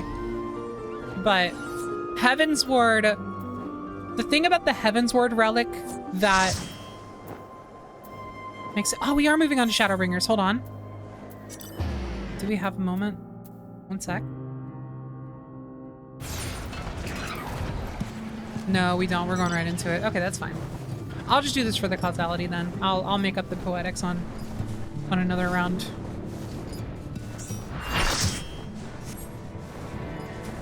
But yeah, what was I saying? Oh yeah, so the thing about the Anima relic is that there are so many steps that require you to grind out, like, instance duties. So, like, there's one step where you just have to do, like, a shit ton of dungeons in a row. There's one step where the fastest way to grind it out is to do, one of the Alexander raids Savage 20 times in a row. And thankfully, that Savage raid can now be done with a level 90 character, like, really easily. You can actually, like, get it done super reliably. But you have to be, like, high level. You have to be, I think it's, like, item level 610 is, like, the bare minimum for doing it solo. And I'm, like, way past that now. I'm at 655 right now. Anyway, so there are a lot of, yeah, and then there's one where you have to do, like 9 trials or something in a row.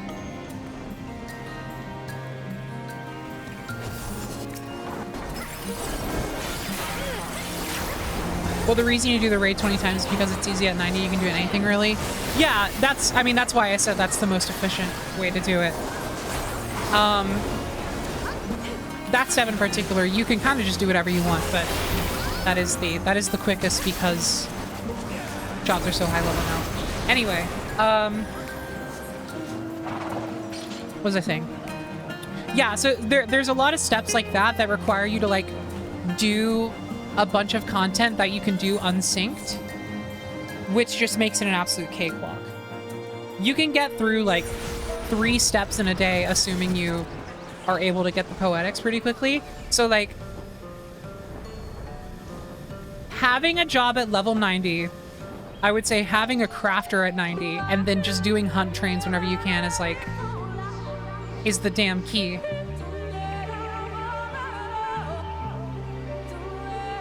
But for the Zodiac weapon, there's, like, a bunch of other, like, for the Zodiac weapon, there's, like, a bunch of books you have to fill out that all have, like, various different types of content in them, including, like, fates and stuff that you have to sync down for to participate in. And it just becomes a damn slog. It becomes really, really monotonous.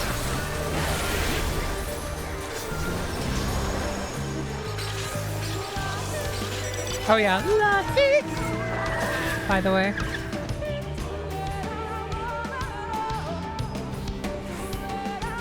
Today I have not completed a Zodiac. Yeah, me neither. Me neither. I was doing it for Paladin, and then I couldn't do it. I had to drop it.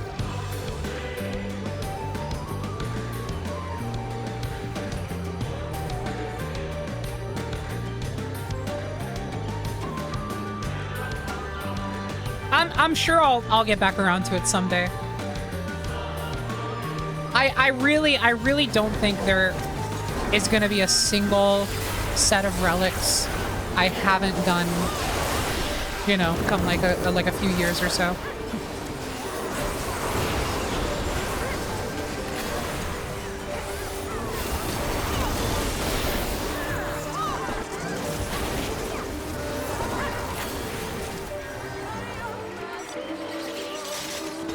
Oh, seeing my poetics capped is hurting me. I can't believe I did this to myself. I can't believe I forgot. It's because I rushed over, honestly. I definitely had time, but I just... Who knew?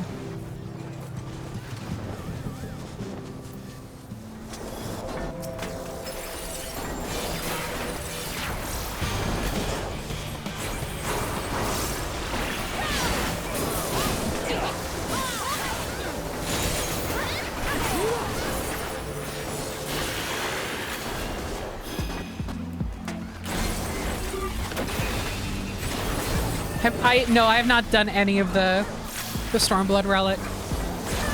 That's probably gonna be like the last one I go out of my way to do.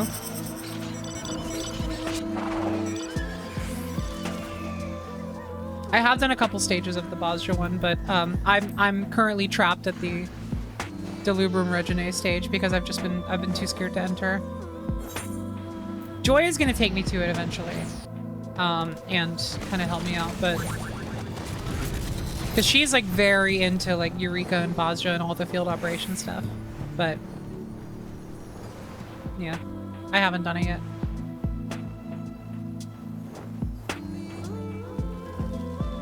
God, Shadowbringers is so peak. Oh my god, like how did they do that? How did they nail it so fucking hard?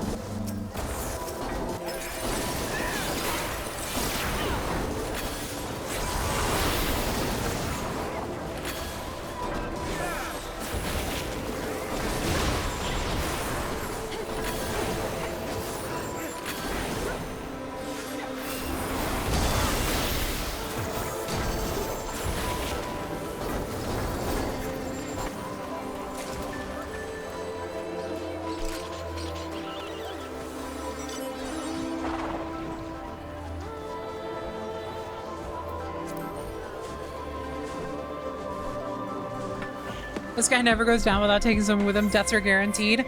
Actually, I was in a party where no one died while fighting Spicy Tender. You're allowed to believe me or not believe me. I'm just saying, word of mouth.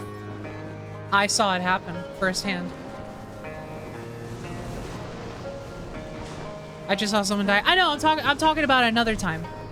Not this time. Obviously, people died. People were asking for reses. I'm saying a different time, which is also why I'm saying you're allowed to not believe me or believe me, because it's all hearsay. But if you want to take my word for it, it did happen.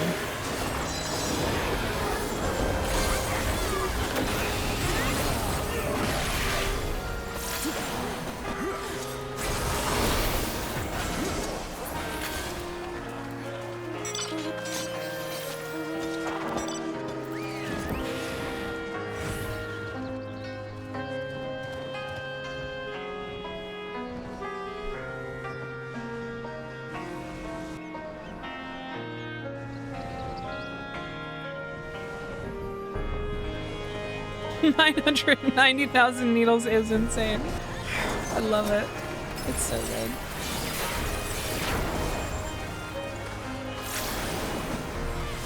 Me trying to not get tilted at people calling me a liar in the chat because I literally started this stream with the stream notification calling myself the lying liar.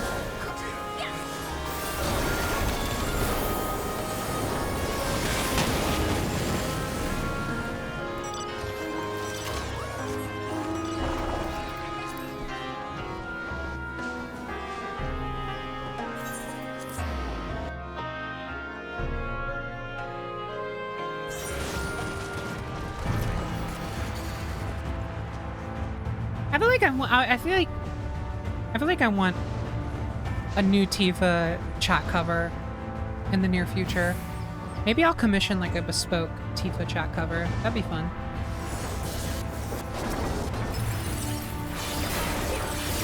It has to be Tifa though. It has to be Tifa.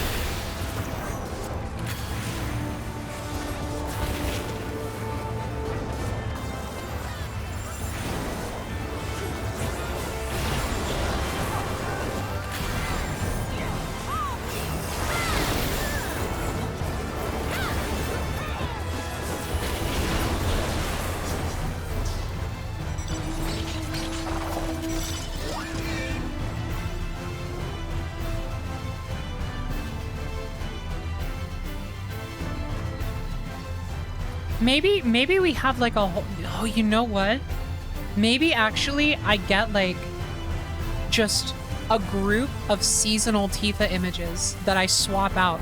So we're able to keep the Christmas one in the rotation, but then like for the summer, we get like a Costa del Sol Tifa in there.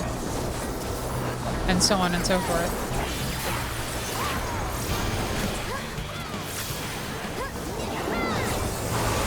A Tifa for all seasons.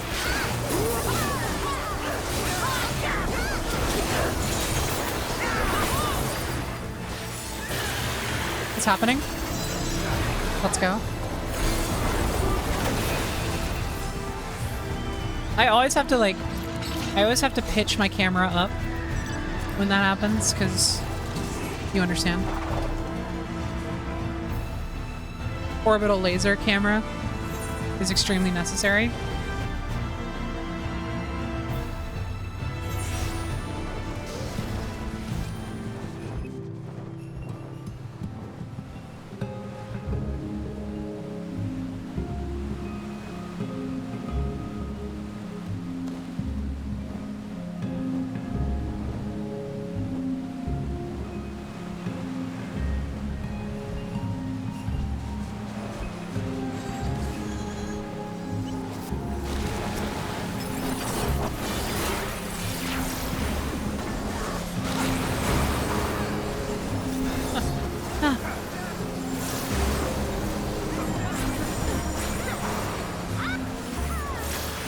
So you realize you need to play Red Mage?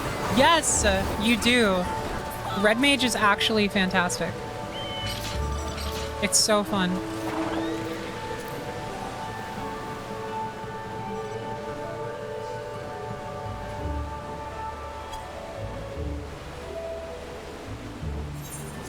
Yep.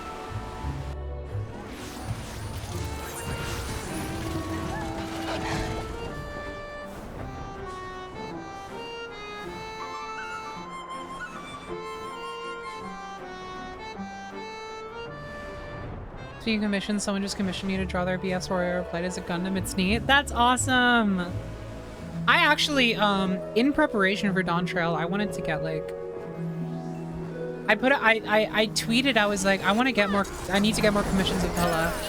And a bunch of people recommended artists that I need to go and like check out and actually consider which one I would like to get a commission from immediately if possible, because I need something for the Dawn Trail thumbnail art. Whee!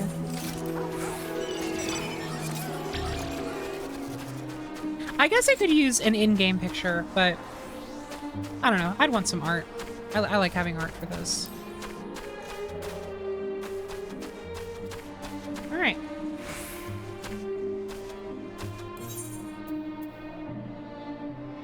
What did I say I was going to do? I was going to do this and then leveling roulette and then call it there, right?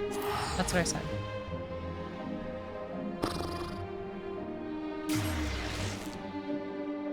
How many poetics do we get?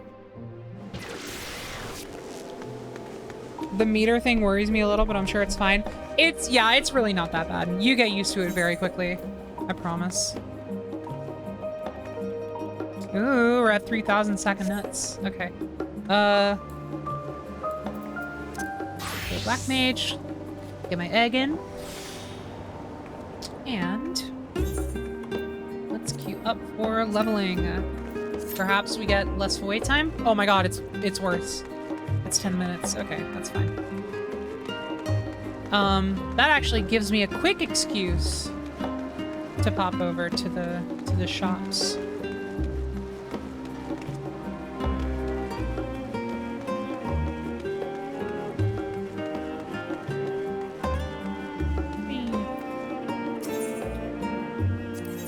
I would like to purchase Divine Twine.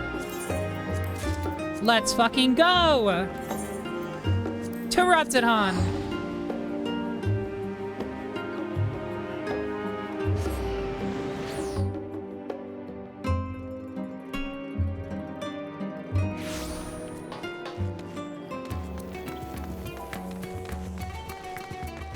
Let's do this thing.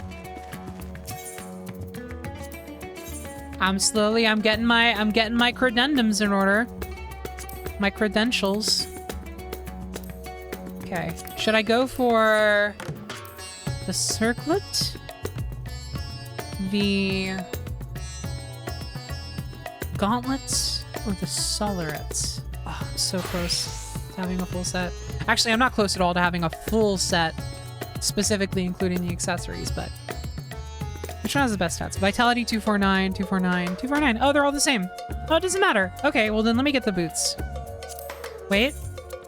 Yeah, we're getting the boots. Let's go.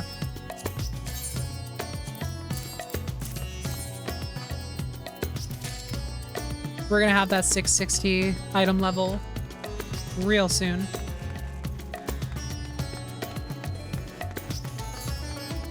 Oh my god, roll waiting list 42. Okay, I was gonna say, I was gonna shy away from going ahead and swapping out that gear now, but we have time.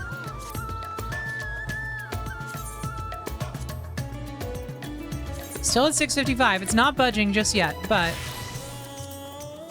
I understand that doesn't mean it never will. Of course, you fix the portrait. Oh, the portrait's fine. Hello. I love my Black Mage portrait. That's so good.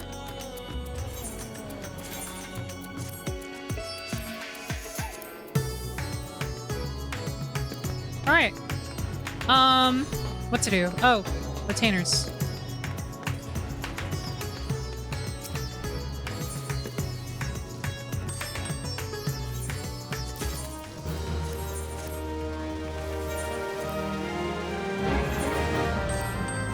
There's a free login campaign that I'm eligible for now, but if I start up now, I only get to play on one of my days off next week.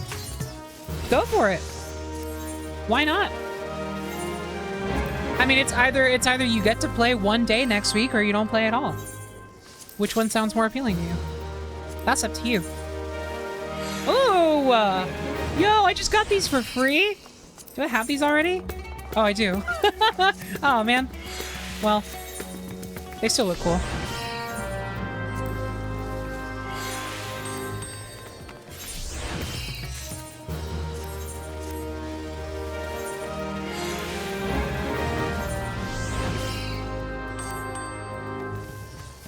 I don't know when it ends. I have no clue.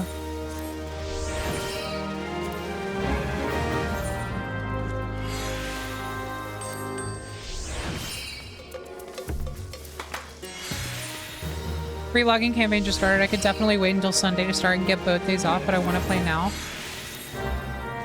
Then play now.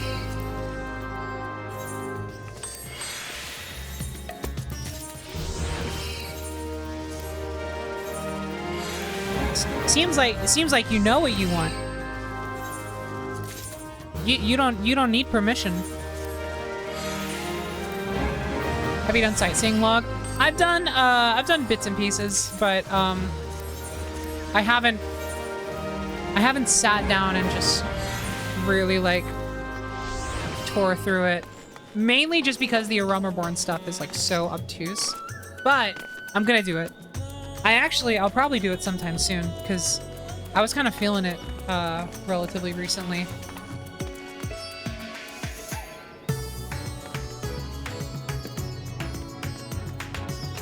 Yeah, the ARR sightseeing logs are actually insane. Really quickly, while I have literally no excuse but to do other stuff while I wait for leveling,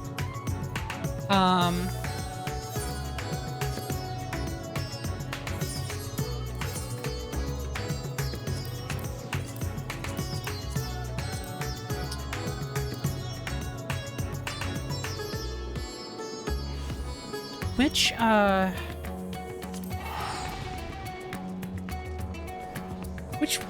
Lenosha zone is the one that has like the really easy leaf quests? It is this one! I got it right. Okay, cool. We're gonna do leaf quests while I wait. Battle Warden. Battle Warden? No, leave me.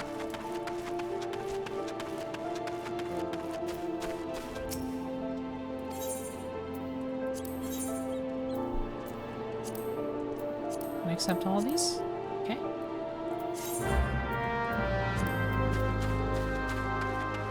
Sprite a competition. At the gates. We'll do at the gates first.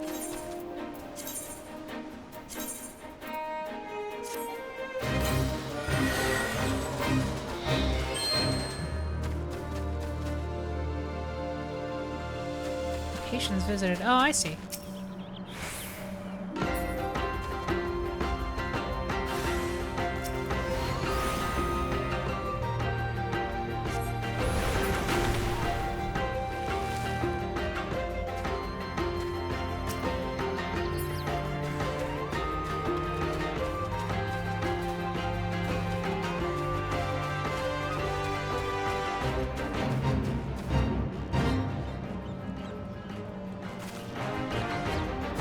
Oh yeah, I hate this one. I've done this one before. I'm remembering now. Can't stand this one.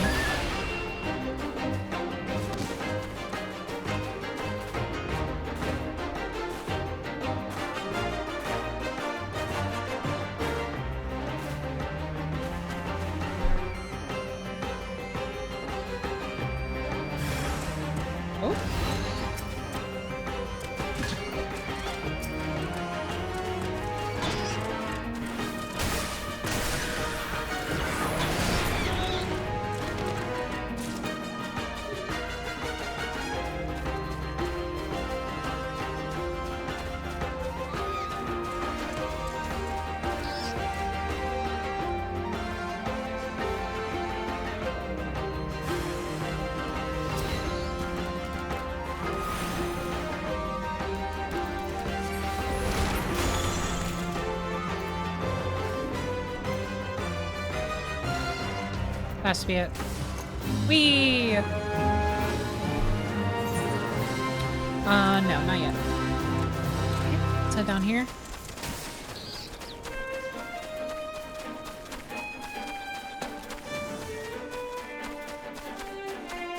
I just like looking at this. It's so cool. I actually wasn't sure how much I would vibe with the final two steps when I looked at them in the wiki. But seeing them in-game, in like the full lighting conditions and like in context of my character, it looks so good. It's insane. Okay, what is this one? Sprite.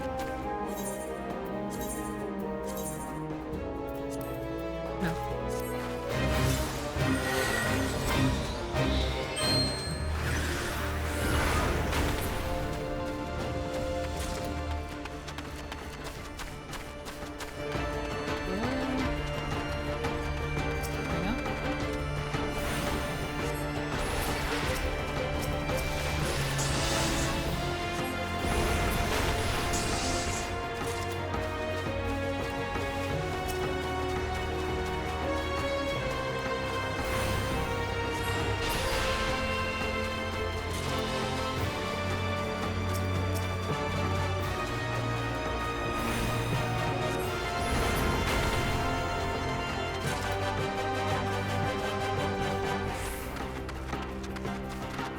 Aha! Back to here.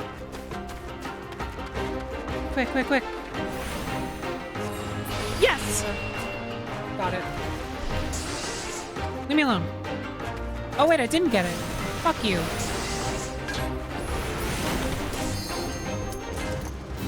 And look at that!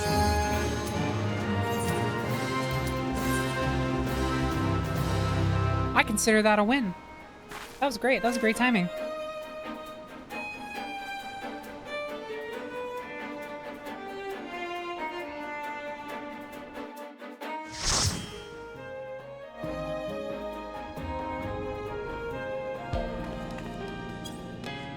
Oh, yes! I love Great Google Library for the music alone. Let's get some lo-fi chill beats to study to in here.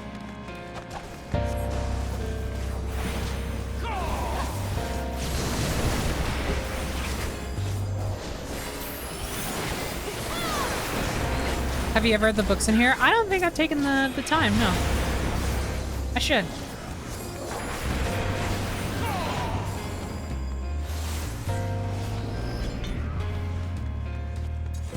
I'm usually doing it just to do it. But, you know what? I think next time, you know what it is? I did this before they introduced, duty support. So every time I did a dungeon before Shadowbringers, when I was playing through these, it was with other players, and so it was in the interest of being as speedy as possible, as it usually goes, right? So when I replay the story, I'm actually probably going to use duty support for the entire thing, for the narrative of it all. At that moment, I think it would be fun to read the books, probably. Or I can do it beforehand, even. Who knows? The world is our oyster.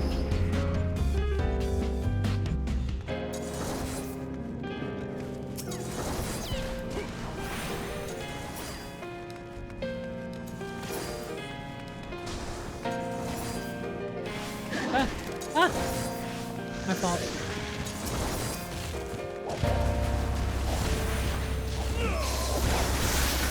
Oh, you know what? I was using the wrong... I should have been using Freeze. It's my bad. I was using Blizzard before. Silly me.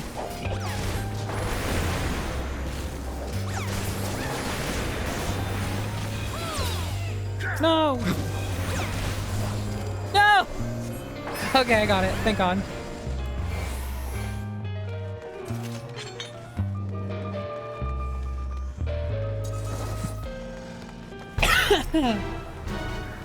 Sorry.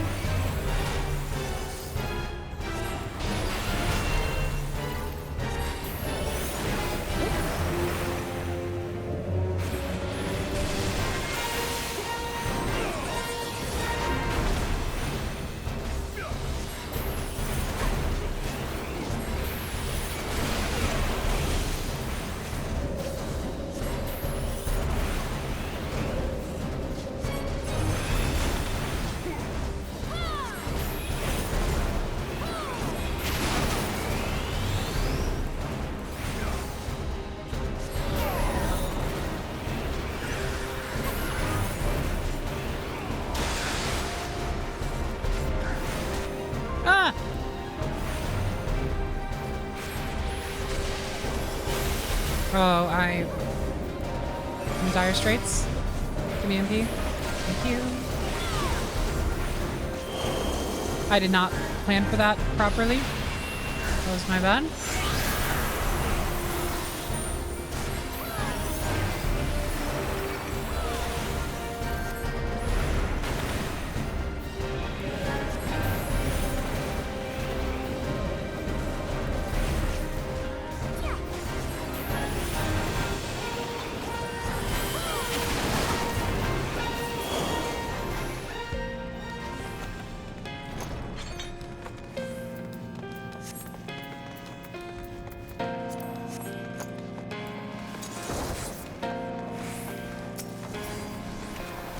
Dang it! I would give anything for like a greed all button or something.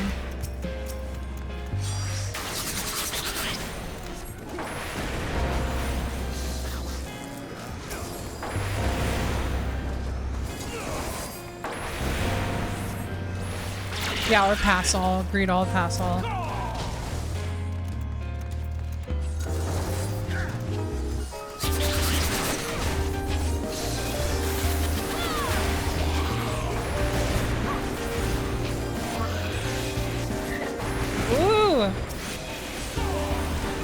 I love this part of the track.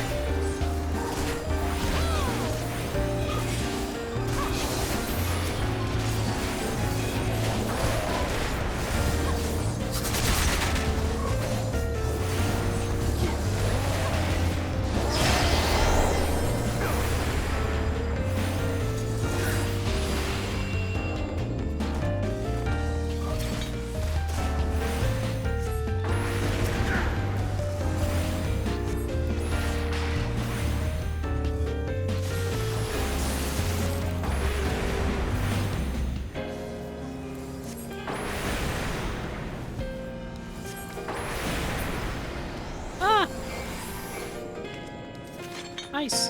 Nice mode.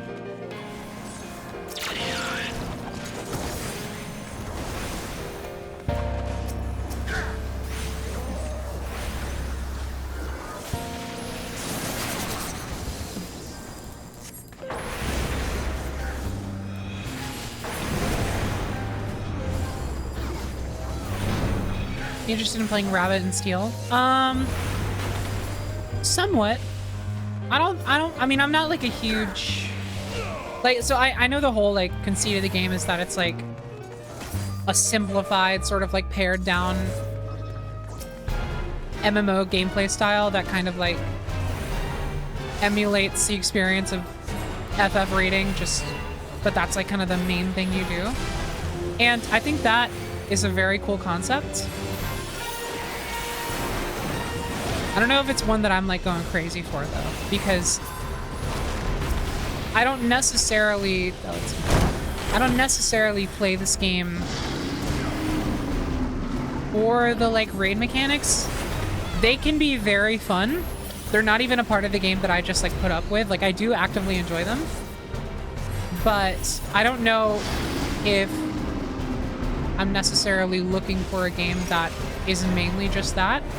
I could be getting the wrong idea about the game, and if my understanding is off, then please feel free to correct my assumptions. But like personally, I already have enough of that in my life, I think, just given how much I play this.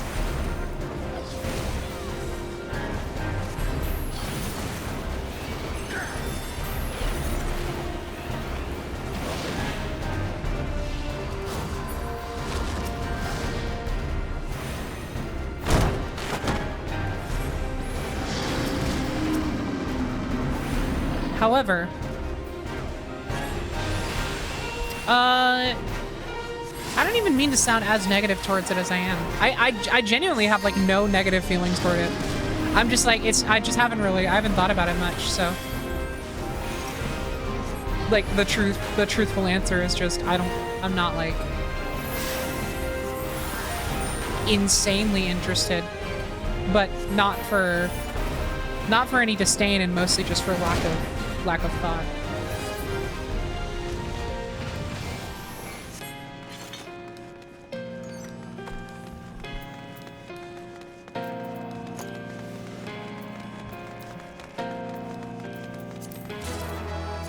Whee!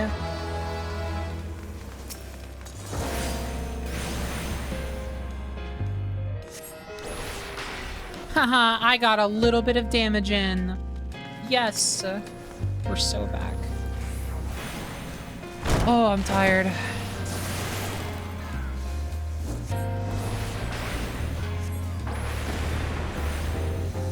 I'm gonna do everything I can to get so much fucking sleep this weekend. I'm setting no alarms. I'm setting no expectations. Because tonight I'm gonna have to like go to sleep and then get up early tomorrow, do my last stream of the week, and I'll be so brave about that. But like, man, I have not gotten enough sleep this week. So, like tomorrow night, it doesn't matter how late I stay up, I am sleeping in on Saturday. That's the point I'm making. I am sleeping in, no alarms. Nothing. You cannot stop me.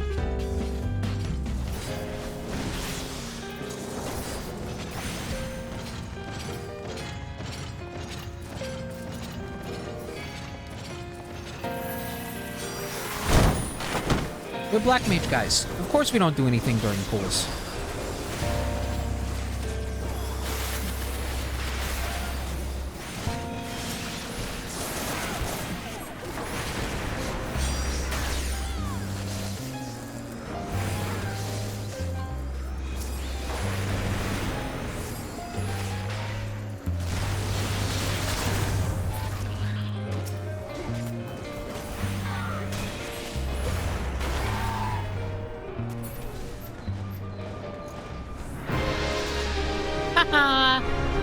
You got tricked. I knew it would be this way even. Quick egg before we get in here.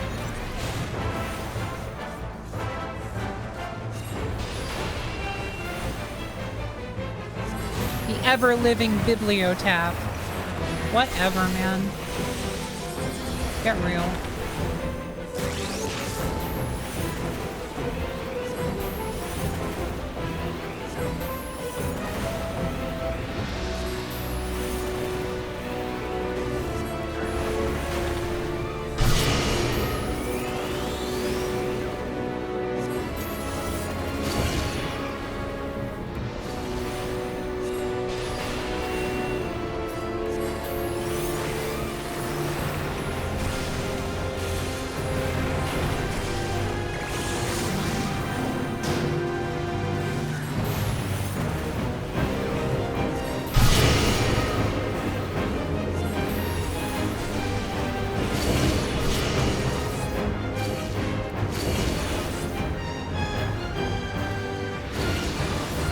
Someone join me.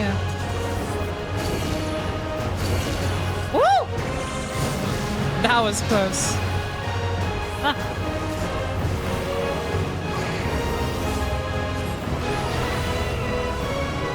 Okay. Fuck you. You're getting my swift cast. Aww, they used the limit. I wanted to use the limit. I wanted to use the limit break. Uh-oh. Please? I mean, we might as well just...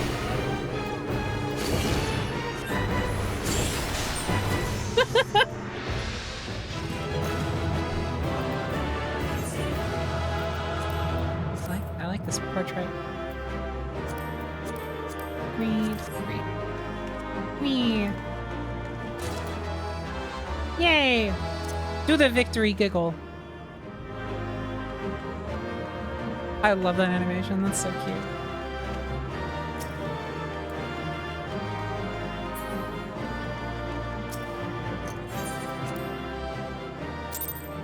All right.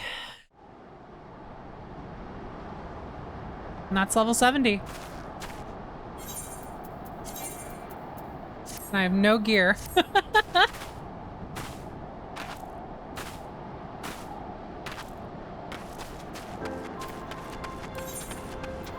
Let's head to Shadowbringers, I believe.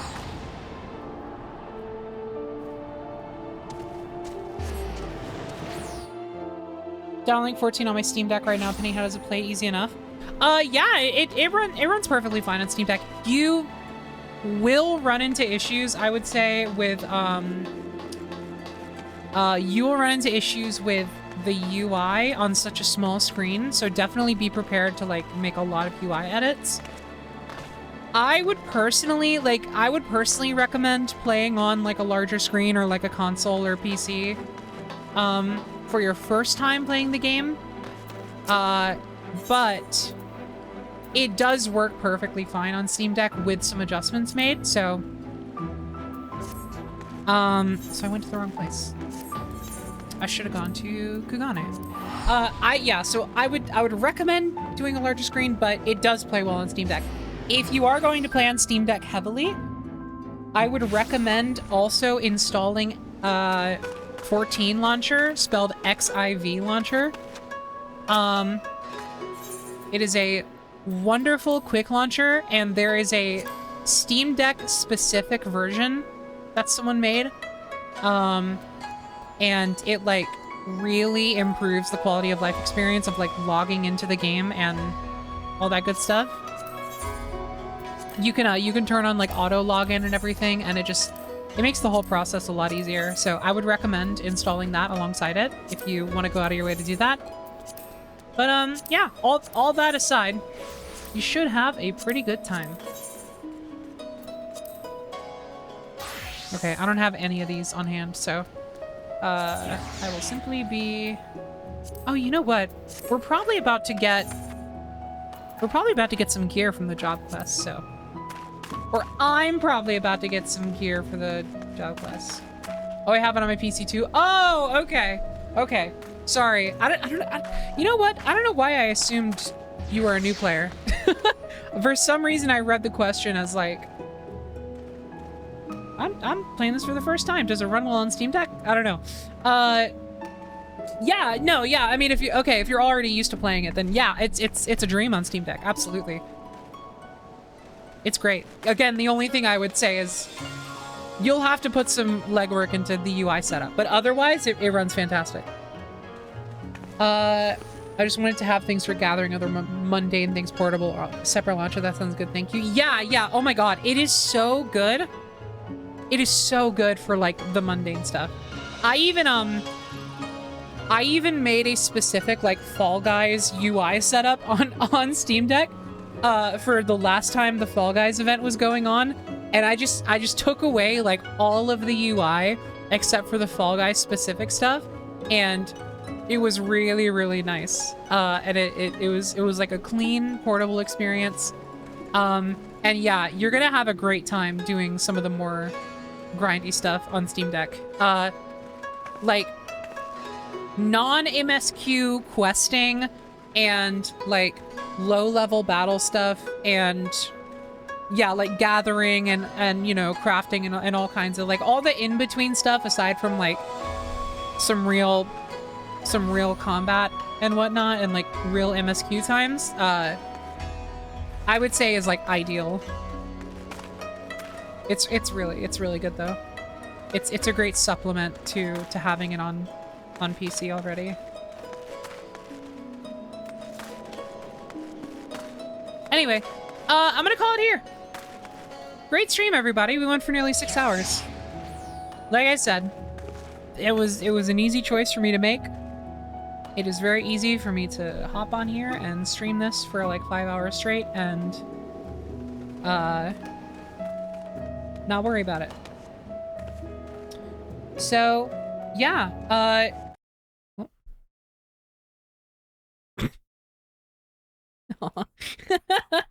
hello. Y'all, thank you so much for watching. VOD heads, I'll go ahead and leave you here. Have a wonderful day, and I'll see you soon, for whatever it may be.